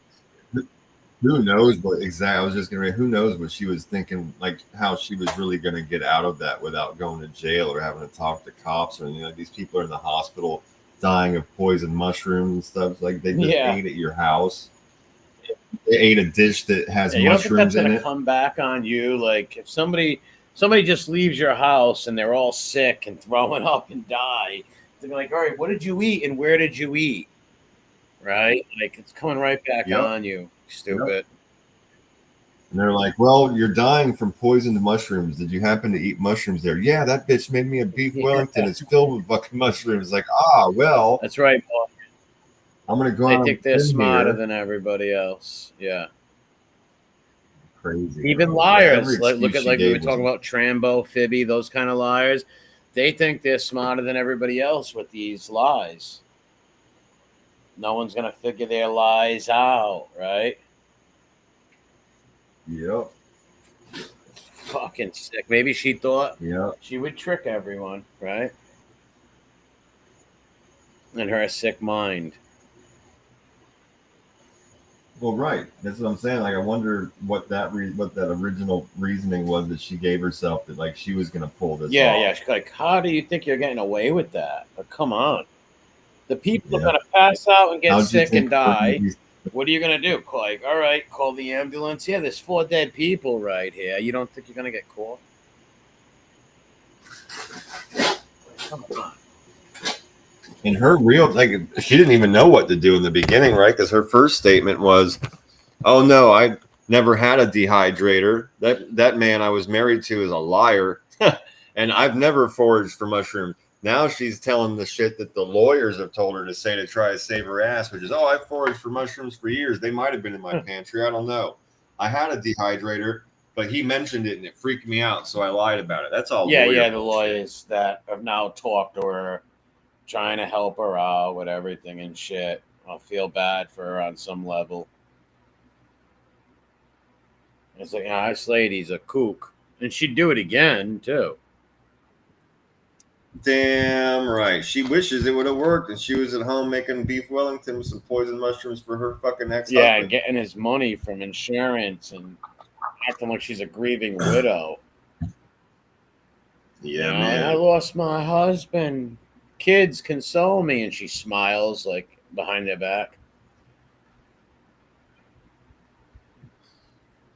Yeah, fucking psycho, she's just bro. all around evil looking person, right? Like if you painted evil, Yep. it would look like this lady. She should get together with that guy that beat those people to death with the fucking Yeah, hammer. Oh my I don't know god. why you had to do that to that dog, neither. Like, come on. Well, yeah, that was uncalled for, bro. That's Absolutely overkill. uncalled for. Why are you killing the dog? There's no reason for it. Yeah, there's no reason for that shit. This is a weird article that I found. It's kind of apocalyptic. Beware, toxic foot-long hammerhead worms are invading the U.S. And they have a slime on them that's like a neurotoxin that will fuck you up. It can kill you. Yep, they're coming out of the soil. I believe it's said in Texas. We'll read through it real quick, but I just wanted to show you the picture of them first. They're gnarly looking. They're called hammerhead worms. I haven't heard of them. Yeah, me either. And they're like a foot long. They're big, dude. They're like snakes. It's crazy. Shit. But it says weeks of heavy rain have prompted a plague of massive toxic hammerhead flatworms to erupt from the ground in North Texas. It's like that movie with the worms. Remember that? Worm. The giant worms, but it had Kevin Bacon in it back Tremors. in the 80s with those giant Tremors. Yeah, it's like Tremors. Yeah. I didn't really like that movie, but I did see it. Yeah, it says it was terrifying. Like, these are truly the end times. Even the worms are demonic. Keller resident Adam told the NBC News. Yeah, hammerhead worms. It says named for their flat ball peen evoking noggins. These foot-long invertebrates secrete neurotoxins that can irritate your human skin right upon contact, and also poison your pets if they ingest them. So they can fuck you up and kill your pets, man. It's weird. I've never seen. How long have they been around? Does it say? No, it doesn't say. It just says that these invaders also prey on native species such as the earthworms that tend the soil, which can impact the environment. They're an invasive species from Southeast Asia. Really? Oh, okay, yeah, here we go. Since arriving in the U.S. from Southeast Asia in the late 1800s, the worms have spread across the nation, cropping up everywhere from the Pacific Northwest to New York, and most recently now in North Texas. There's got to be a way to kill them or something, or control that. Look at the size of that. That thing's fucking crazy, man. It says if you tear it in half, now you've got 2 worms. Oh, it can live? Like it's got like 2 heads or something? It regenerates. No, it regenerates. If you cut it in half, the other half will grow ahead and turn into its own worm. Creepy shit. Yeah, man. Hammerhead fucking worms. Yeah, and it says that when it rains and it gets down into the ground. Oh, it's funny. It says in the article here, it says in one of the creepy videos, the worms are wriggling on the surface of the soil like a miniature version of the monsters from the movie Tremors. Awesome. Yeah, Tremors. Wow. Let's say how big they can get. Just a foot, maybe? Yeah, it says they're foot long. That's big enough for a worm. That's disgusting. It says chopping them in half only increases their numbers as they reproduce asexually. Don't kill it. Don't squish it. Don't cut it up because it'll make 3 or 4 more worms, warned Texas Agriculture What do you Commissioner. burn it? It says to dispatch hammerhead worms, experts advise bagging the worms and freezing them for up to 48 hours or leaving them in a salt and vinegar Who the solution. fuck's gonna go through all that? Well, yeah, and it says right after that, it says due to their toxic nature, homeowners should avoid touching them without wearing gloves or other protection, even if they're already dead because they're covered in that. You know how many little neurotoxic kids slime. probably already picked them up and tried to play with them in Texas, Bro. man? Dogs and cats and like whatever, coyotes, whatever the Yeah, fuck they better do died. something Yep. about that. Like, I don't know how, but some chemical or something. They gotta. Right, you gotta freeze them or use salt and vinegar solution. What the fuck kind of shit? They're like unkillable. If you cut them or squish them, they turn into more worms. What about bro. burning them? That don't do it. I bet you. I know it's got to work. Yeah, you got to be able Well, to what set they those should fuckers do on is- fire. They're just not telling those people to do that shit because you'd have rednecks running around with homemade flamethrowers. Well, they should get a bunch of redneck folk and have them throw a bunch of worms in a fire pit, right? They collect all these disgusting worms that are running around Texas. Oh, sure. Yeah, that'd be good. Yeah, yeah. If you could collect them and Oh my throw God, them. man. Yeah. Cute little faces. But I'm just talking about, the guy that's going to fucking come out of his trailer in flip-flops with a homemade flamethrower and just start torching shit. I have catch somebody a like fire. Mandy who feels bad for look cute little faces. I see that. Imagine going Yeah, to I saw someone's that. house and their yard is protected by them worms. Like those worms are all around the yard, everywhere, pits of them. What do? Let's say Mandy dug a pit around her house and there was like 4 feet of worms. How do you get to arrest Mandy?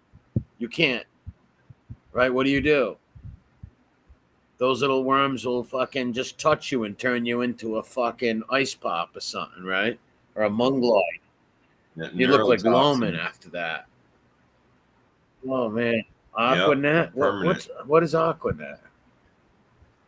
Oh, that's the old school hairspray in the can. Remember you catch on fire? Like I said, they could probably burn them, right? If they see them in their yard, or how many do they find at once? Like a whole nest of them? Yeah, lots. They were just coming out of the ground. It's worms. I imagine there's probably hundreds of them at a time. Oh, listen what Hev says. I am wary of this story. It sounds weird, trying to sell fear. That's very possible, because these things sound terrifying, right? Think about it. You chop them in half. They still there's 2 of them. Look how you got to kill them. You got to take them, put them in fucking vinegar and all this weird shit. It's like, all right, yeah, or freeze. It says put them in a bag. It says wear gloves. Don't touch them, even if they're dead, because it'll fuck you up. And put them in a bag and freeze them for up to 48 hours. That's insane. All right, let's say this is true or it's fake. Or, it's got to be true. But if it's true, it's true. Yeah, and there might be. I mean, I don't know if they're trying to sell. I don't know if I agree with that. It sounds like they're really warning people. It might be a little bit of sensationalism. It's definitely a news article. Well, obviously they'll make it a little. I think they're legitimately telling people like, "Hey, bro, these worms will fuck you up." I wonder how many there are of these bastards, because they're going to be killing a lot of livestock if that's the case, right? The Texans going to do something. Well, maybe, or just probably the bigger the animal, at least getting them even sick or something. little kids playing in the yard, anything. That's pretty dangerous. You'd have to. I would burn the bag. What I would do is like everybody who finds them, throw them in a bin and shut it, and then every maybe once a month they all get together and throw them in a bonfire and burn them. If that works, right? These are Terminator worms over here. Literally, I'm surprised they ain't Arnold Schwarzenegger. The one guy was saying, the one guy said, "This is the end times. It's apocalyptic." Well, I'm surprised Arnold Schwarzenegger's face is not on there. Like, I'll be back. Right? You chop them in half. It's 2 little Schwarzeneggers. Yeah. I did not touch that woman. I can't do the Austrian accent, but I wouldn't want to see these little bastards. And this, listen to how you got to kill them. It's like a fucking mission. It's like the Lord of the Rings. You got to take the fucking ring, the Mordor or something. First, you got to catch him. You got to ice him for 7 days and 64 hours. Then you got to put him in this. Don't let him touch your skin. Whatever you do. You got to go to France and you got to get this vinegar, and it only comes from this special well in France. Just give me a fucking break. Blow them to pieces. Himalayan sea salt. Yeah, I would say fire. Because honestly, how many people are gonna freeze worms? Right? Think about that. Yeah, who's putting that in Who's their putting freezer, that in their bro? freezer? And how many Come are you gonna on. put? What are you gonna put 2 worms in your freezer? 2 months later, take them out. Yeah, and you got another 85 of them coming out of the And you're not soil gonna put because it that anywhere rained. where you Yeah, of eat, course. right? Well, let's say those worms. Right, that's what I'm saying. Who's going to put it in their freezer at exactly. all? You go freeze a Exactly. popsicle one day and give it to little Johnny and Susie, and they keel over. Yeah. You go to the fucking store, you got to put your chicken and your fucking pork. Yeah, and the shit little in there. kid screaming, holding his belly, and fucking the alien comes out of the kid's belly, Sigourney fucking Weaver, like, you know. Yeah, these things sound like you would find something on an airplane, on a ship, right? In a movie from the early 90s. Some kind of space. Oh, it's definitely the stuff of a fucking movie like that. It's got all the makings of it for sure. You just maybe make them a little bit bigger. Tremors, Yeah, I believe they were bigger. The movie was from. Oh, they were huge. No, the Yeah, ones they were in Tremors big, were but absolutely they lived in the massive. ground. I'm trying to Yeah. remember the movie. I seen it years ago. Yeah, they went after vibrations. That was the whole thing, right? So they chased these giant worms. They would chase down the vibrations. In Texas, it was in the desert. They had like all these little pumps for like oil and stuff everywhere, and the worms started going after the vibrations. And if you drove in your car, they would come after your car. If you were walking on the ground while they were nearby, they'd try and eat you and attack you, come up out of the dirt.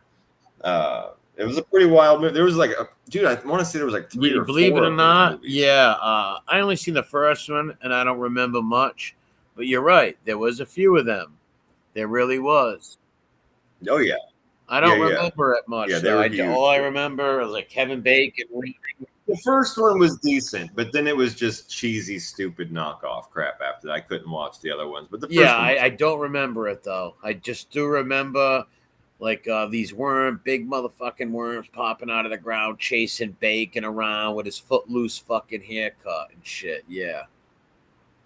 Yeah, the cowboy hat. Stuff, How about in Footloose when he's trying to jump off the tractor with his stupid fucking shoelace caught in that thing? How easy it would be to get that shoelace out, and he's yanking it and yanking his shoe. It's like, you stupid fuck, just move your leg up, you dummy. And number one, it takes 10 years for that tractor to get near your tractor. Number one, pal, you could literally play a game of checkers before those are gonna collide.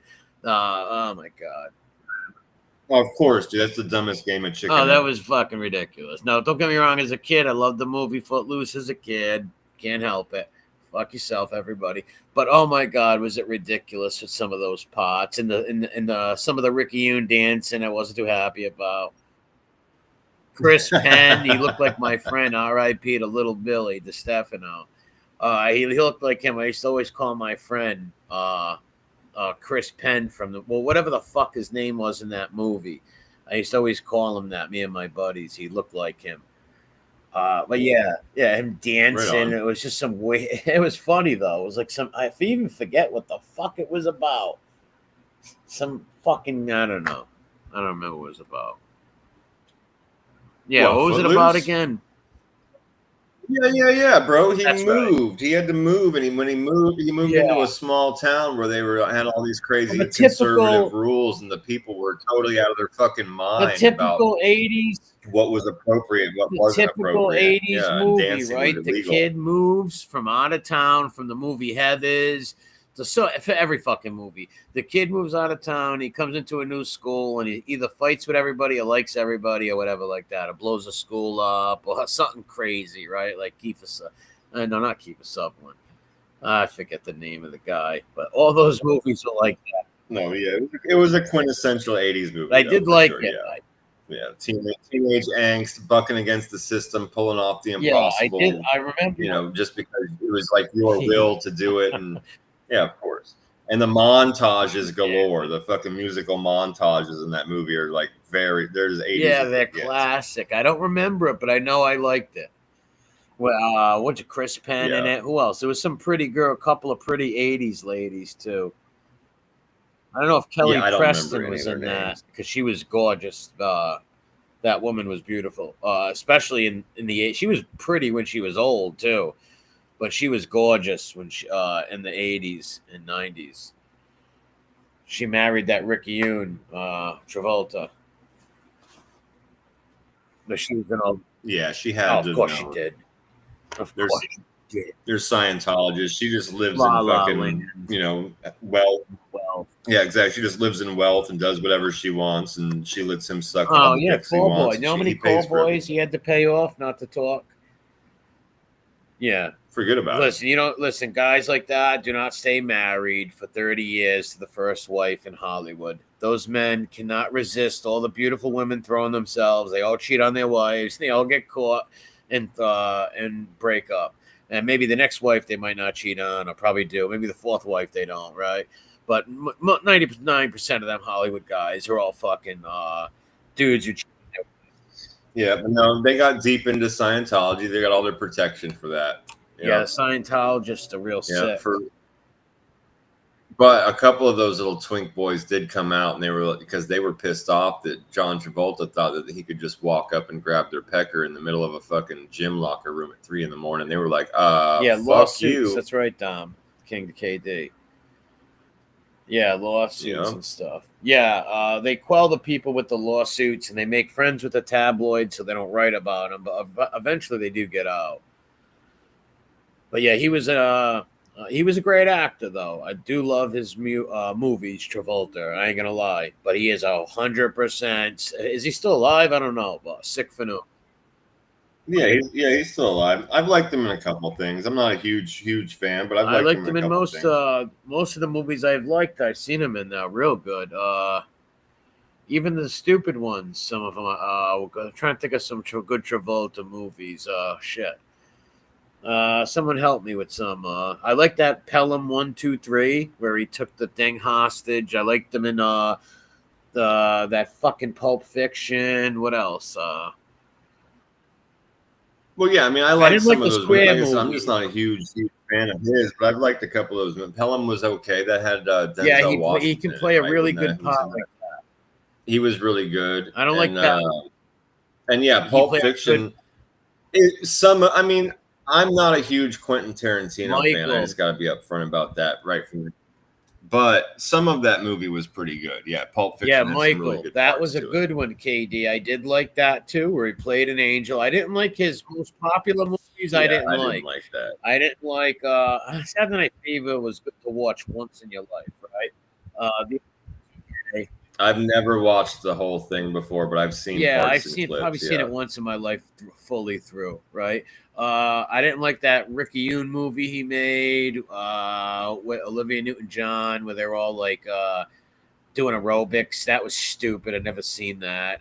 My mother loved Urban Cowboy, so I watched it. Oh, what? Grease? Not Grease. I did like Grease.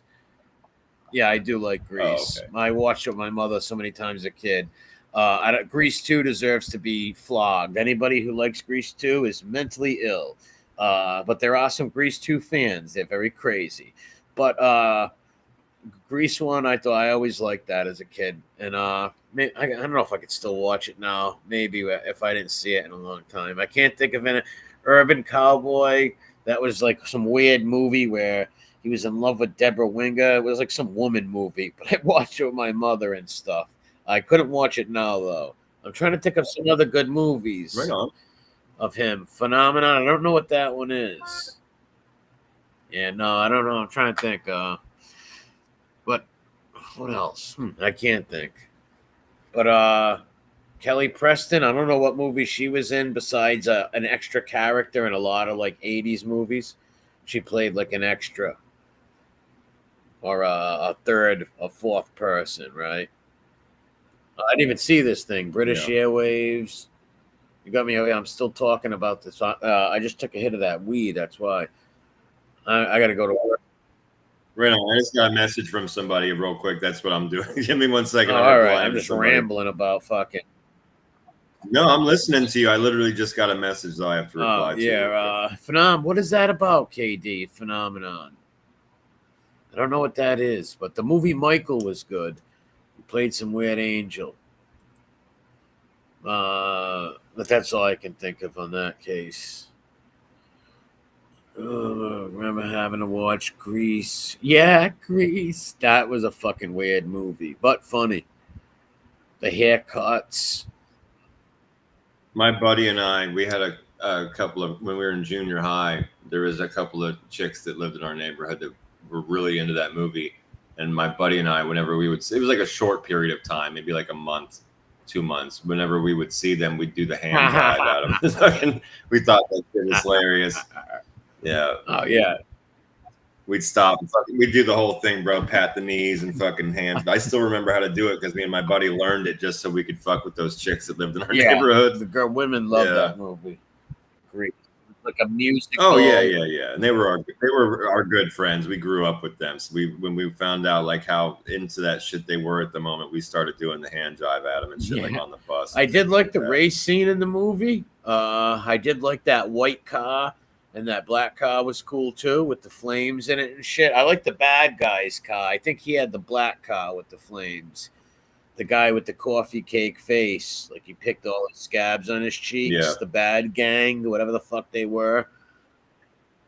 Yeah, I vaguely remember that. Yeah. Like the other actors were like over gawky, but I watched it as so many times as a kid where I still like it. I haven't seen it in years, but I will watch it again in the future. Yeah, I don't hate it. I also really like that movie Cry Baby. I remember that. I've gotten shit from people on that movie, but I really like it. I think it's awesome, especially for being a musical. But I also counter to people that are like, "Oh, I don't like musicals." I'm like, I don't like. There's listen, a lot I don't like really musicals neither, but I do like some. Right? I like the. Right? Yeah, dude. Like Little Shop of Horrors, full-blown musical. Good. Full-blown fucking musical. Great. Amazing. Whether it's on a stage or in the movie, right? It's just a good story. Yeah, it's really good. I like Grease is the same way, though. It's a good story, right? You could see that on a stage, or you could see it, and that's definitely a musical. Cry Baby is 100%. I'm trying to remember the most. I'm remembering Tracy Lords. Cry Baby's he's the head of a gang, and he's got like a tear on his eye, and he can't cry. Yeah, he has the single tear. Yeah. What's the? I forget the movie. I've seen it though a bunch of times as a kid, but I just don't remember much. Oh, the premise of the movie, right? So it's like it starts off. He's with essentially what we would call greasers, right? Like old school 50s greasers, and the woman that the girl, the high school girl, because he's in high school too. The girl he falls in love with is basically like the queen of the fucking preps. It's coming back to me. Right. They were like the poodle skirts and all that, like very high society, very conservative. Is there a sheriff? He ends up getting arrested. Yeah. And there's like a really, really cool prison sequence where they have a lot of good songs while he's in jail, while he's in prison. And they end up together at the end. But it's really cool because Iggy Pop, it's funny you just mentioned him a little while ago. He's in that movie. He's like the grandfather of the greasers that like adopted Johnny Depp. Yeah. And he's like the one that gives Johnny Depp a motorcycle and all that kind of shit. Welcomes him into being a man. But yeah, that was the premise, basically, like the preps versus the greasers, and Johnny Depp was like the king of the greasers, and he sang. Ricky Lake was in it. Then the girl from the preppy side, she sang. Yep. Fat Ricky Lake is Johnny Depp's sister. I'm remembering a lot of it now. And then what was her name? Hatchet Face? Yes, Hatchet. Yeah, Tracy Hatchet Face. Lords was in it. The porno girl. Who else? There was a few more people in there too. Became Yeah, I mean, there were some other famous actors, like older ones that I recognized when I was a kid, but I don't know their names. Excuse me. I don't know their names, but yeah, there was a bunch of famous. Yeah, I was what? Yeah, but then they had like sing-offs, and then they had some fights. Yeah, they were like the greasers goofy and the fights. And all they were like stupid, like. Yeah, and then they played chicken. Yeah, you mentioned that's funny. You brought that all up those with 50 movies. Footloose earlier. Yeah, they played chicken in that game. Yeah, all those 80s movies that tried to replicate 50s movies always played the chicken thing. It was popular back then, and that's why they put them in all them movies. So see the Heavenly Kid. That's an 80s movie that was on HBO all the time. Anybody my age might know it. It was called The Heavenly Kid. It was this kid who died, and before he died, he had a kid, and this kid grew up, and then he came back. You know, he came back to life and shit, and had to hang out with him and go to school with him and all this shit. It was pretty good. It was about racing cars in the 50s and shit. Like, no, that was a good movie, man. I enjoyed that movie? movie. The one you were just talking about, The how Heavenly Kid. How do I know you're really seeing it though? Dude, it was the guy with the leather jacket and the fucking. He basically was dressed like the Fawn, you seen bro. it. You said that. Yeah, and on the cover of the fucking video, I remember back in the old school video store days, on the cover, it was like this baby blue with the clouds behind him, and he was standing there with his coiffed hair and the leather jacket and the jeans. I remember that shit, bro. I remember when he goes off the fucking cliff? That shit. Yeah, of course. Seen it too. Yeah, he's seen it. And at the end, he goes up. There's actually like a stairway that goes up to heaven. That's right. Yeah. I haven't seen it in a long time. Like, me either. I haven't seen that shit probably since the 90s. That wasn't a bad movie, though. No, it wasn't. I don't think pretty it hit all right, theaters, though, did it? No. I honestly don't know. Because the kid in there went on to play in some real stupid fucking mook mob movie with Danny Aiello, The Last Don. It was terrible. He played the kid, the mob kid named Cross, I believe his name was. It was a terrible movie. The movie is just so cartoonish and goofy and stupid. The Last Don. I don't know if you've ever seen it, but it's so... No, but I know exactly what I've seen the thing on Netflix for it, and I've never watched it. But yeah, it looks like a I've seen it years ago. D-movie. Me and my cousin watched it, and we laughed our asses off because it was so terrible. It was like, this movie is so stupid. It was just terrible. But he was the kid in that movie. He was in a lot of movies back then. Know what else? I actually found, my mother actually found it in the house. It was an old DVD of War Games. But Matthew Broderick. Yep. Yeah, I remember the toy, KD. That was good. Yeah, Matthew Broderick. War Games. I remember that was real scary at the time. Like people telling me that could really happen. Remember? Dad, for sure. Dad, because these Russians fucking bomb us from here. And he'd be like, you never know, it's possible. And he goes, I don't think we'd have a nuclear war right now, but you never know.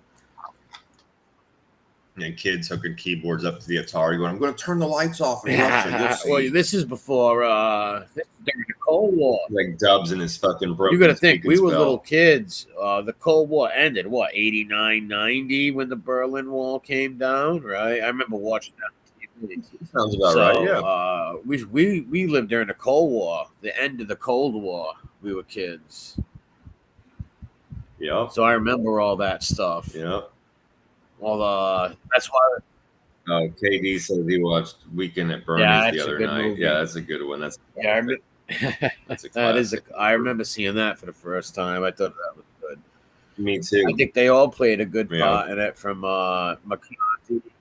Oh, everybody did a great job. Everybody in that movie was great. Even like the actors that weren't like the main spawn-on even ones the that you were supposed to pay attention to. Even the goofy hitmen were funny and goofy, right? Yep.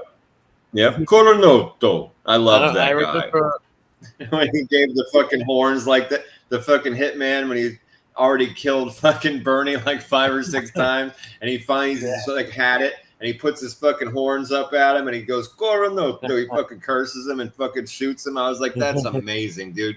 Because my Sicilian grandmother would fucking curse us like that. I think I even mentioned that to you recently.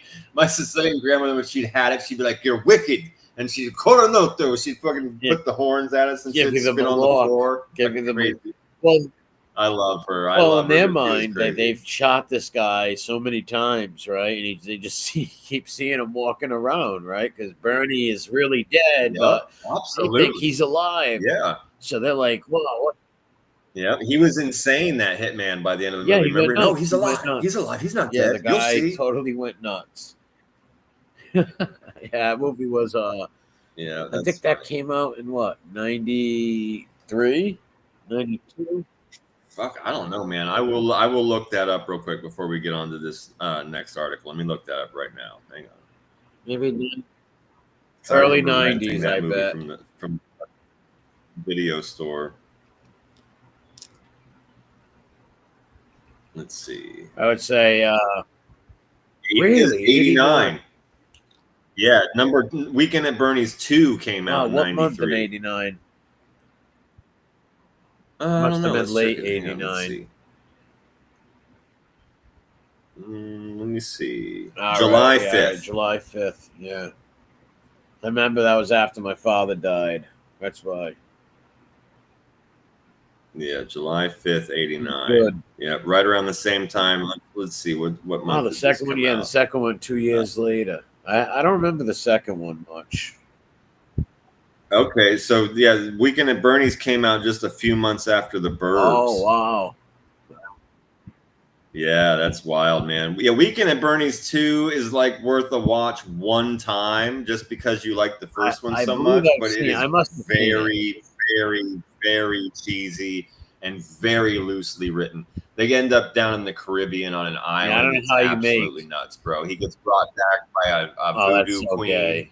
It's crazy. Yeah, I do remember a little It's bit of it now. crazy. Yeah, all right. Yeah, it was stupid.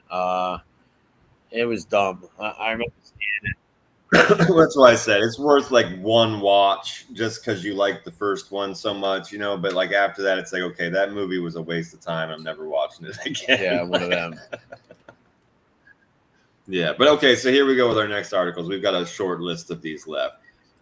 We saw a few months ago British Airways. This is the second time this has happened. We saw this a few months ago. British Airways, the people that work for them and book the hotels for their pilots and crew, they fucked up and booked them into like porno rooms, adult themed rooms before. It was like all like spinning. Remember, it was like spinning and fucking vibrating beds and like the leopard print. And like there was one of the pilots even ended up in an S&M room. There were like stands full of paddles and all kinds of weird shit. Well, if the people that did this weren't fired before for that, and this is the same people, they need to be fired immediately because British Airways crew has, for the second time, quote unquote, mistakenly been booked into a sex dungeon. I think they're doing it on purpose. Dude, if it's the same people, it's got to be, All right? right, if I went to a motel and it's like, okay, they open this ground door, come down here. I'm not going like, fuck you, man. I'm not going no dungeon. Yeah, it says members of a British Airways cabin crew team found themselves in a mortifying situation after being accidentally checked into a sex hotel, complete with an anatomically detailed tub. Look at this place. It's all. These are chains. These are fucking chains. What kind of sick fuck even built this, right? There's cages back there. This is all degenerate, weird shit, man. These people should all be put in fucking gulags. Crew members aboard a British Airways flight endured a seriously awkward night after a booking blunder saw them checked into a sex dungeon. While in the stylish Italian city of Milan, it had been decided that the colleagues would spend the night at the Motel Moom, a popular modern hotel with good transport links. Unfortunately, in what has been described as a comical mistake, the team reportedly found themselves bedding down for the night at the similarly named Mo-Am Hotel. So one's called the Moom Hotel, and the other one's called the Mo-Am So there's Hotel. people. Although at a glance, the names of these hotels appear almost indistinguishable. This is where any comparisons end. Holy shit! Here we go. It soon became clear to the crew that this was no ordinary establishment, as they took in the bondage-themed beds and the vagina-shaped spa tub. And if those features didn't drive the point home, the incessant moaning and groaning from fellow patrons certainly did. Holy crap. They could hear everybody fucking. Wow, that's gross. It says part of the hotel is a pay-by-the-hour sex hotel. Well, Dick, what kind of psycho would even go there and stay there a weekend? All right, let's say these weirdos like this fetish, right? All right, wouldn't they go, like you said, maybe for 10 minutes, 15 minutes and leave, do your filth and your degenerate shit and leave?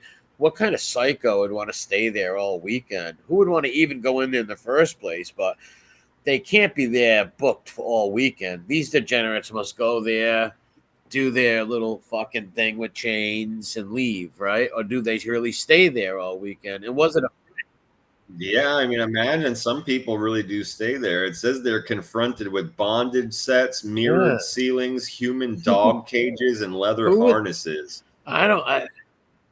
Look, that's what I was talking about in this picture up here. Hold on, if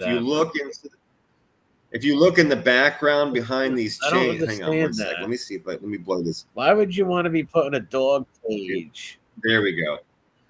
Here we go. Yeah, back here, these are big cages. So all this is chains hanging from the wall, but behind the chains back here, there's like a little cage right here. This whole bed is inside a cage. Can they get out of the chains? Are them chains like locking them in, or no? It's well, yeah, you can't. No, they're hooked to the floor, at least in this bathroom area. It's like that's the wall. It's just see-through chains. All right, so it's not like a cage.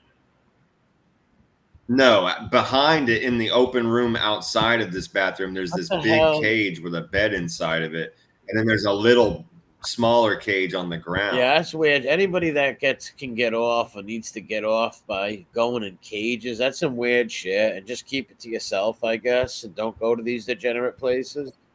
And this was a British Airways crew and pilots. Oh man, they got booked in this place. Either it was a prank or just an accident, right? Or they like it and they do it, and they're like, "Oh, we were booked there on accident. Go get the whip."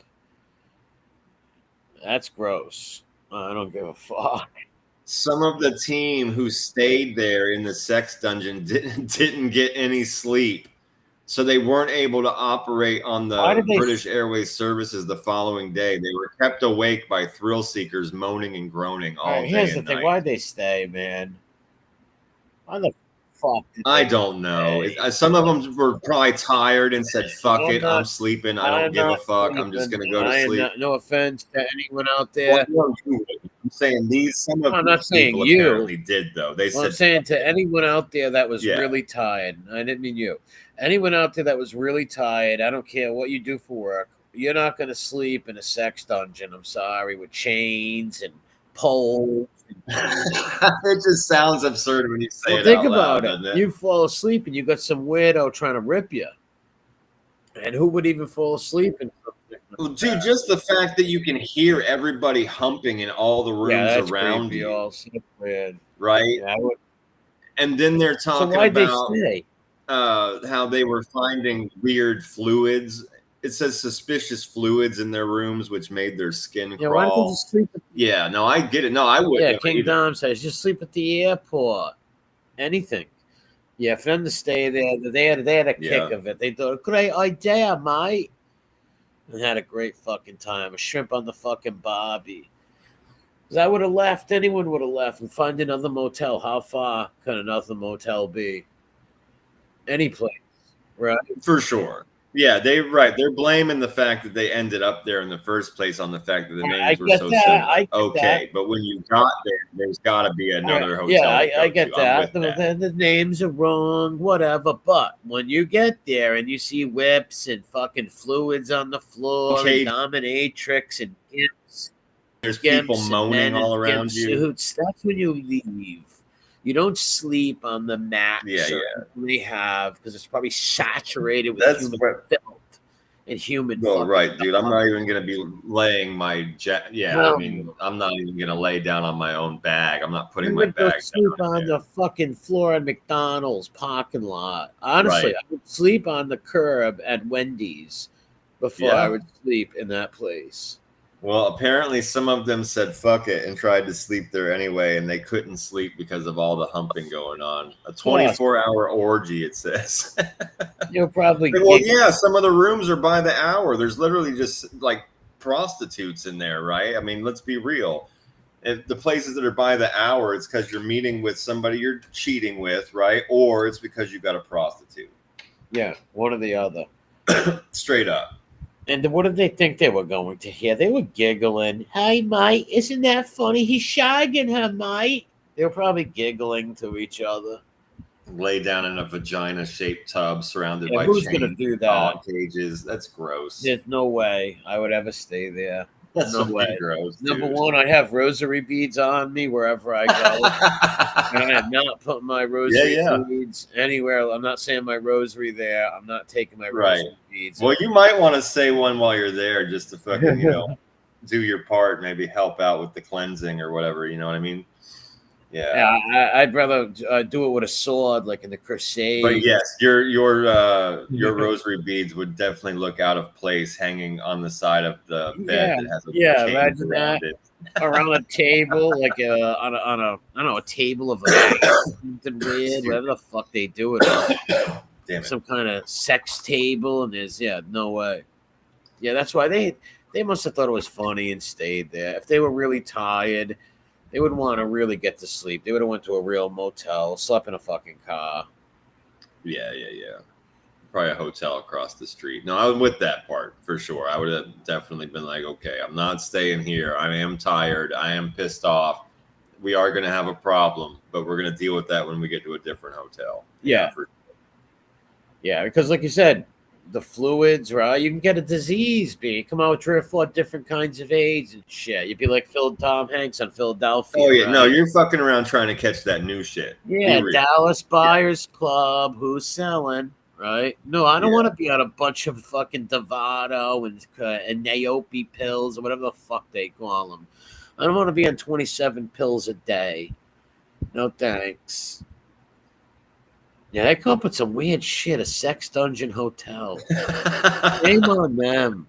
Weird, right? Man, I wish I was born in the fucking. They're really, really, really, really popular in Asia, especially parts of Japan, where they're like they have whole streets and neighborhoods that are filled with weird themed sex hotels. So like one of them will be like all made of candy, or like one of them will be like all different like pet things or like different country themes and stuff. It's very, very strange. The real Japanese warriors from WW2 are rolling in their grave.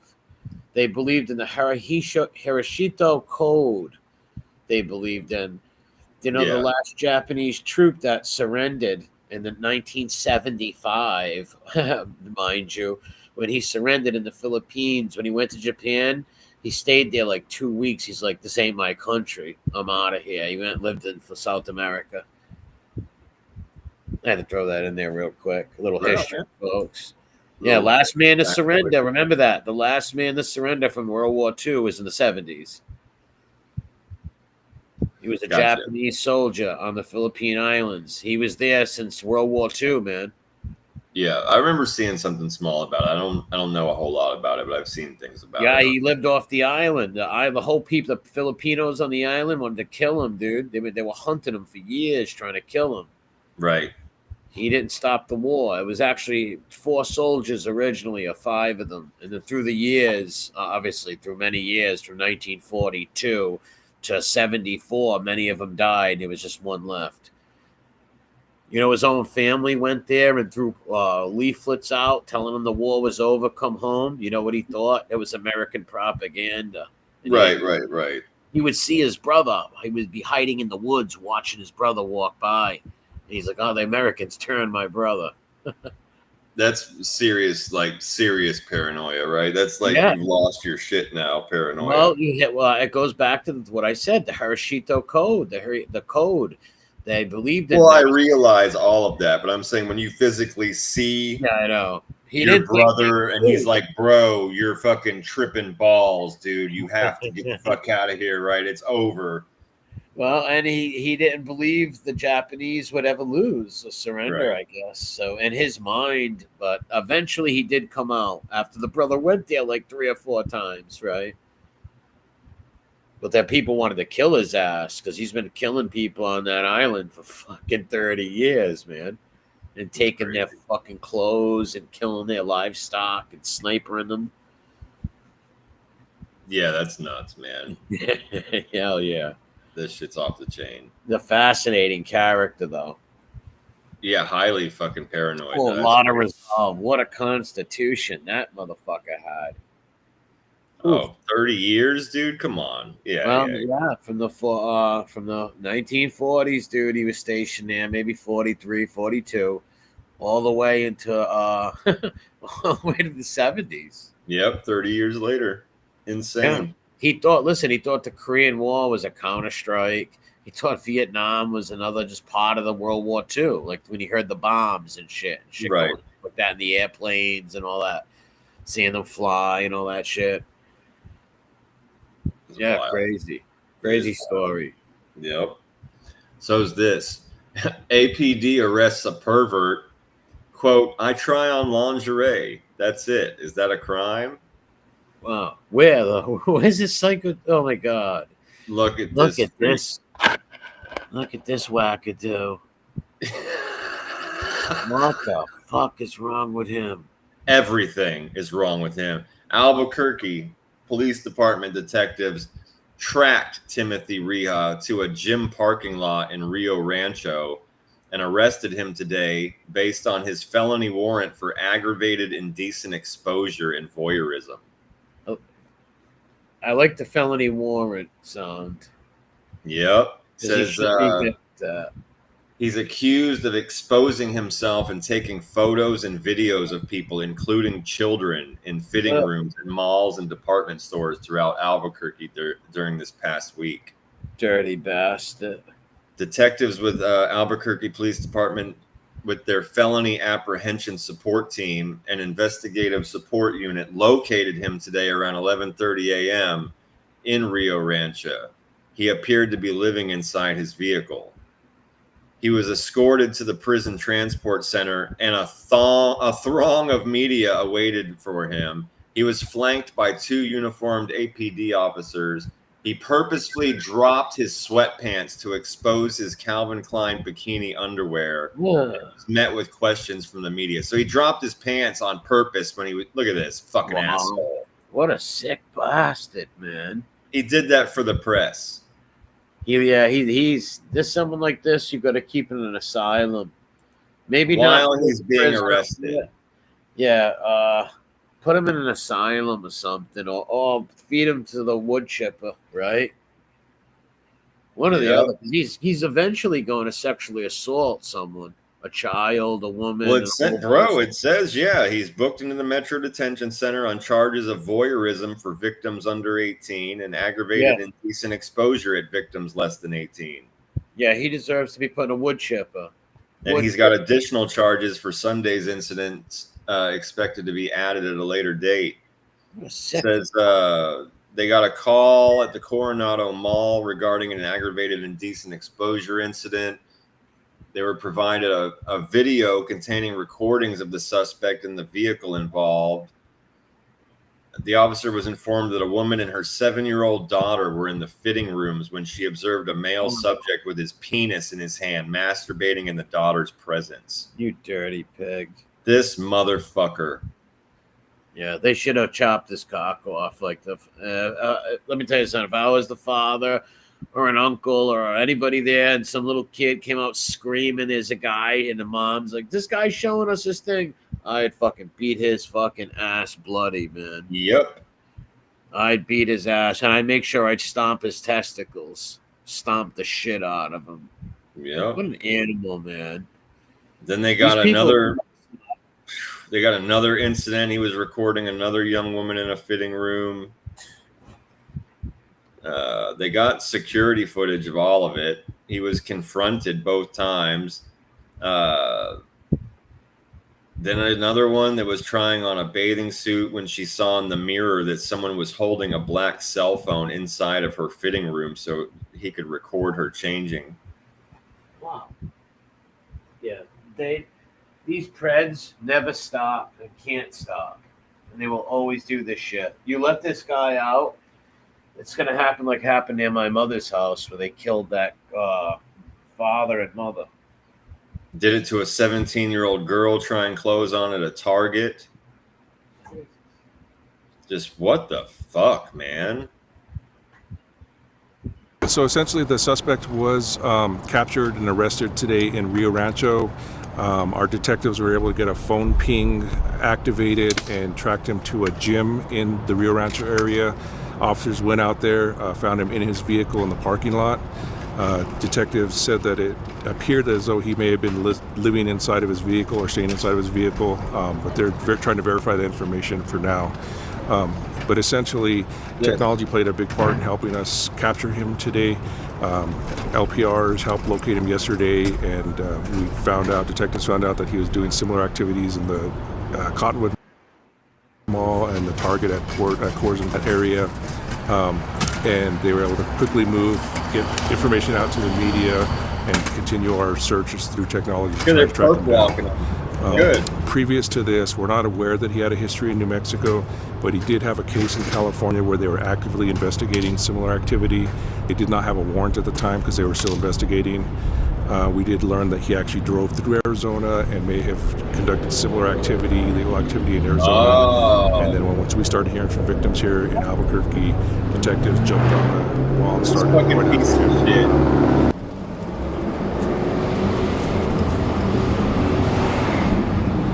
Disgusting fucking asshole. Like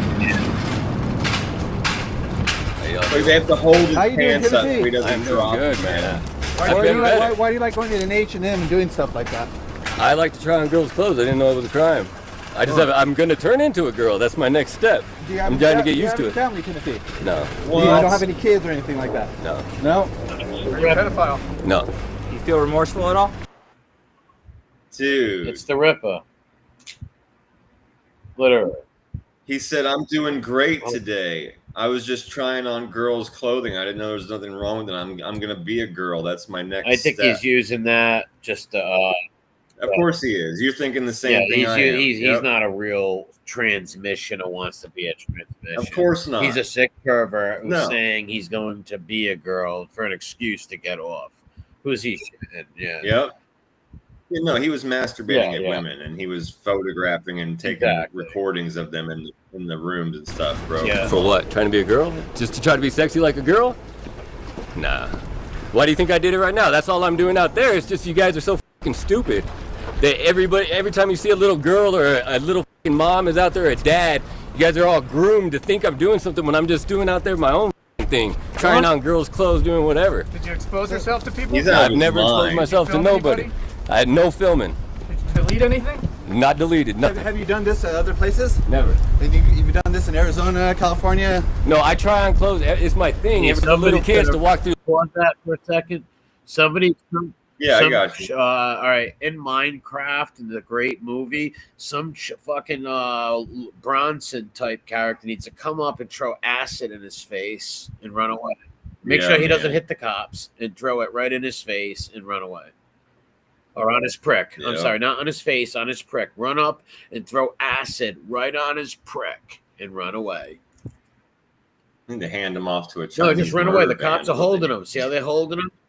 Fucking wood chipper. Right, how they're holding him right now. If some hero came out of the side and threw some acid at him right on his privates, he would never be able to do this again. Yeah, this would be the last time he'd ever do this, because this ain't the last time. He could still record them and watch them and stuff, though. They gotta true. just put him in the ocean. Well, then, bottom of the ocean. Then some hero should use a shotgun. Yes. Yeah, buddy. Yeah. That's up to you. No, blind. I'm with the fucking both, bro. I mean, I think you nailed it. First, get him in the face at least and blind him for eternity. Then he can't get around anywhere by himself. He can't look at people anymore. He can't watch them anymore. You're a good point. He can still film. But if he can't see, maybe he won't know what to film. This sick bastard's dangerous, man. This guy's gonna kill it. He's out of his fucking mind, this guy. Yeah, and they said that they've got cases coming for him in fucking California and Arizona. So he's a transient stalker, a pervert, like who's going all over the Yes. He's living in his car. Yeah, transient. Perfect. One of these guys end up missing, nobody would care. One of these psychos, God forbid, try to look through your kid's window and you catch him, hit him in the head with a shovel, then call the police. Hold on a minute. Yeah, man. Take your time. Yeah, this guy's got to fucking go, bro. Absolutely insane. He dropped his pants in front of the camera on purpose to show a purple thong. Said, I like to dress like a woman. Is there anything wrong with that? It's like, well, yeah, psychologically, but that's not why you're here today. You're here today because you were masturbating at people and filming them and taking pictures of them against their will, including underage children. What the fuck, dude? No, you're going to prison for the rest of your life, hopefully, because it's all felony. Hopefully he gets enough felonies where they've got to keep him in there for like 20 years. He already got gray hair, so let's give this fucker life and be done with it. A judge is going to see that. This is not going to help him. Because they know what he's doing, lying about wanting to be a woman thing. He wants to be sexual girl. No, he doesn't. He's a fucking pred who wants to hurt some mom or some little girl. Yep. Yep. He's brazen if he's literally fucking walking up to people and with his junk out, and he's giving himself an old fashioned right in front of them, or if he's literally sticking their camera right in there, right? That's brazen. Most of them we've ever seen, right, have never really talked to the press like this. They usually put their heads. No, exactly. No, that's a good and fair point. Yep. That's creepy to me. And flashed them. Did they just fall down on accident? I don't know. No, they were pulling his pants up and holding him up, and he admitted to it. He told the press, he goes, "That's why I did that just now. I'm sexy like a woman." Oh, all right. I didn't hear that. Yeah. We can back it up if you want to hear it. He's a dangerous son of a bitch. Yeah, he's insane. Absolutely fucking insane. And he's facing how many charges? Well, okay, so it says that he's booked on this one for charges of voyeurism, including victims under 18, and aggravated indecent exposure charges with also victims less than 18. And it says additional charges for his other incidents that happened on Sunday are expected to be added. So those are more aggravated indecent exposure and voyeurism because he was recording people. But they said that he's got more cases possibly coming from California and Arizona for the same shit. Yeah, he drives around and grabs people. Yep. He's just a drifter in women's underwear doing voyeurisms and masturbations on people. Sick fuck, bro. They need to wood chipper his ass off the side of a boat. Just get it done with. Throw him off a building or some shit so nobody has to pay for him to eat lunch every day.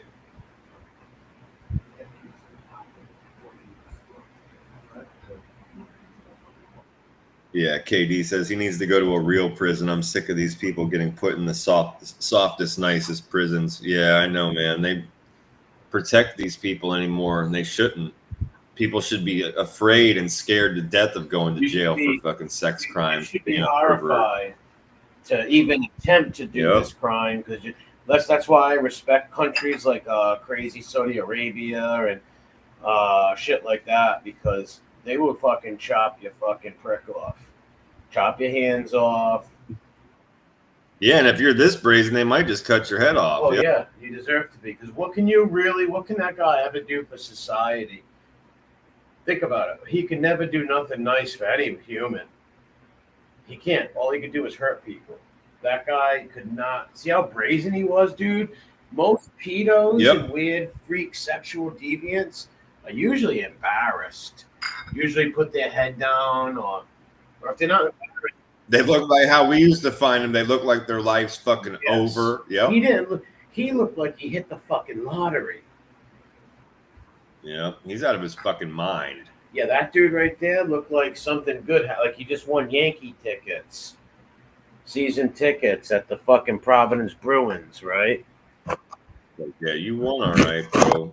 If you're looking for prison food and the taste of penis, you won the lottery, dude.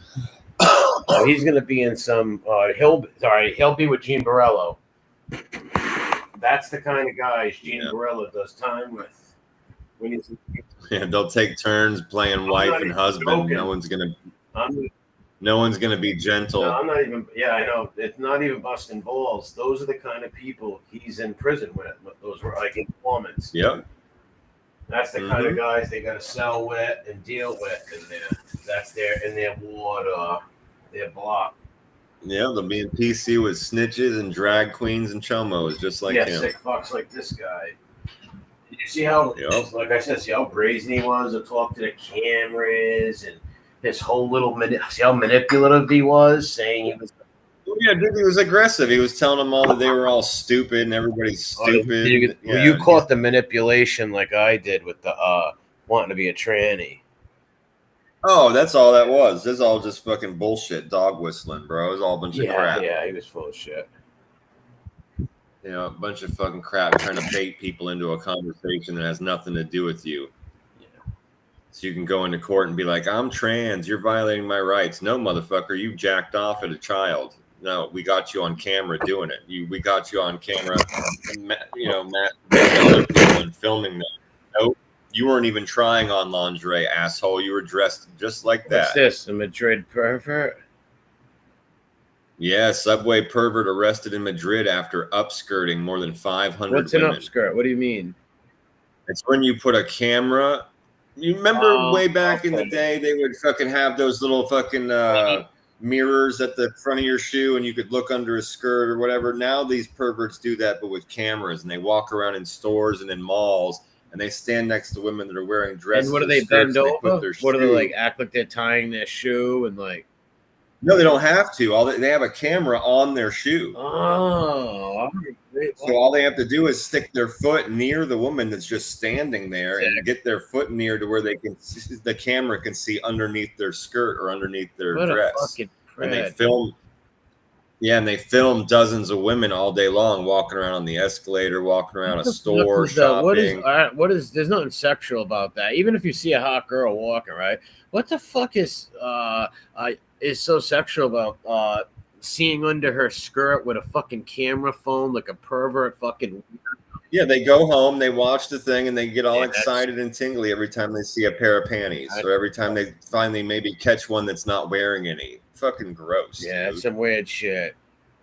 Shame on them. It's totally sick, man. It's totally fucking sick. It's unbelievable because the women don't know. Of course not. How would they know? They're just walking, right? This dude's got cameras on his foot. Holy shit. Yep, more than 500 women he filmed underneath their dresses. All those women should be able to sue him and get money off of him. Yep, he should get charged with every single one of them. Literally. You can't. That's all 500, no deals, no breaks. Because, like I said, who would want their daughter or their mother or their sister? Would you want that done to them? No, you wouldn't. Like, come on, man, that's fucking weird. Why can't he just go watch some like porno with that? Like, why can't he watch? It's free. Exactly. It's fucking free. He watch? I'm sure there's some pervert porn out there where it show girls walking and they show under their fucking skirt. Yep. Oh, you bet your ass. It's somebody else out there that's got the same fetish as you, but they decided to make it legally and pay somebody to act like they were getting spied on. Right. And you could just watch that. Probably 1,000 cam girls that will fucking do that in a heartbeat. You don't have to go fucking like violate some women in public. What's up, Margaret? Oh, and you bet your ass these are just females of all ages. We'll just these are not all grown women. No, this guy is a fucking weirdo. What's up, Ma Brat's-one? You're a fucking weirdo. There's no way you're that sick and perverted and draw the line at what skirt you put your fucking foot under. You know what I mean? You're right. Probably a lot of these judges will let them go if they're guilty of the same thing. I'm sure there's a handful for sure, without a doubt. There's perverts and psychos of all kinds of different jobs. You got mailmen, cops, fucking anybody, any kind of job, fucking waiter, right? There's all kinds of psychos. But this guy, how did they catch him though? The rest of the article's paid for. But I I'm don't saying, know. like, I'm sure that, but most of the time when these guys get caught, it's because somebody notices them, like following them, or somebody because I'm notices, guessing looks down and sees their foot between their legs. You would have to usually. get close to someone, I'm guessing, have a conversation. Yes, you have to be right there, bro. Yeah, you have to have your foot next to their foot or between their legs. You have to walk past them and angle So it you just think so. For they're like, maybe hey, can I help second. you get that thing off a shelf, or I don't know what they could do to. Yeah, they probably just walk up to some lady's trying to take something off the shelf, right? Yeah, you're talking about seconds. Yeah, hey, let me help you with that, or walk by them, act like you bump into them. He probably does. I don't know. Yeah, dude. Or if you're in a grocery store and they're stopped in front of the beans, all you have to do is literally stop behind them and look at the same there you beans go. for 30 Yep, seconds. yep. Or act like he's stretching or something. Who the fuck knows what kind of stuff Sure. this guy goes through? Yeah, but usually that's how these guys get caught. One of them out of all those dozens they filmed that day will notice that that person's been following them, or that person's foot is between their legs, or they'll see the camera, they'll see a glint of it or something. You know what I mean? Sometimes the store people will catch them. They'll go, hey, that's weird. This dude keeps following women around, and they catch him with the camera. But I don't know. I didn't read the rest of the article because they want me to join their site. What a psycho. Yeah, bro. I wonder what he'll get hit with. 500 women. I wonder what his charge would be. Definitely voyeurism. I don't know about anything else, but that's what those people get charged with whenever they put cameras in bathrooms and shit like that, is voyeurism. So I'm imagining it's something like that. What a sick fuck. Yep. He probably's been doing this for longer than 500 women, man. Oh, for sure. They're probably, if they go into his house, they're gonna find USB sticks full of fucking pictures. Probably I'm sure, thousands and thousands of women. Yep. Right? It's probably. Yeah, you think about it. Of course, dude. You go to the mall just on one day, right? That he probably knocked about a fucking 50 to 75 women a day in a mall. Forget about it. Yeah. Well, not only that. Think about this. All right, they found those on his computer or his shoe phone. How many did he have before? Right? He did months ago totally. and shit. Right? Like, yeah, dudes like that are sick predators, and they should have a severe charge with these sexual crimes. Yep. If we're not allowed to cut their heads off in public, then we want goddamn recompense. We want these people given years in prison at a time so that they'll be scared to death to ever do it again. Yep. Shame them. Publicly fucking shame them if we're not allowed to chop them in pieces. It must be bad. Make them wear a letter. Like we said, tattoo a letter on their face. Do something drastic. Scarlet letter, like in the old days. Yeah. Well, put a big V right on their fucking forehead for voyeur. Yeah, you got to do something eventually, because these people are never going to stop with this sick fetish. It's not like they have a cure or there's a pill they can take, right?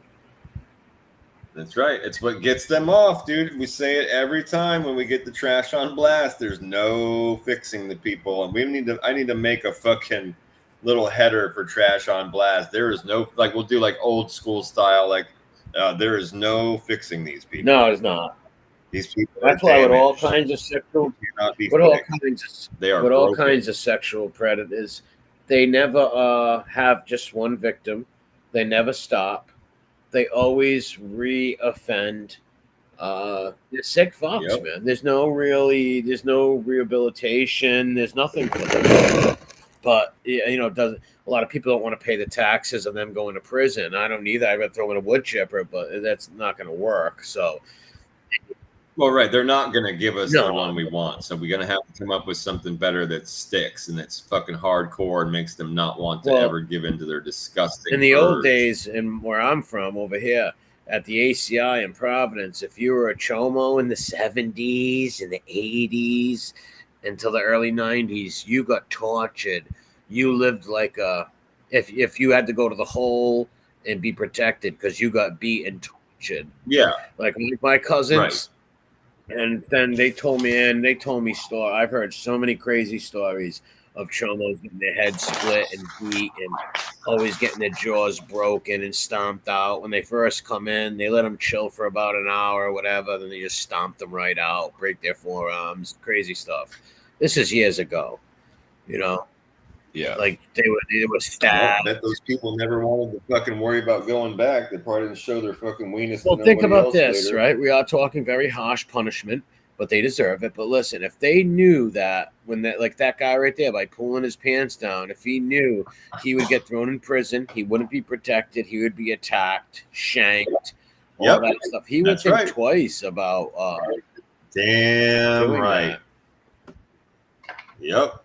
Like wood chipper time. That's what I'm saying, bro. They've got to fear that shit. Whatever comes, they've got to fear what's coming. And they will never do it again. And most of them, when they know about what happened to the other people, won't do it in the first place. They won't give in to the disgusting psycho urge. Oh, yeah. They'll just watch porno or something. Yeah, exactly. What's up, KD, my Brett, South Dakota? Buy a goat. Yeah, we'll take them to South Dakota and behead them, right? Yeah. But the government will never let you do that. But we'll cover them in those fucking hammerhead worms, dude. Well, if they were, like I said, if they didn't ride down the prisoners so bad for torturing them and protecting them, you should let them. I'm sorry, you want to violate some woman, some kid, some old man, whatever you're up to. That poor 7-year-old child, bro. Just stick with the one, that nasty fucking pervert, that poor 7-year-old girl trying to try on some clothes with her mother.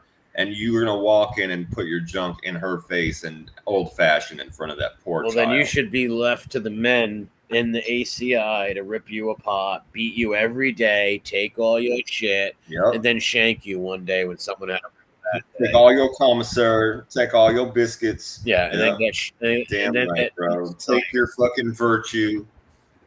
Yeah, you can't go doing that. Gonna hand you off to all those fucking booty bandits, boy. Yeah, you can't go doing that to fucking people and not have a severe consequence. Yeah. And look at how many times this guy's done this. You know, it's not like he's like some half retarded guy who just dropped. No, forget about it. He was able to put together a camera mechanism that he put on his shoe, and he walked around and very methodically found the women that he found attractive. Forget about it. He knew what he was doing. He's not a corky who put it on his shoe to tape himself, make him look dumb or whatever, like make him look stupid, to look at his own face, right? There's weird people out there. Who knows? There might be some idiot who put a camera on his shoe just to walk and make a video on YouTube. It's possible, right? That's not the case. This is a predator. This is a straight pred. Yeah. That will start again. Yep. Surprise wedding. Well, you'll love this. Citizens arrest. Brave onlookers tackle a disturbing pervert exposing himself in a Lancaster village. Wow. Some citizens, they saw this dude exposing himself in their village, and they fucking tackled his ass. Nice. Fucking arrested him. Go England. Yeah, get to the citizens arrest. What country? England? Yeah, I think so. That sounds pretty British, Lancaster England. Village. Yeah, but we have Lancasters out here too, but that's England. Yeah, let's see. It says, brave onlookers tackled a man to the ground and held him until police arrived after he was seen exposing himself. Police were called to Houghton Bottoms yesterday to report a man has been detained by members of the public. It was the second time in 2 days officers had been alerted to reports of indecent exposure in Houghton. A 36-year-old of no fixed address was arrested on suspicion of indecent exposure.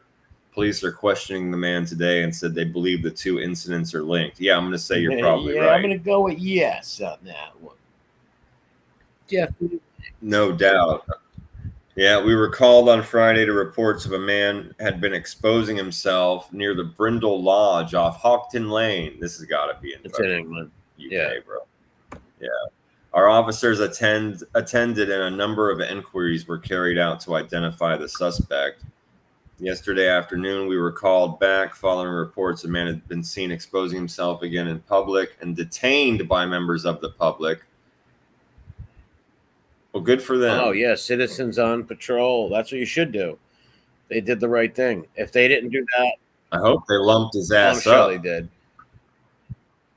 Yeah, I was looking for a picture. They don't have a picture. I'm hoping that they That's lumped why them they up probably pretty don't good. have the picture. They probably gave a beating or something. But good for them. Yeah, right. They don't need the judge or the jury seeing him all Because if fucked they up. didn't do That's true. that, he's going to go do that again and somewhere else. Yep, good for them. Or he might kill some little kid or some lady in the bushes, right? Or just Yep. exposing people in general is an assault on their fucking eyes and everything. Of course. Yeah, bro. You're scarring people for Yeah, their life. psyche. We always say that shit. You're scarring people for life. Yeah, their psyche, right? Like, what the fuck? You could trigger someone who was abused. I don't know, a whole bunch of shit. Of course you could. No, of course you could, man. Of course you could. Girl got flashed, like that 7-year-old girl all grown up and shit, right? And then now she sees another weird flasher exposing himself. She gets scared to death. Of course, man. Yeah, good job Yep. for the citizens, though, for stopping this prick. A lot of people wouldn't get involved, right? You know, most people. I'm glad they did, though. Even myself, right? Would you go try to grab some naked guy running something? You know, you got to think, like, oh, what the fuck? You know, then on the other hand, maybe all right, hit him with a stick. Fully naked. I mean, I cannot tell you honestly that I would fucking touch that guy. Like if he was fully naked, I'm not tackling. No, the only way I would do that if I knew he hurt somebody and I had to stop him, and everybody's like, "Hey, stop that guy! He hurt this person or whatever." Then maybe, right? Then maybe you got to stop. I'm gonna be looking on it. Yeah, I'm honestly gonna be looking for things I can throw at him or like throw on top of him or like hit him with a rock or a stick or anything besides. Yeah, trying very, very desperately to not actually have bodily contact with said AIDS patient. Instead of tap, maybe real. a check, hit him with like a shoulder smash in the back or a kick or something. You try to swipe his feet while he's running, maybe. There you go. I don't know. Yeah, that's what I'm saying. I You will have to figure say good something out. going on I'm not them, tackling the guy. because if he would have got away, what else would he have done? I bet you there was a few of them, though. He probably tried to get away, and they just muckled his ass and buried his head in the dirt. Yeah, I hope they lumped him up good. Oh, I'm sure they did. They probably seen him there the day before, too. He was there. He's a fucking habitual fucking flasher, man. These people are super dangerous. You're definitely brazen, man. Yeah, You gotta be real crazy. Going out in actual public, like in front of everyone in the street, and just start showing your junk to people. You're out of your fucking mind. Oh, you got to be the craziest bastard on this planet, and a sick fuck. Like if you got those kind of weird likes or whatever, keep it to yourself. Try to satisfy your needs and imagination, or I don't know. Imagine you're flashing a football field of people or a stadium.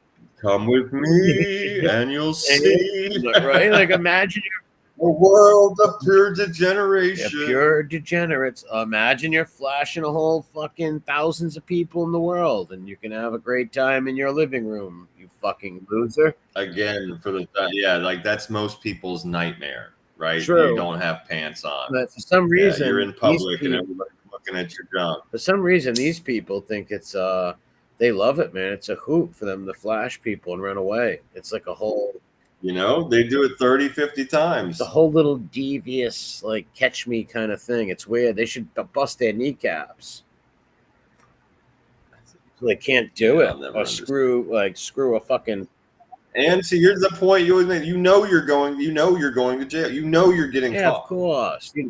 It's not a question. If you are in the street with people all around you and you're showing you are going to jail, right? You are getting caught. It's not if, motherfucker, you're going to jail. In this case, he got tackled. Yeah, even if he got away, they knew who he was. They're going to find out who you are, right? Street cameras. They're going to know who you are, you psycho. And how are you going to get away? It's the naked guy, like where are you going, pal?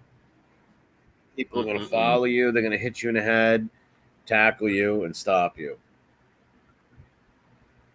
because the Yeah, first now thing they're gonna find out thinking, who your parents. I hope you don't have any like brothers or sisters or anything like that. They're never going to be able to date anybody in the village ever again. You guys, your family's going to have to move out of the village. well, that's what we always say on here is, all right, know who I feel bad for? They're family members who are decent, right? Let's say someone's got a kid or I don't know, a sister or brother with their last name. Oh, fuck. Yep. Somewhere in that village, there's an old British like conservative guy screaming at his daughter. No daughter of mine's gonna be with the brother of some disgusting flashing freak. Yeah. Of course. There's some brothers and cousins getting broke up with all across the village now. Oh, of course. Without a doubt. Yeah, I'd say the same thing. That somebody might be like, whoa, whoa, whoa, you're dating somebody related to that freak? No, you're not bringing that in the family. You have your fun. If you need to, you need to cancel that subscription, dude. You need to get rid of that. The poor bastard's like, oh no, like everyone's gonna hate me now, because of my scumbag brother. That's gotta suck. Yeah, man. Nobody's definitely gonna want to have kids with you and shit. That's what I'm saying. Like, who's inviting that gene pool into theirs, right? Nope. That's crazy. Nope. All right, we're getting towards the end here. We've got another one, a Montreal man accused. This one's another one of these freaks that goes after like good church girls. This motherfucker, a Montreal man accused of exposing himself to Jewish girls, and they're Orthodox. What a weirdo. It's actually in an area where they have their own Orthodox emergency responders organization. The arrest followed months of complaints received by Shavarim and about a man who would allegedly call Orthodox Jewish girls over to his pickup truck, sometimes under the pretense of needing directions, and then he would expose themselves. What to a them. sick fuck, man! Why would you do that to little kids, little girls? That's disgusting. And Orthodox religious girls too. Yeah, they They're probably like, live in a little definitely not- Orthodox Jewish neighborhood, right? Go to school there, like they're little Orthodox religious girls. And this sick fuck, And let's say, and I would call it a bubble. yeah, That's they what I live in would a say. little They live in a bubble, and this sick fuck gets off on exposing them to degenerate shit, right? Probably never seen porno, probably never heard of porno. Most of the younger ones, maybe the older ones have, but it's not something they're exposed to all the time. These are good religious, Orthodox, very conservative people. And it says the community is terrified.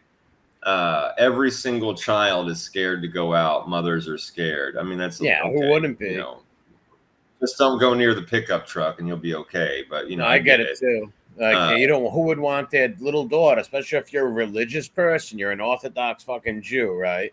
You don't want your little daughter seeing some and not only that, he could kidnap her too. Oh my God. Could kidnap her also, but some weirdo flashing your little daughter, right? Nobody wants that. Yep.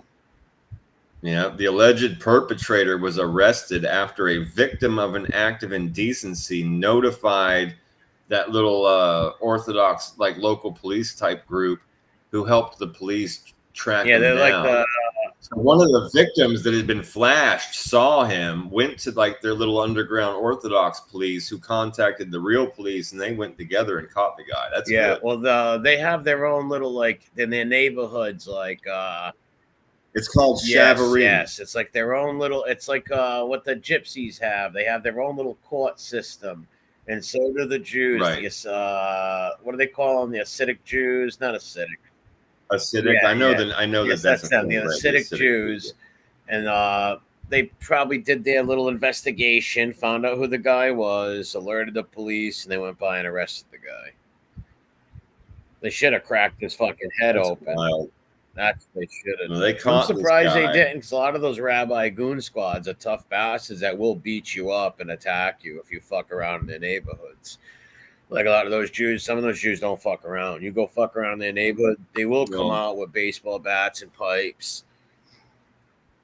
They need one of those fucking cigar hitters, man. Those they got the cigar curls blades and everything. chop They the will. cigars They will off, come out. hit them with that. Especially if you're some weird creep trying to hurt some little kid. Like, come on, leave this little kid alone. Yeah, for sure. Yeah, it says it's a terrible thing for a child to go through the so he was definitely flashing kids too, you know. Yeah. He's a sicko. So it's a relief to everybody that he's been caught, and hopefully it'll completely stop.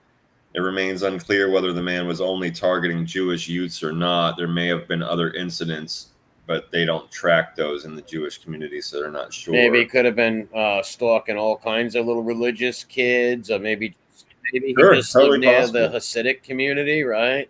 And he wanted to torture those little religious kids. Maybe. Yeah, possible that it was just like close to Or him. maybe Sure. he just didn't care about any kid, and just who the fuck knows. But maybe he liked freaking them out because these are little kids. They don't know what the fuck that. At least, you're robbing them of their innocence. Like what? Yeah, like Mandy said. Yes, you're robbing them of their innocence. You're horrifying those kids. You're scaring the whole community. All the little kids and mothers are thinking as soon as their kids go outside, some pervert is gonna pull up on them and possibly kidnap them.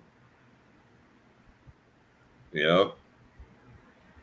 That's why I'm surprised Crazy shit. the rabbis didn't send the goon squad to break his heads. What's up, Grumpy? 4 a.m. No, 4:06. That might have been who went with the cops in the first place to go track him down. You know what I mean? Yeah, down those little communities. Yeah, I'm surprised they didn't beat him up. Some of them, they're upstate. Oh, I'm talking the ones in New York. I don't know, where did this happen? New York or upstate New York or the city? Oh, let me open that back up and I'll tell you. Hang on 1 second. 1 second. I think is this the one? Oh, Montreal is what it said. Yeah, Montreal is what happened. All right, up in Montreal. Yeah. Yeah, who knows? The guy's a sick pervert. They should have chopped his should have gave him a brisk, right? Yeah, exactly. That's what I was talking about with the cigar chomper, man. Yep, exactly. Yeah, they should have fucking give him a brisk. Yep. Fucking creep. Yeah, like I said, people like Going that, road. they get off on traumatized and innocence. The innocence, that's why. They're real satanic fuckers, man. Yeah. Real.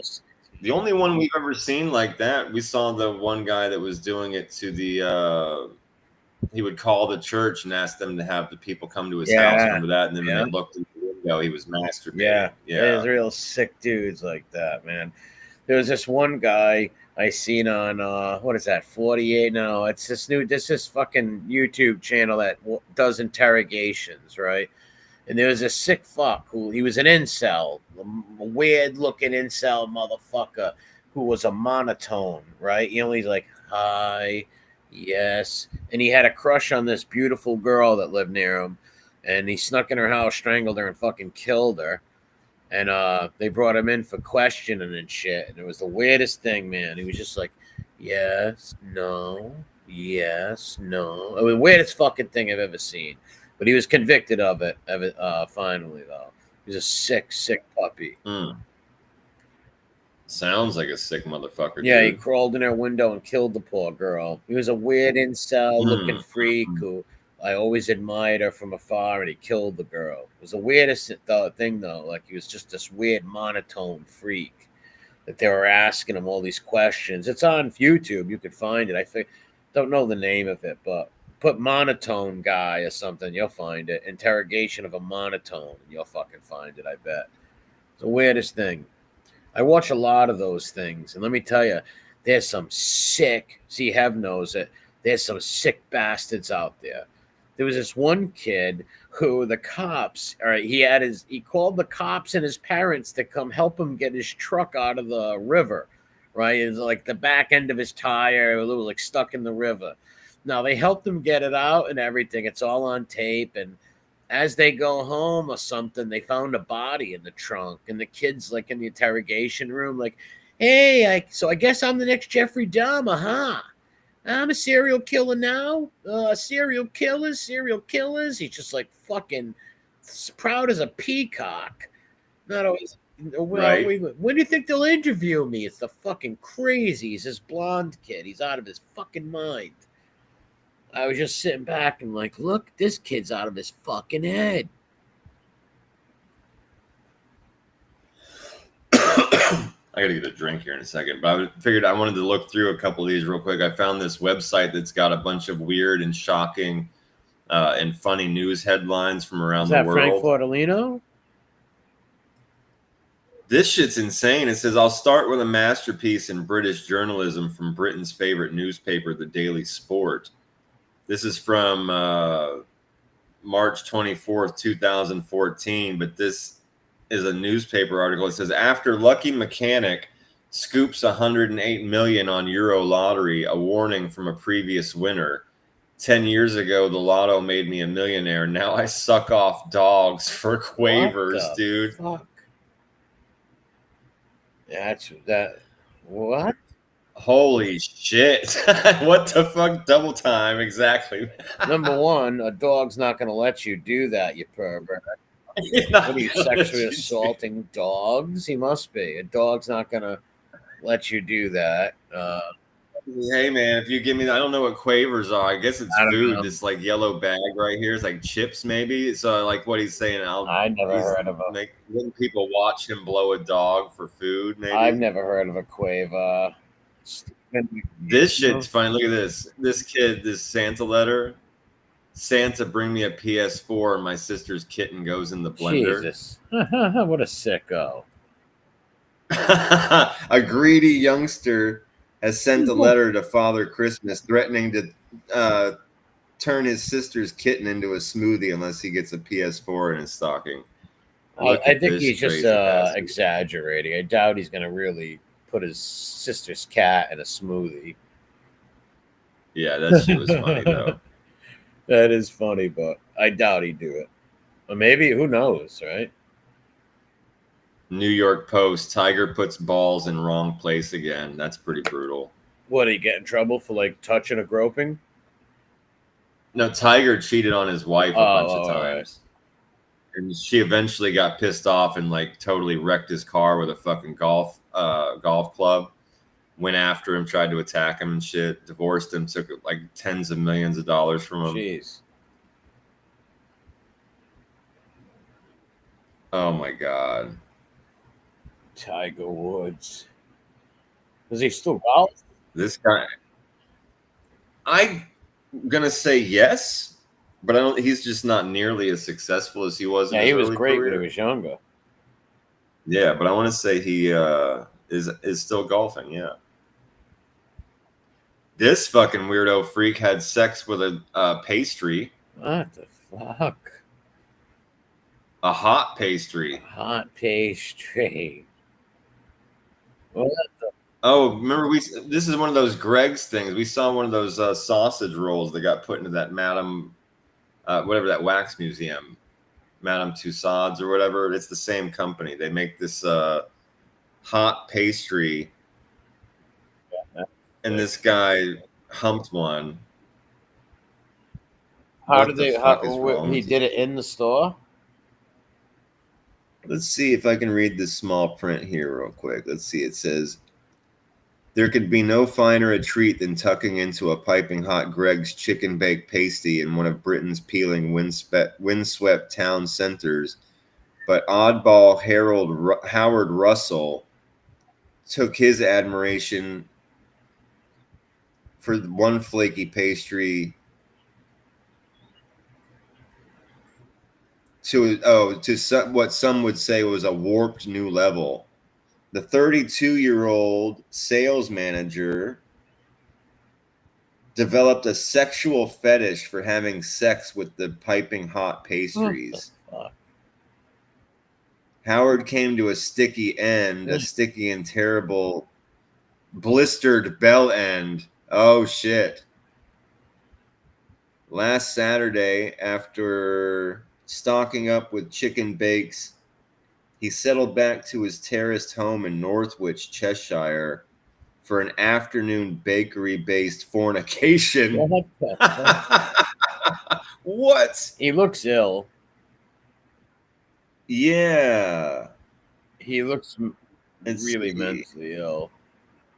He blasted one of the bakes in the microwave oven before slipping his erect member into the creamy white center. It was then that he realized, it was far too late.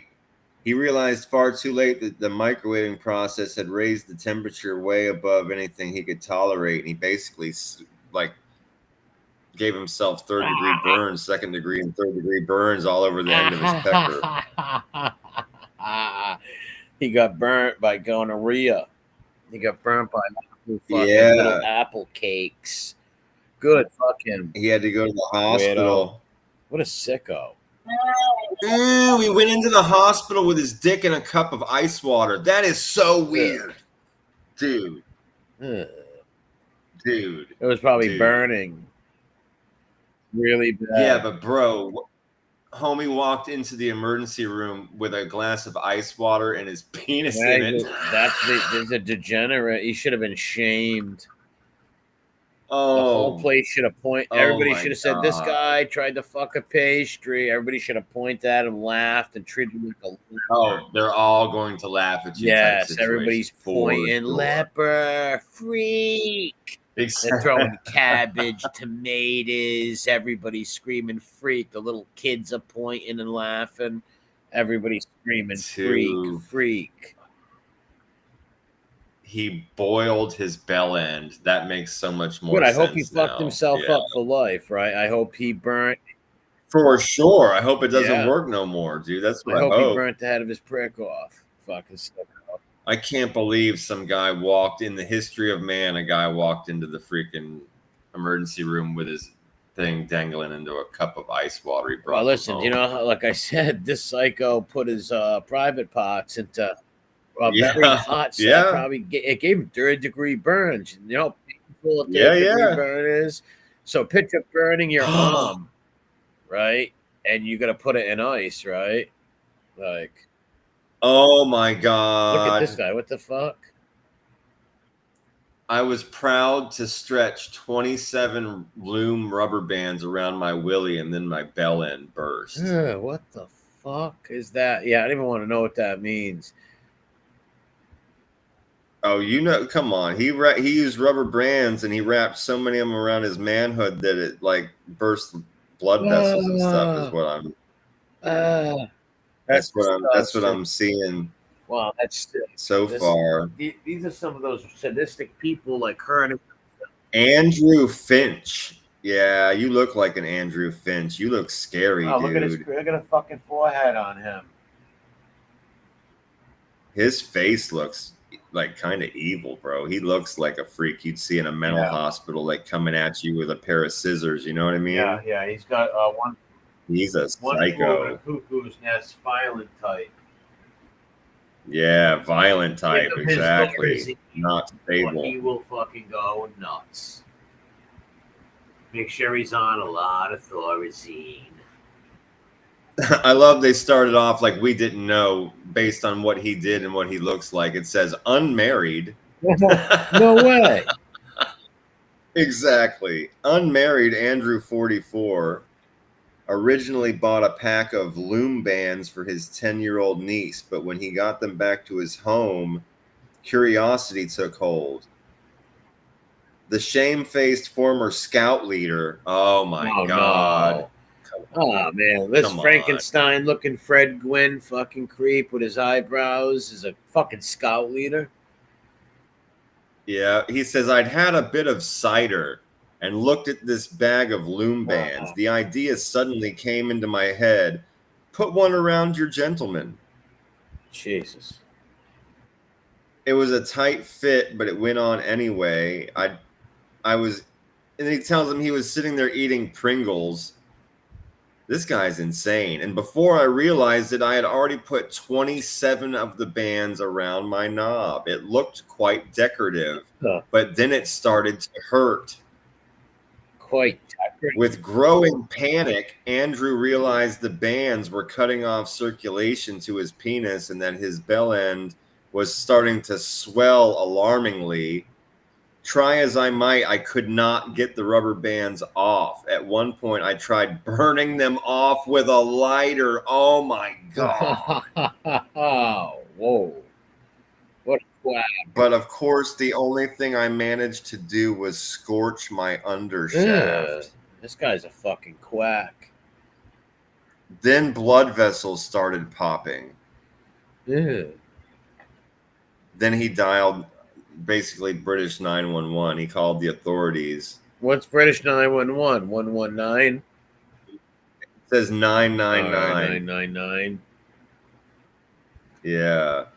Jesus. Oh my That's a God, sick. dude. I told a bloke down at the pub who asked why I was limping. I told the bastard in confidence, but next day it was the talk of the neighborhood. Of course, fucking dude. dope. You fucking cack, you should have known. You stupid.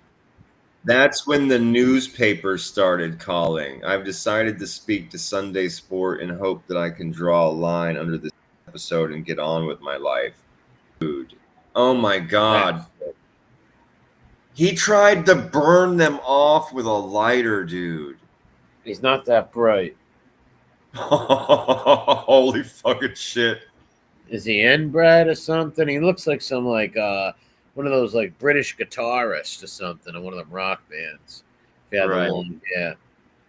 What's up, mate? We playing tonight, man? We're playing tonight. I'm gonna go see Knock. He's getting a hand job from a packy. Wow.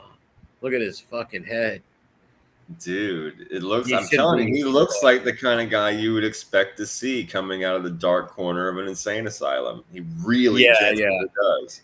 Yeah, if I showed you a 1920s photo of an insane asylum and he was in it, you would be like, yeah, cool. All right. Yeah, exactly. Yeah, that's the guy that stands there and fucking sucks on his shirt all day. Yeah, it kind of goes back and forth on his feet. Yeah, Absolutely. he wobbles back and forth on Zorazine talking to his great aunt Nancy.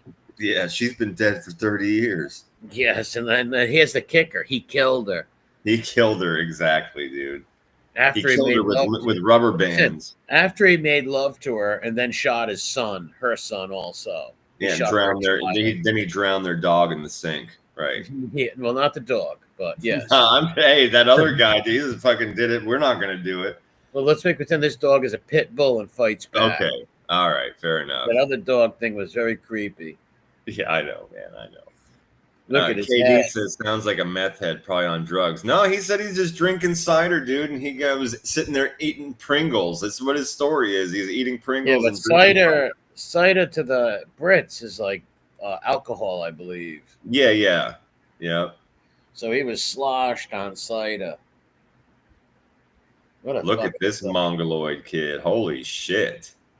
What happened with those eyebrows and those eyes, dude? That's not. This kid looks alien.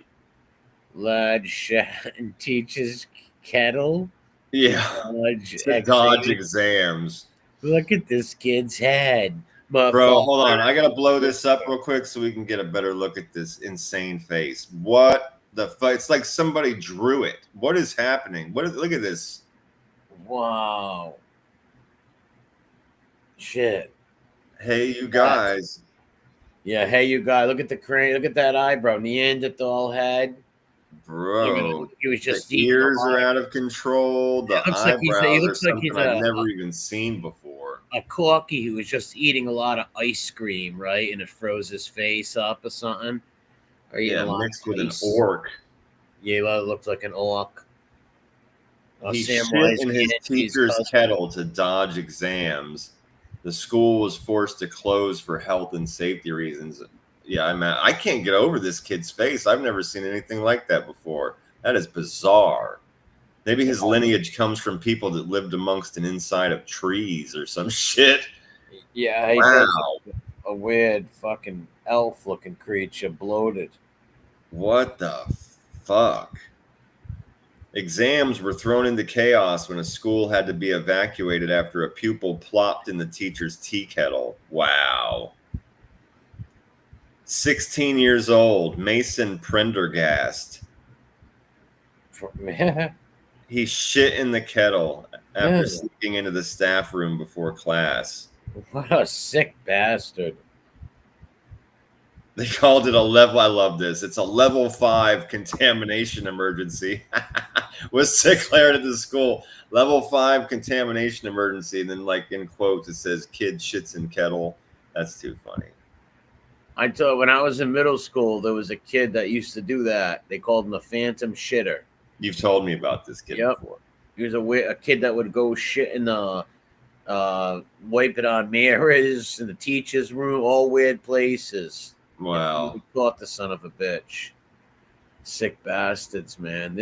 Maybe some kids are just mentally ill and they're fascinated with shitting and things. I don't know. What is this? I don't. Some guy he fell in love with an actual badger. A what? It says and he's absolutely insane. The Archbishop of Canterbury has been contacted and asked to carry out an urgent investigation after one of his vicars married a tramp to a badger.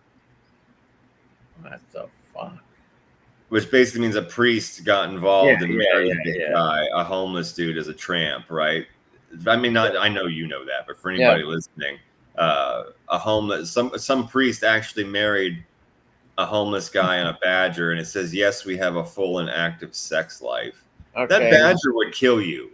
Not only that, it's abusing the animal, and yeah, that badger will rip you apart. I don't believe that. Yeah, no, the badger would murder you, bro. Badgers are fierce, dude. They are not to be fucked with. They will tear you up. Yeah, yeah. There's no way you're buggering. There's no badger buggery. There is, you know what I mean? Like, you're not, no, it's not going to happen. You're not buggering. Nothing would kill that old dude, man. Eat that old dude, he'd fucking bite his head off. Renegade cleric Reverend Colin Battersby hitched thirsty Jack Davies to a 2-year-old badger in a bizarre ceremony outside of Somerset last week. Although the ritual has no legal basis, traditionalists in the Church of England say Battersby has made a mockery of marriage and is taking the piss. Oh, what's up, Bane? Yeah, that badger would have killed that man. They're not buggering the badger. No way. Not animals like that. You try to sexually hurt that animal, he is going to turn around, or she, and bite the shit out of you. And claw the shit out of you. Look at this dude. Fucking freak. What? Sambo. Wow. This man, warning, this man wanks into the mash at Carvery's. Oh, come on. Wanks into the... What is a carvery? What? Like if you go to a buffet. Oh, okay. Yeah, he looks mentally ill, though. And this guy, they're saying he wanks into the mashed potatoes. Yeah, he's a sick fucking freak. Bro, look at the head on this creature, and that crazy hair on the bottom is out of control. These people are fucking freaks, bro. I think they might be just genetically altered somehow. These people are fucked up. If you see this man when you are sitting down to lunch at your local carvery, don't eat the mashed potatoes. Jesus.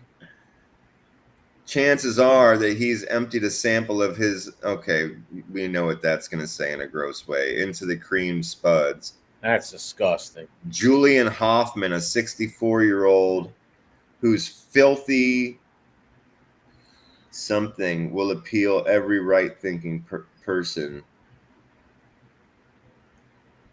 Yeah, good point, Bane. Because I do not believe he slept with that badger. No way. I don't either. I think that's just some crazy shit that they're saying that like help build up the article. A lot of people, that priest that did. I believe the priest, the renegade priest, probably married him. I believe that. Yeah, he's probably some liberal moron. A lot of times they put in that other shit just for hype. Yeah, they could make it up themselves just to get a few minutes of fame, get in the newspaper, a few dollars or something, right? Be a local celebrity for a week, I guess, or whatever. What a sick fuck. Yeah, man. Look at the face on this guy. What is up with these people? Who, these mental people? Yeah, that we're seeing in the, I mean, just in these last few, every single one of them. Yeah, he looks like one of those giant retards. He looks like a giant Todd from France, like Andre the Giant. For real, dude. Looks like Andre the Giant's cousin, Teddy the fucking Retard. Look at him. He looks like I smell the blood of an Englishman. He sort of looks like John Panisi in a way. Yeah, a little bit. Or that other just the stupidness in the eyes, really, and the big ears. Panisi has big, stupid ears too. Yeah. I'll give you that. or some sort of Sakali looking creature. But he looks like a giant that eats people. That's Yeah, what he he looks does. like. He's like a big dumb giant that eats people. Yeah, like some big fucking giant person from France. Oui, or bonbons. Fucking wants to eat somebody. Well, I'm gonna try and figure out what this fucking says. This writing is so small. 34-year-old got the shock of his life last week when, after a marathon 14-hour cider and knick-knack binge, he looked down and saw that his okay, so knickknacks are kind of like Cheetos, I guess. It's a corn snack. For 14 hours, he sat drinking and eating these Cheetos, these knickknacks, and the dye in them, it says, turned his fucking penis orange. what? Well, I think it's probably because he had it all over his hands and probably touched it, and he was just so drunk he forgot. Maybe, I don't know. That seems stupid. Yeah, I don't know. There's some weird degenerate shit out there. What This is lady, that? oh my god. Oh, what the fuck? That's more than a flash, then. That's an assault, right? Right, that's what I was thinking too. Yeah, the Habsburg chin, Morgan. Classic Habsburg chin on that other character. Oh, dude. The Habsburg. It's a Whitaker. That's Whitaker's cousin, Hans. The Whitaker Giant. That's what that is. Yeah. It's the Whitaker Giant. Oh, yeah. I love you. Exactly. Oh, Look at yeah. But Dennis yeah, this Rader. says an 86-year-old great-grandmother has been praised by a judge after delivering instant justice to a flasher by biting him on his willy. That's gross, Grandma, though. Like, for real. She did. Well, he was going to kill her if not, right? No, he just flashed her and stuck his junk in her face, and she bit it. Hey, Dennis Rader wants to do that. Dennis Rader gets bit. I'm glad that it happened, but at the same time, it's like, gross. Granny, you put that thing in your mouth, lady. Like, that's... It is gross, but Granny wanted gross. to make him pay. Yeah, she's 86. She didn't give it. You're right. That's what it was can't about. swing a cane no more. And if she did hit him with the cane, it ain't even going to hurt him, right? Edna Bishop.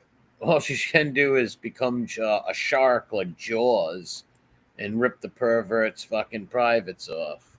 Oh, dude, this is extra weird. So they're calling them antique false teeth because they belonged to her grandmother. Interesting. I have one of my aunt's teeth in my cupboard over here. Well, she's wearing them. I don't wear my aunt's teeth. Yeah, see, this 86-year-old lady was wearing her grandmother's antique dentures in her mouth. All right. Hey, maybe she's a historian. She's a reenactor, right? She's reenacting her great-grandma. When his name... Dude, tell me that guy doesn't look like a Bernard. He looks like Dennis Rader a little, too. His name's... I'm just saying, he looks like somebody that'd be named Bernard. And you know what's funny? He has that same FBS fucking dick pimple on his forehead. That's pretty funny. Does he? Like, yeah. Yeah, he does have some sort of penis pimple. Hang on 1 second. Let me see. Some forehead AIDS. I got you. Hold on. I got go, this. Granny, go. Oh, Can look you see that better loser. now? Yeah. Look at this sap. And this is the guy right here. That's who. This guy right here flashing an 86-year-old woman. Yeah, who does that? He deserves to get his Not that you should ever flash anyone, but if you're going to be a disgusting, don't do it to great grandma Edna. No. Don't do it to Edna Bishop. Come on, Bernard. No, Edna didn't do nothing to nobody. Wow, it says he got floored. He went straight. She chomped his junk, bro, and he was in so much pain. He just went straight to the floor. Oh, I'm sure. What's up, James? What's up, Co-Train? Oh, of course. It happened in a Manchester market, it says. Hey, he wants to flash people. Oh, that old granny's gonna fucking rip him apart. She was sitting down near a cheese stall in an open-air market when he walked by her and put his junk right in her face. Dirty bastard. Fuck him. That's horrific. Listen, this guy's in his what, 50s? Doesn't matter how old. 56 years old. 56 years old. Going up to some old lady and doing that. You're a scumbag. She's 4'10" and 86 years old. Yeah, tough old lady. Her fucking dentures are over 100 years old, obviously, if they were her grandmother's, but just putting that out there. Antique, yep. Yeah. And she just put her head forward like a snapping turtle and just bit his junk. Right. And she bit down so hard that it fucking floored him. Fuck him. He said he was scared it came off. You shouldn't be exposing yourselves to old. And she said, I've lived through everything in the world. I am not afraid of some silly little man's little dingle dangle. Yeah, her defense mechanism. Isn't it? She said, I've been through everything in my life. I'm not scared of this little man's little dingle dangle. Damn. And now everybody knows he's a pervert, too. Oh, forget about it. He flashed Grandma Edna, bro. Everybody knows his story. As they should. You do sick shit like that, man. Have a good one, KD. I gotta go to work at 7:30. I stay up drinking coffee. Somebody shit down these people's chimney, bro. Shit a claus. It says, find the bastard who shot down my chimney. They got a picture of him doing it. Look, he's sitting on the chimney stack, shitting in it. That looks like Chris Gorky. Is that Gorky in that picture? Well, not the. Oh, kind of looks like Chris Gorky, but look at that psycho. What the fuck, dude? This guy in the black shirt is the guy that owns the business, and he's the one that's looking to find whoever the fuck this guy is that shit. That looks like a very slim Chris Gorky, the guy standing up. That is that's unbelievable. Disgusting. Why would you go do that? Who does such a thing? Was it a prank? No matter what, it's disgusting, but is it done for some revenge? I don't know. It might have just been a prank, but he goes, it was all on the rug in front of the fire. There's no way I can brush it all out of the chimney. What the hell am I gonna say to the insurance? That's like a shit bomb. Right, he's probably sitting there watching the king on TV with his tea, and all of a sudden a fucking nuclear turd smashes in his fucking fire and hits him and his family. Yeah, he said because it was on fire when he opened up the door, the smell was unbearable. Yeah, that's disgusting. Dude. I bet that was horrific. What's that? Killed by a kitten? I don't know. Let's see. It says Ed Miliband's dad killed by kitten. Truth about labor leader's father that no other paper. It shows Casbo with a rope choking the old lady. Casbo's got a rope strangling her in the kitchen. The man who hated Britain. Devastating evidence emerged last night that labor leader Ed Miliband's Marxist father was evil. For Ralph Miliband stands accused of slaughtering a little girl's innocent kitten in a drunken rampage. Oh, no, that's fucked up. Don't tell us that. What did he kill her in a drunken rampage? Yeah, that he fucking slaughtered the little girl's kitten while he was all drunk and going off about something. Oh, New Hampshire? Right. Oh, it must have been nice, the softball tournament. Softball is real fun to watch. How those girls pitch is amazing. Can you help this farmer catch sickos in the costume that are sniffing his cows' butts? This has got to be a joke. Who would... What the... Right? Yeah, they would... Dairy farmer Ben Jones is at the end of his tether. He already has to contend with strict EU regulations, badgers infecting his herd, and litter-tossing ramblers. clambering over his barbed wire fences. Now the horny-handed son of the soil has another vexation. A brace of perverts dressed in a pantomime cow outfit sniffing his prize cow's asses. What the fuck? He farms 200 acres near Ipswich. He said, I thought I'd seen some things dealing with cows the past 30-odd summers in my life, but if you don't take the... What does it say? I knew something was wrong Tuesday last when I noticed one of the cows was acting a little strange around the hindquarters of another. I couldn't see through all of the mist in the field. Then on Monday, I got a better view and realized it was another cow. But then I realized it was a pantomime. Somebody was in a cow suit. What the fuck? I started screaming at them to get away from my cows' asses, and they took off and ran beyond the bottom dike, and I was unable to follow on account of my balance not being what it was due to the missing arm. What the fuck? Doesn't he have a gun? Shoot it, though. He's in England. Well, a dog? Sick your dog on him. I'm gonna let you. He says this time they were only sniffing their asses, but who knows what they're going to do in the future. Well, protect your cows, man.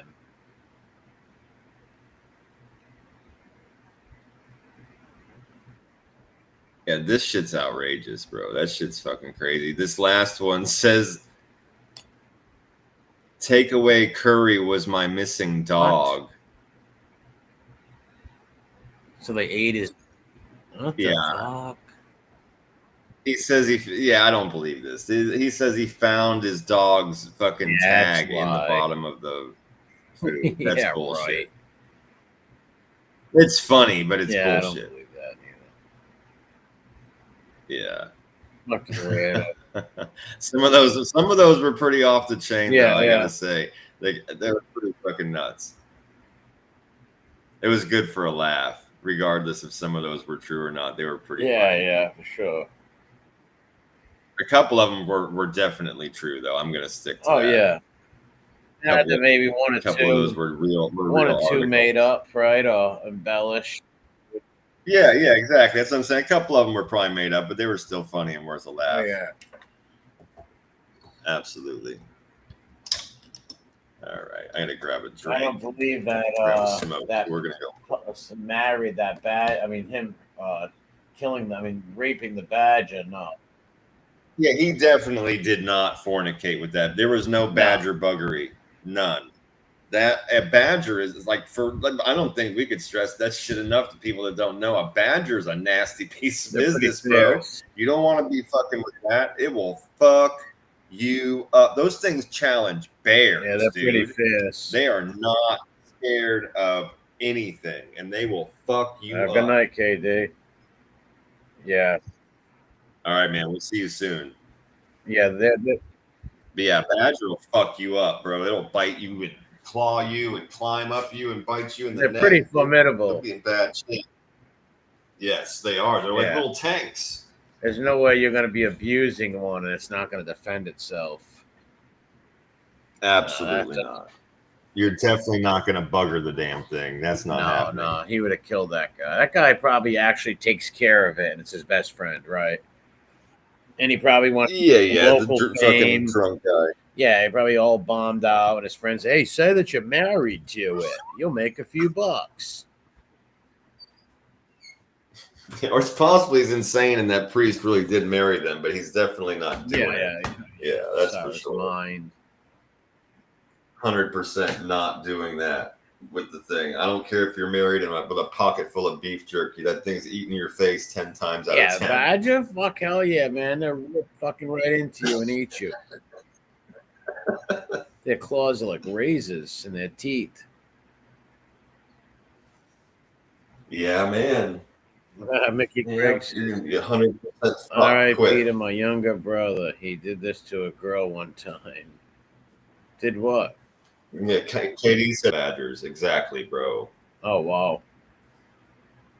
They're just mean and they don't give up. Once you piss one off, it just continues coming after you. They're stubborn. Yeah, I know they fuck with bears and shit. They're not scared of anything. I wonder why people do make them for pets, though. I guess maybe if you raise one from a baby and don't try to bugger it, you might be all right. I don't know, man. Yeah, I wouldn't test it with one of them. I knew a guy who used to have a raccoon. I knew a kid who used to have a raccoon. Yeah, I don't mess with them either. They're mean as fuck. Yeah, R.I.P. Nicky Pacheco. He used to have it around his shoulder. He used to sit on his shoulder and shit. Right. I never touched it, right? I was little when he had it, but I do remember it. Everybody was like, what the fuck? He raised it. I got another friend who raised a few squirrels, and he let them go, though, after he found them after they were fucked up. They fell out of a tree when they were babies. Right. Get a drink real quick. Yeah, he nursed them back to health and let them go. I didn't touch them. I don't like those kind of. They're like rats, tree rats. Exactly. Yeah, I don't fuck with animals in general. You know that. Yeah. I'm not that dude. I'm good. I like dogs, right? Well, that's different. Yeah, that's totally different. I like dogs too. My brother's the animal person. My brother's he could be a vet. He knows a lot of shit. Right. With animals and horses and shit like that. Like he can go grab a horse and break it, right? A wild horse. Get knocked off it a bunch of times, but he'll break that bitch. Me, well, I know how to ride a horse, but I haven't rode one in years. But I can ride them. They're not hard. Yeah, I never tried to ride a horse before. Have a good one, Mick. No, they're not hard. You use your feet and your hand and your legs and your the what you call it, the bridle, the bit, and you're all set. You know, in case you get a real fast one or whatever, you're not that good on one. Yeah, I almost got on a elephant one time, and I heard somebody in the line talking about how they had like giant fleas on them and shit like that, and I instantly changed my mind and did not get on the elephant. And my dog,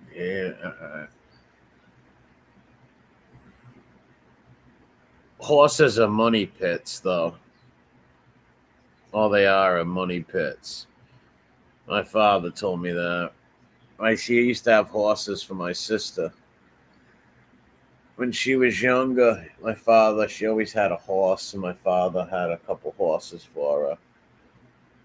And had them. Yeah, I mean, yeah, you'd have to have like your own stables and shit like that just to start with, right? Otherwise, you're paying. Well, we didn't have. We technically could have kept it in our yard, but we didn't. It wasn't even before. It was before I was born. But my father would keep it at the stables in Johnston, where his friends had stables. But he had to pay, obviously, right? Hay and upkeep and all that stuff. But my sister used to like to ride the horses, so he used to get her horses years ago. But that was before my time. What's up, Uncle Edwin? My brother always liked. I mean, horses are beautiful. Don't get me wrong. I can appreciate, a fucking badass looking horse or a good looking horse, or like see them and enjoy it. But I've never had any interest in like riding one. Yeah, we had one in my lot on Killenly Street. My cousin had one there for a few years, right in the city. It was the only horse in that part of the fucking city, that's for sure. Right on, Nicky. We'll see you soon, man. Yeah, KD says like $400 a week. I can just imagine. Then you'd have to pay to have it fed, and they'd have to take it out and run it, right? You can't just leave it in a fucking little closet. No, You'd be paying for services, man.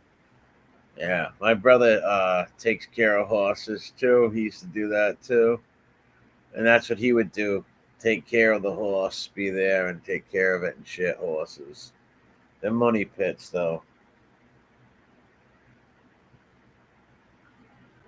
if they get sick, the vets. What's up, Charles? The vet bills and all that too. I never wanted a horse though. Yeah, if they get injured in the leg or the foot or something like that, they go lame and then you're fucked. Well, my cousin's horse kicked my one of our dogs one time. He kicked it in the ribs, and like you could see the dog's ribs. The skin was like pulled back. Damn. You could see the dog's ribs and shit. Oh yeah, horses kick isn't anything to fucking screw around with. Oh no, they'll kill you. Hell yeah. There's people many people died from getting kicked by horses. Many people. In the old days? Yeah. Yeah, that was no joke. You kicked by a horse, you're in a lot of trouble. Yeah, man. You fall off a horse, right? You know how many horse injuries? Well, yeah, dude, you're high up, man. Forget about it. Yeah, but you know what really hurts you? Is when you fall off the horse and your feet get tangled in the stirrups. That's what that's what kills you. Yeah. Get trampled on or drugged. You get drugged and your head smashing off the ground, right? In your face. Yeah, you hit a rock or you're dead. There's a lot of people through history who died, fell off a horse drunk, right? Break your neck. Oh, for sure. Yeah, so that's that from being high up and the the inertia of being thrown off the horse. Yeah, you break your back, break your neck. Sure. Yeah, the Paso Fino horses. Yeah, the ones that are in Puerto Rico. Yeah, you told me about them before. Very expensive. Kept them in private stables. Yeah, they must cost a lot of money too. Probably expensive steaks. Oh yeah. Ever see those mini horses? Of course. Yeah, they're cool, bro. Yeah, the people usually get them for their kids and they even have they have some of those that are as small as dogs. Some of them, they're really small. Yeah. They're funny as hell because they think they're big horses, and they're still like prancing around. They're hilarious, man. Yep. Yeah. Horses, like I said, know what I like? I like the Spaniard horses the conquistadors had, the war horses that down in South America and in Mexico, they teach them how to I forget what it's called, but it started as a fighting style, right? Like you got a staff or a lance on a horse and you come in, the horse spins around and the hoofs go all up and down. It's amazing. It's beautiful to watch. Watch how the Spaniards and the people in South America do it. I got you. Yeah, these are stallion war horses, like, right? And they can teach them to go left and right, like especially those war horses back in the day that the Knights Templars and the Conquistadors and all them people had. Those horses were could do crazy shit. Same even with the Comanche, the Native American fucking guys. And they were riding Spanish horses, yeah. Yeah, those are all Spanish horses. Yep. Those guys are the best natives on horseback. They were amazing. They could shoot they can hang on the side of a horse and shoot arrows and shit. You were talking about that recently. Yeah, that's what made them so deadly, right? That's what made them so. They went from the Comanche was a very small, poor tribe that lived in the Colorado Rockies Mountains, right? And then they got pushed out because they got too weak. They got pushed out, and then they came down to the plains, and they found the horses. They domesticated the horses. They learned, a Comanche man, every man had about 40 horses but to his own, right? Like, so right. They mastered the horse, and once you master the horse, he made war on the other natives in Texas. And they totally fucking annihilated the other natives and were at war with them all the time. Who do you think were the scouts for the U.S. and the Mexicans? Were those native tribes that was suppressed by the Comanche? Because the Comanche came down from the north and stole their land, right? So they were their mortal enemy. The Paiutes, they were their mortal enemies. So, but the Comanches were the best horseback riders that you could find, especially with the natives, amazing on horseback. And they dominated everybody because they were the horse masters. Damn, Charles Sawyer said they were drugged for a mile. Yeah, so What's up, Jason? Good morning. What does it say? The saddle slipped sideways, and he went off the side and dragged him for a mile. Yes, if you don't know how to put a saddle on, right? If you do not know how to saddle up a horse, you are going to get hurt or killed. Yeah, Mr. Ed was one of my favorite. If you do not saddle up the horse correctly, you're in a lot of trouble. Poor Mr. Ed getting tased in the nuts. No, yeah, horse is a horse, of course, of course. Nobody can talk to a horse, of course, unless that horse is the famous Mr. Ed. That's right. You can ask him a question. How does it go? Isn't of course, I can't even think of it. I used to know the whole fucking song. All those songs. No, I admittedly only know that first part.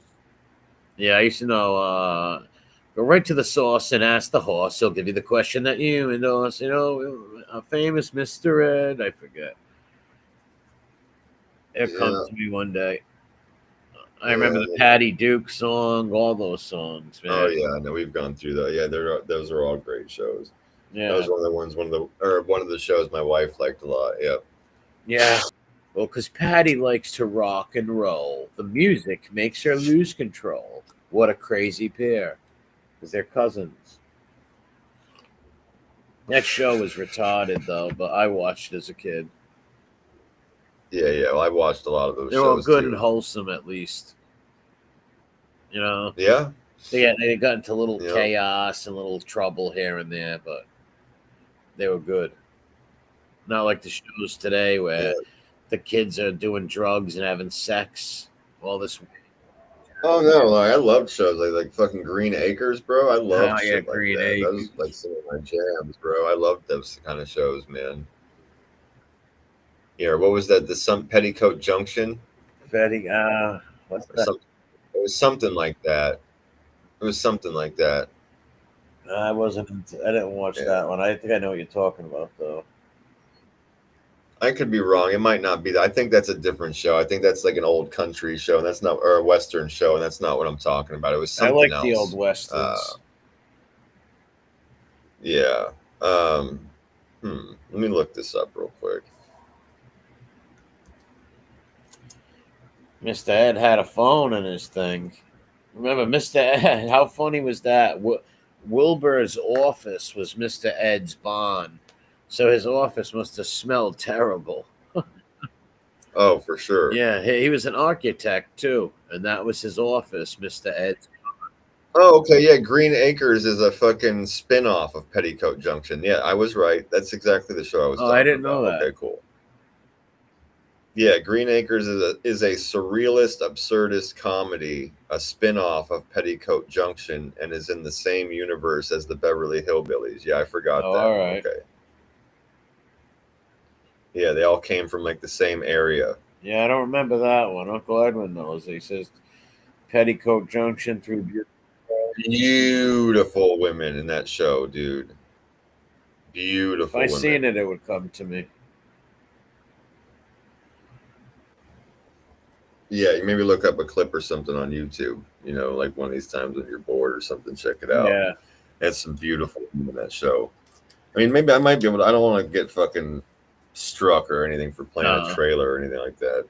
They usually will hit you. Yeah, I don't want to fuck with them people. They piss me off enough as it is. Fucking YouTube bastards. Piss me off with their anti-American rules.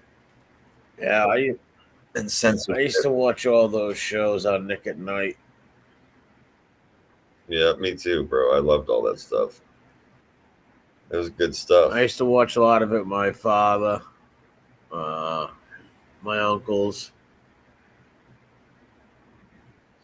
A lot of times I would just watch it late at night, like laying in bed, dude. Yeah, that too.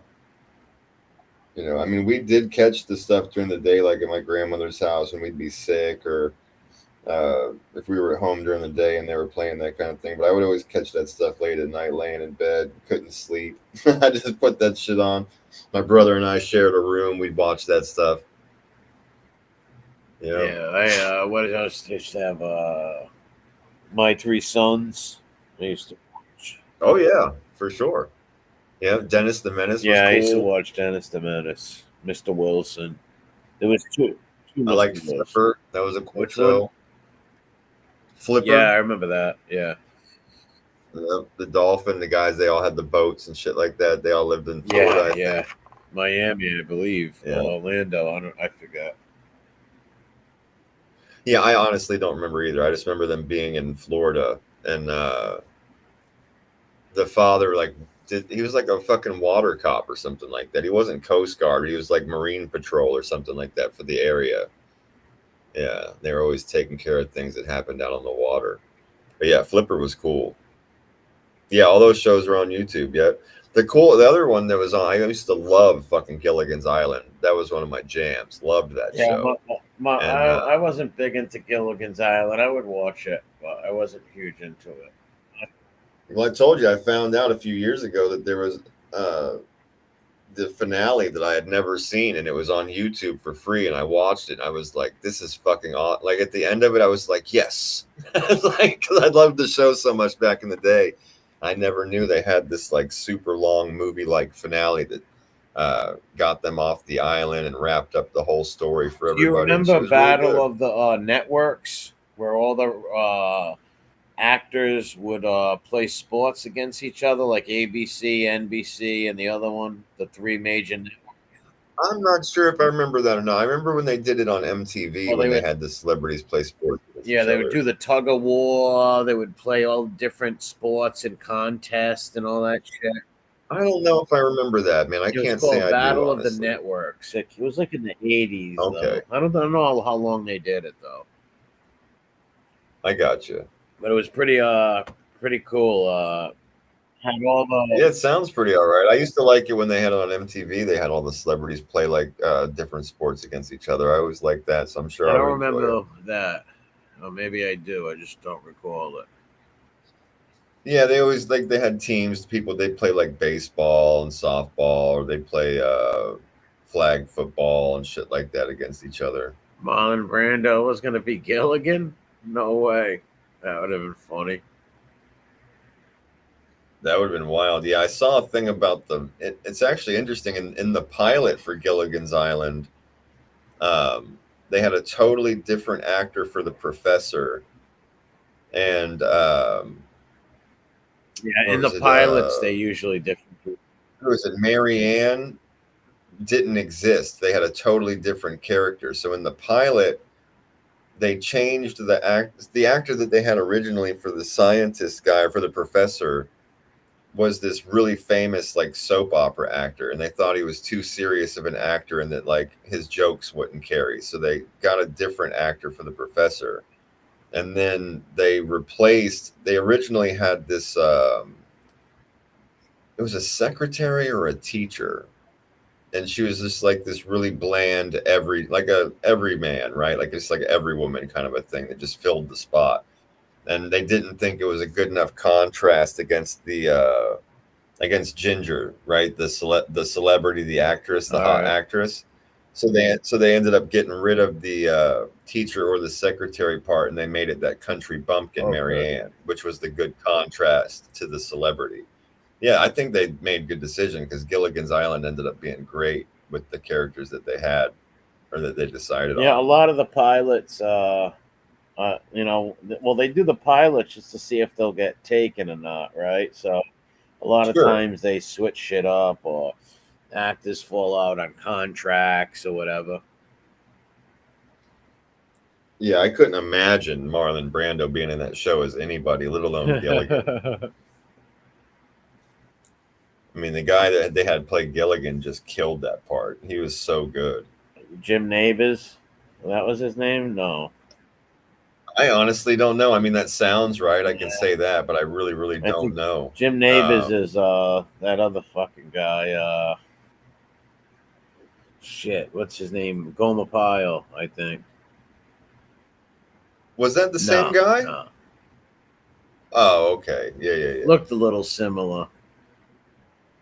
Yeah, a little bit. That's what I was thinking. I didn't think it was. I didn't think it was the same guy. It was funny. It was always funny to me, though. Like the professor, the greatest thing about the professor was like this dude could grab like coconuts and like palm frond rope and build like weather seeking equipment, like radar and shit, but he couldn't fix their boat. Yeah, You know what I yeah. mean? It makes no sense. It was insane the stuff that he would build, bro. And they all stayed Like, clean. better than They all MacGyver. stayed clean and shaved and all that. Mm-hmm. Yep, no They had doubt. enough supplies. Oh yeah, they were doing fine. Yeah. Yep. Ginger's dresses were always still perfect. She still always had makeup on. Yep. Yeah, it wasn't That that was good stuff, man. realistic on that end. Like Castaway. Oh, Yeah, with that Tom was Hanks? realistic. Yeah. Oh, for sure. Yeah, when he was bashing his tooth out with a rock, that was intense. Yeah, bro. with the skate. Oh, was it he a used skate? the rock. Okay, my no, bad. he used the rock and the skate. He put the Oh, okay. skate. Yeah, the rock was the Yeah, hammer. yeah. Then, right, Yep. I got you. Yeah. That must have been painful. I Yeah, I can't got even think of doing that. I saw one of those Sasquatch, one of those Bigfoot shorts this week while I was laying on the couch sick. It was really funny. It was the Bigfoot. He was walking down the beach and he's just talking. He's like, "It's a beautiful day. It's really nice out here." He's like, "I found this ball," and he showed it's fucking Wilson. Wilson. Yeah, it had the bloody handprint on it. He's like, "Man, I hope the guy's okay. I hope this isn't blood. It's kind of freaking me out." It was hilarious. Yeah, man. those It look made me like laugh. apes more than Bigfoots. To me, Oh, I agree. A lot of them that look way more like giant gorillas. But for a Bigfoot or a Sasquatch, quote unquote, it'll work. It's funny. yeah. Yeah. It's funny stuff. And the Yetis are good too. Especially when they both get all zooted out on drugs they find in the forest. That's always Well, the fun. Wilson one sounded funny. It was funny, bro. It was very funny. I was laughing my ass off on the couch. I got to jump in the shower. Yeah, man, I was getting ready to head off anyway, so it's perfect timing. I was just finishing up my smoke, my friend. All right, have a good one, man. And everybody in the chat, Yeah, you come too, back, bro. leave some comments, hit the like button, share it with your friends and family and fucking neighbors.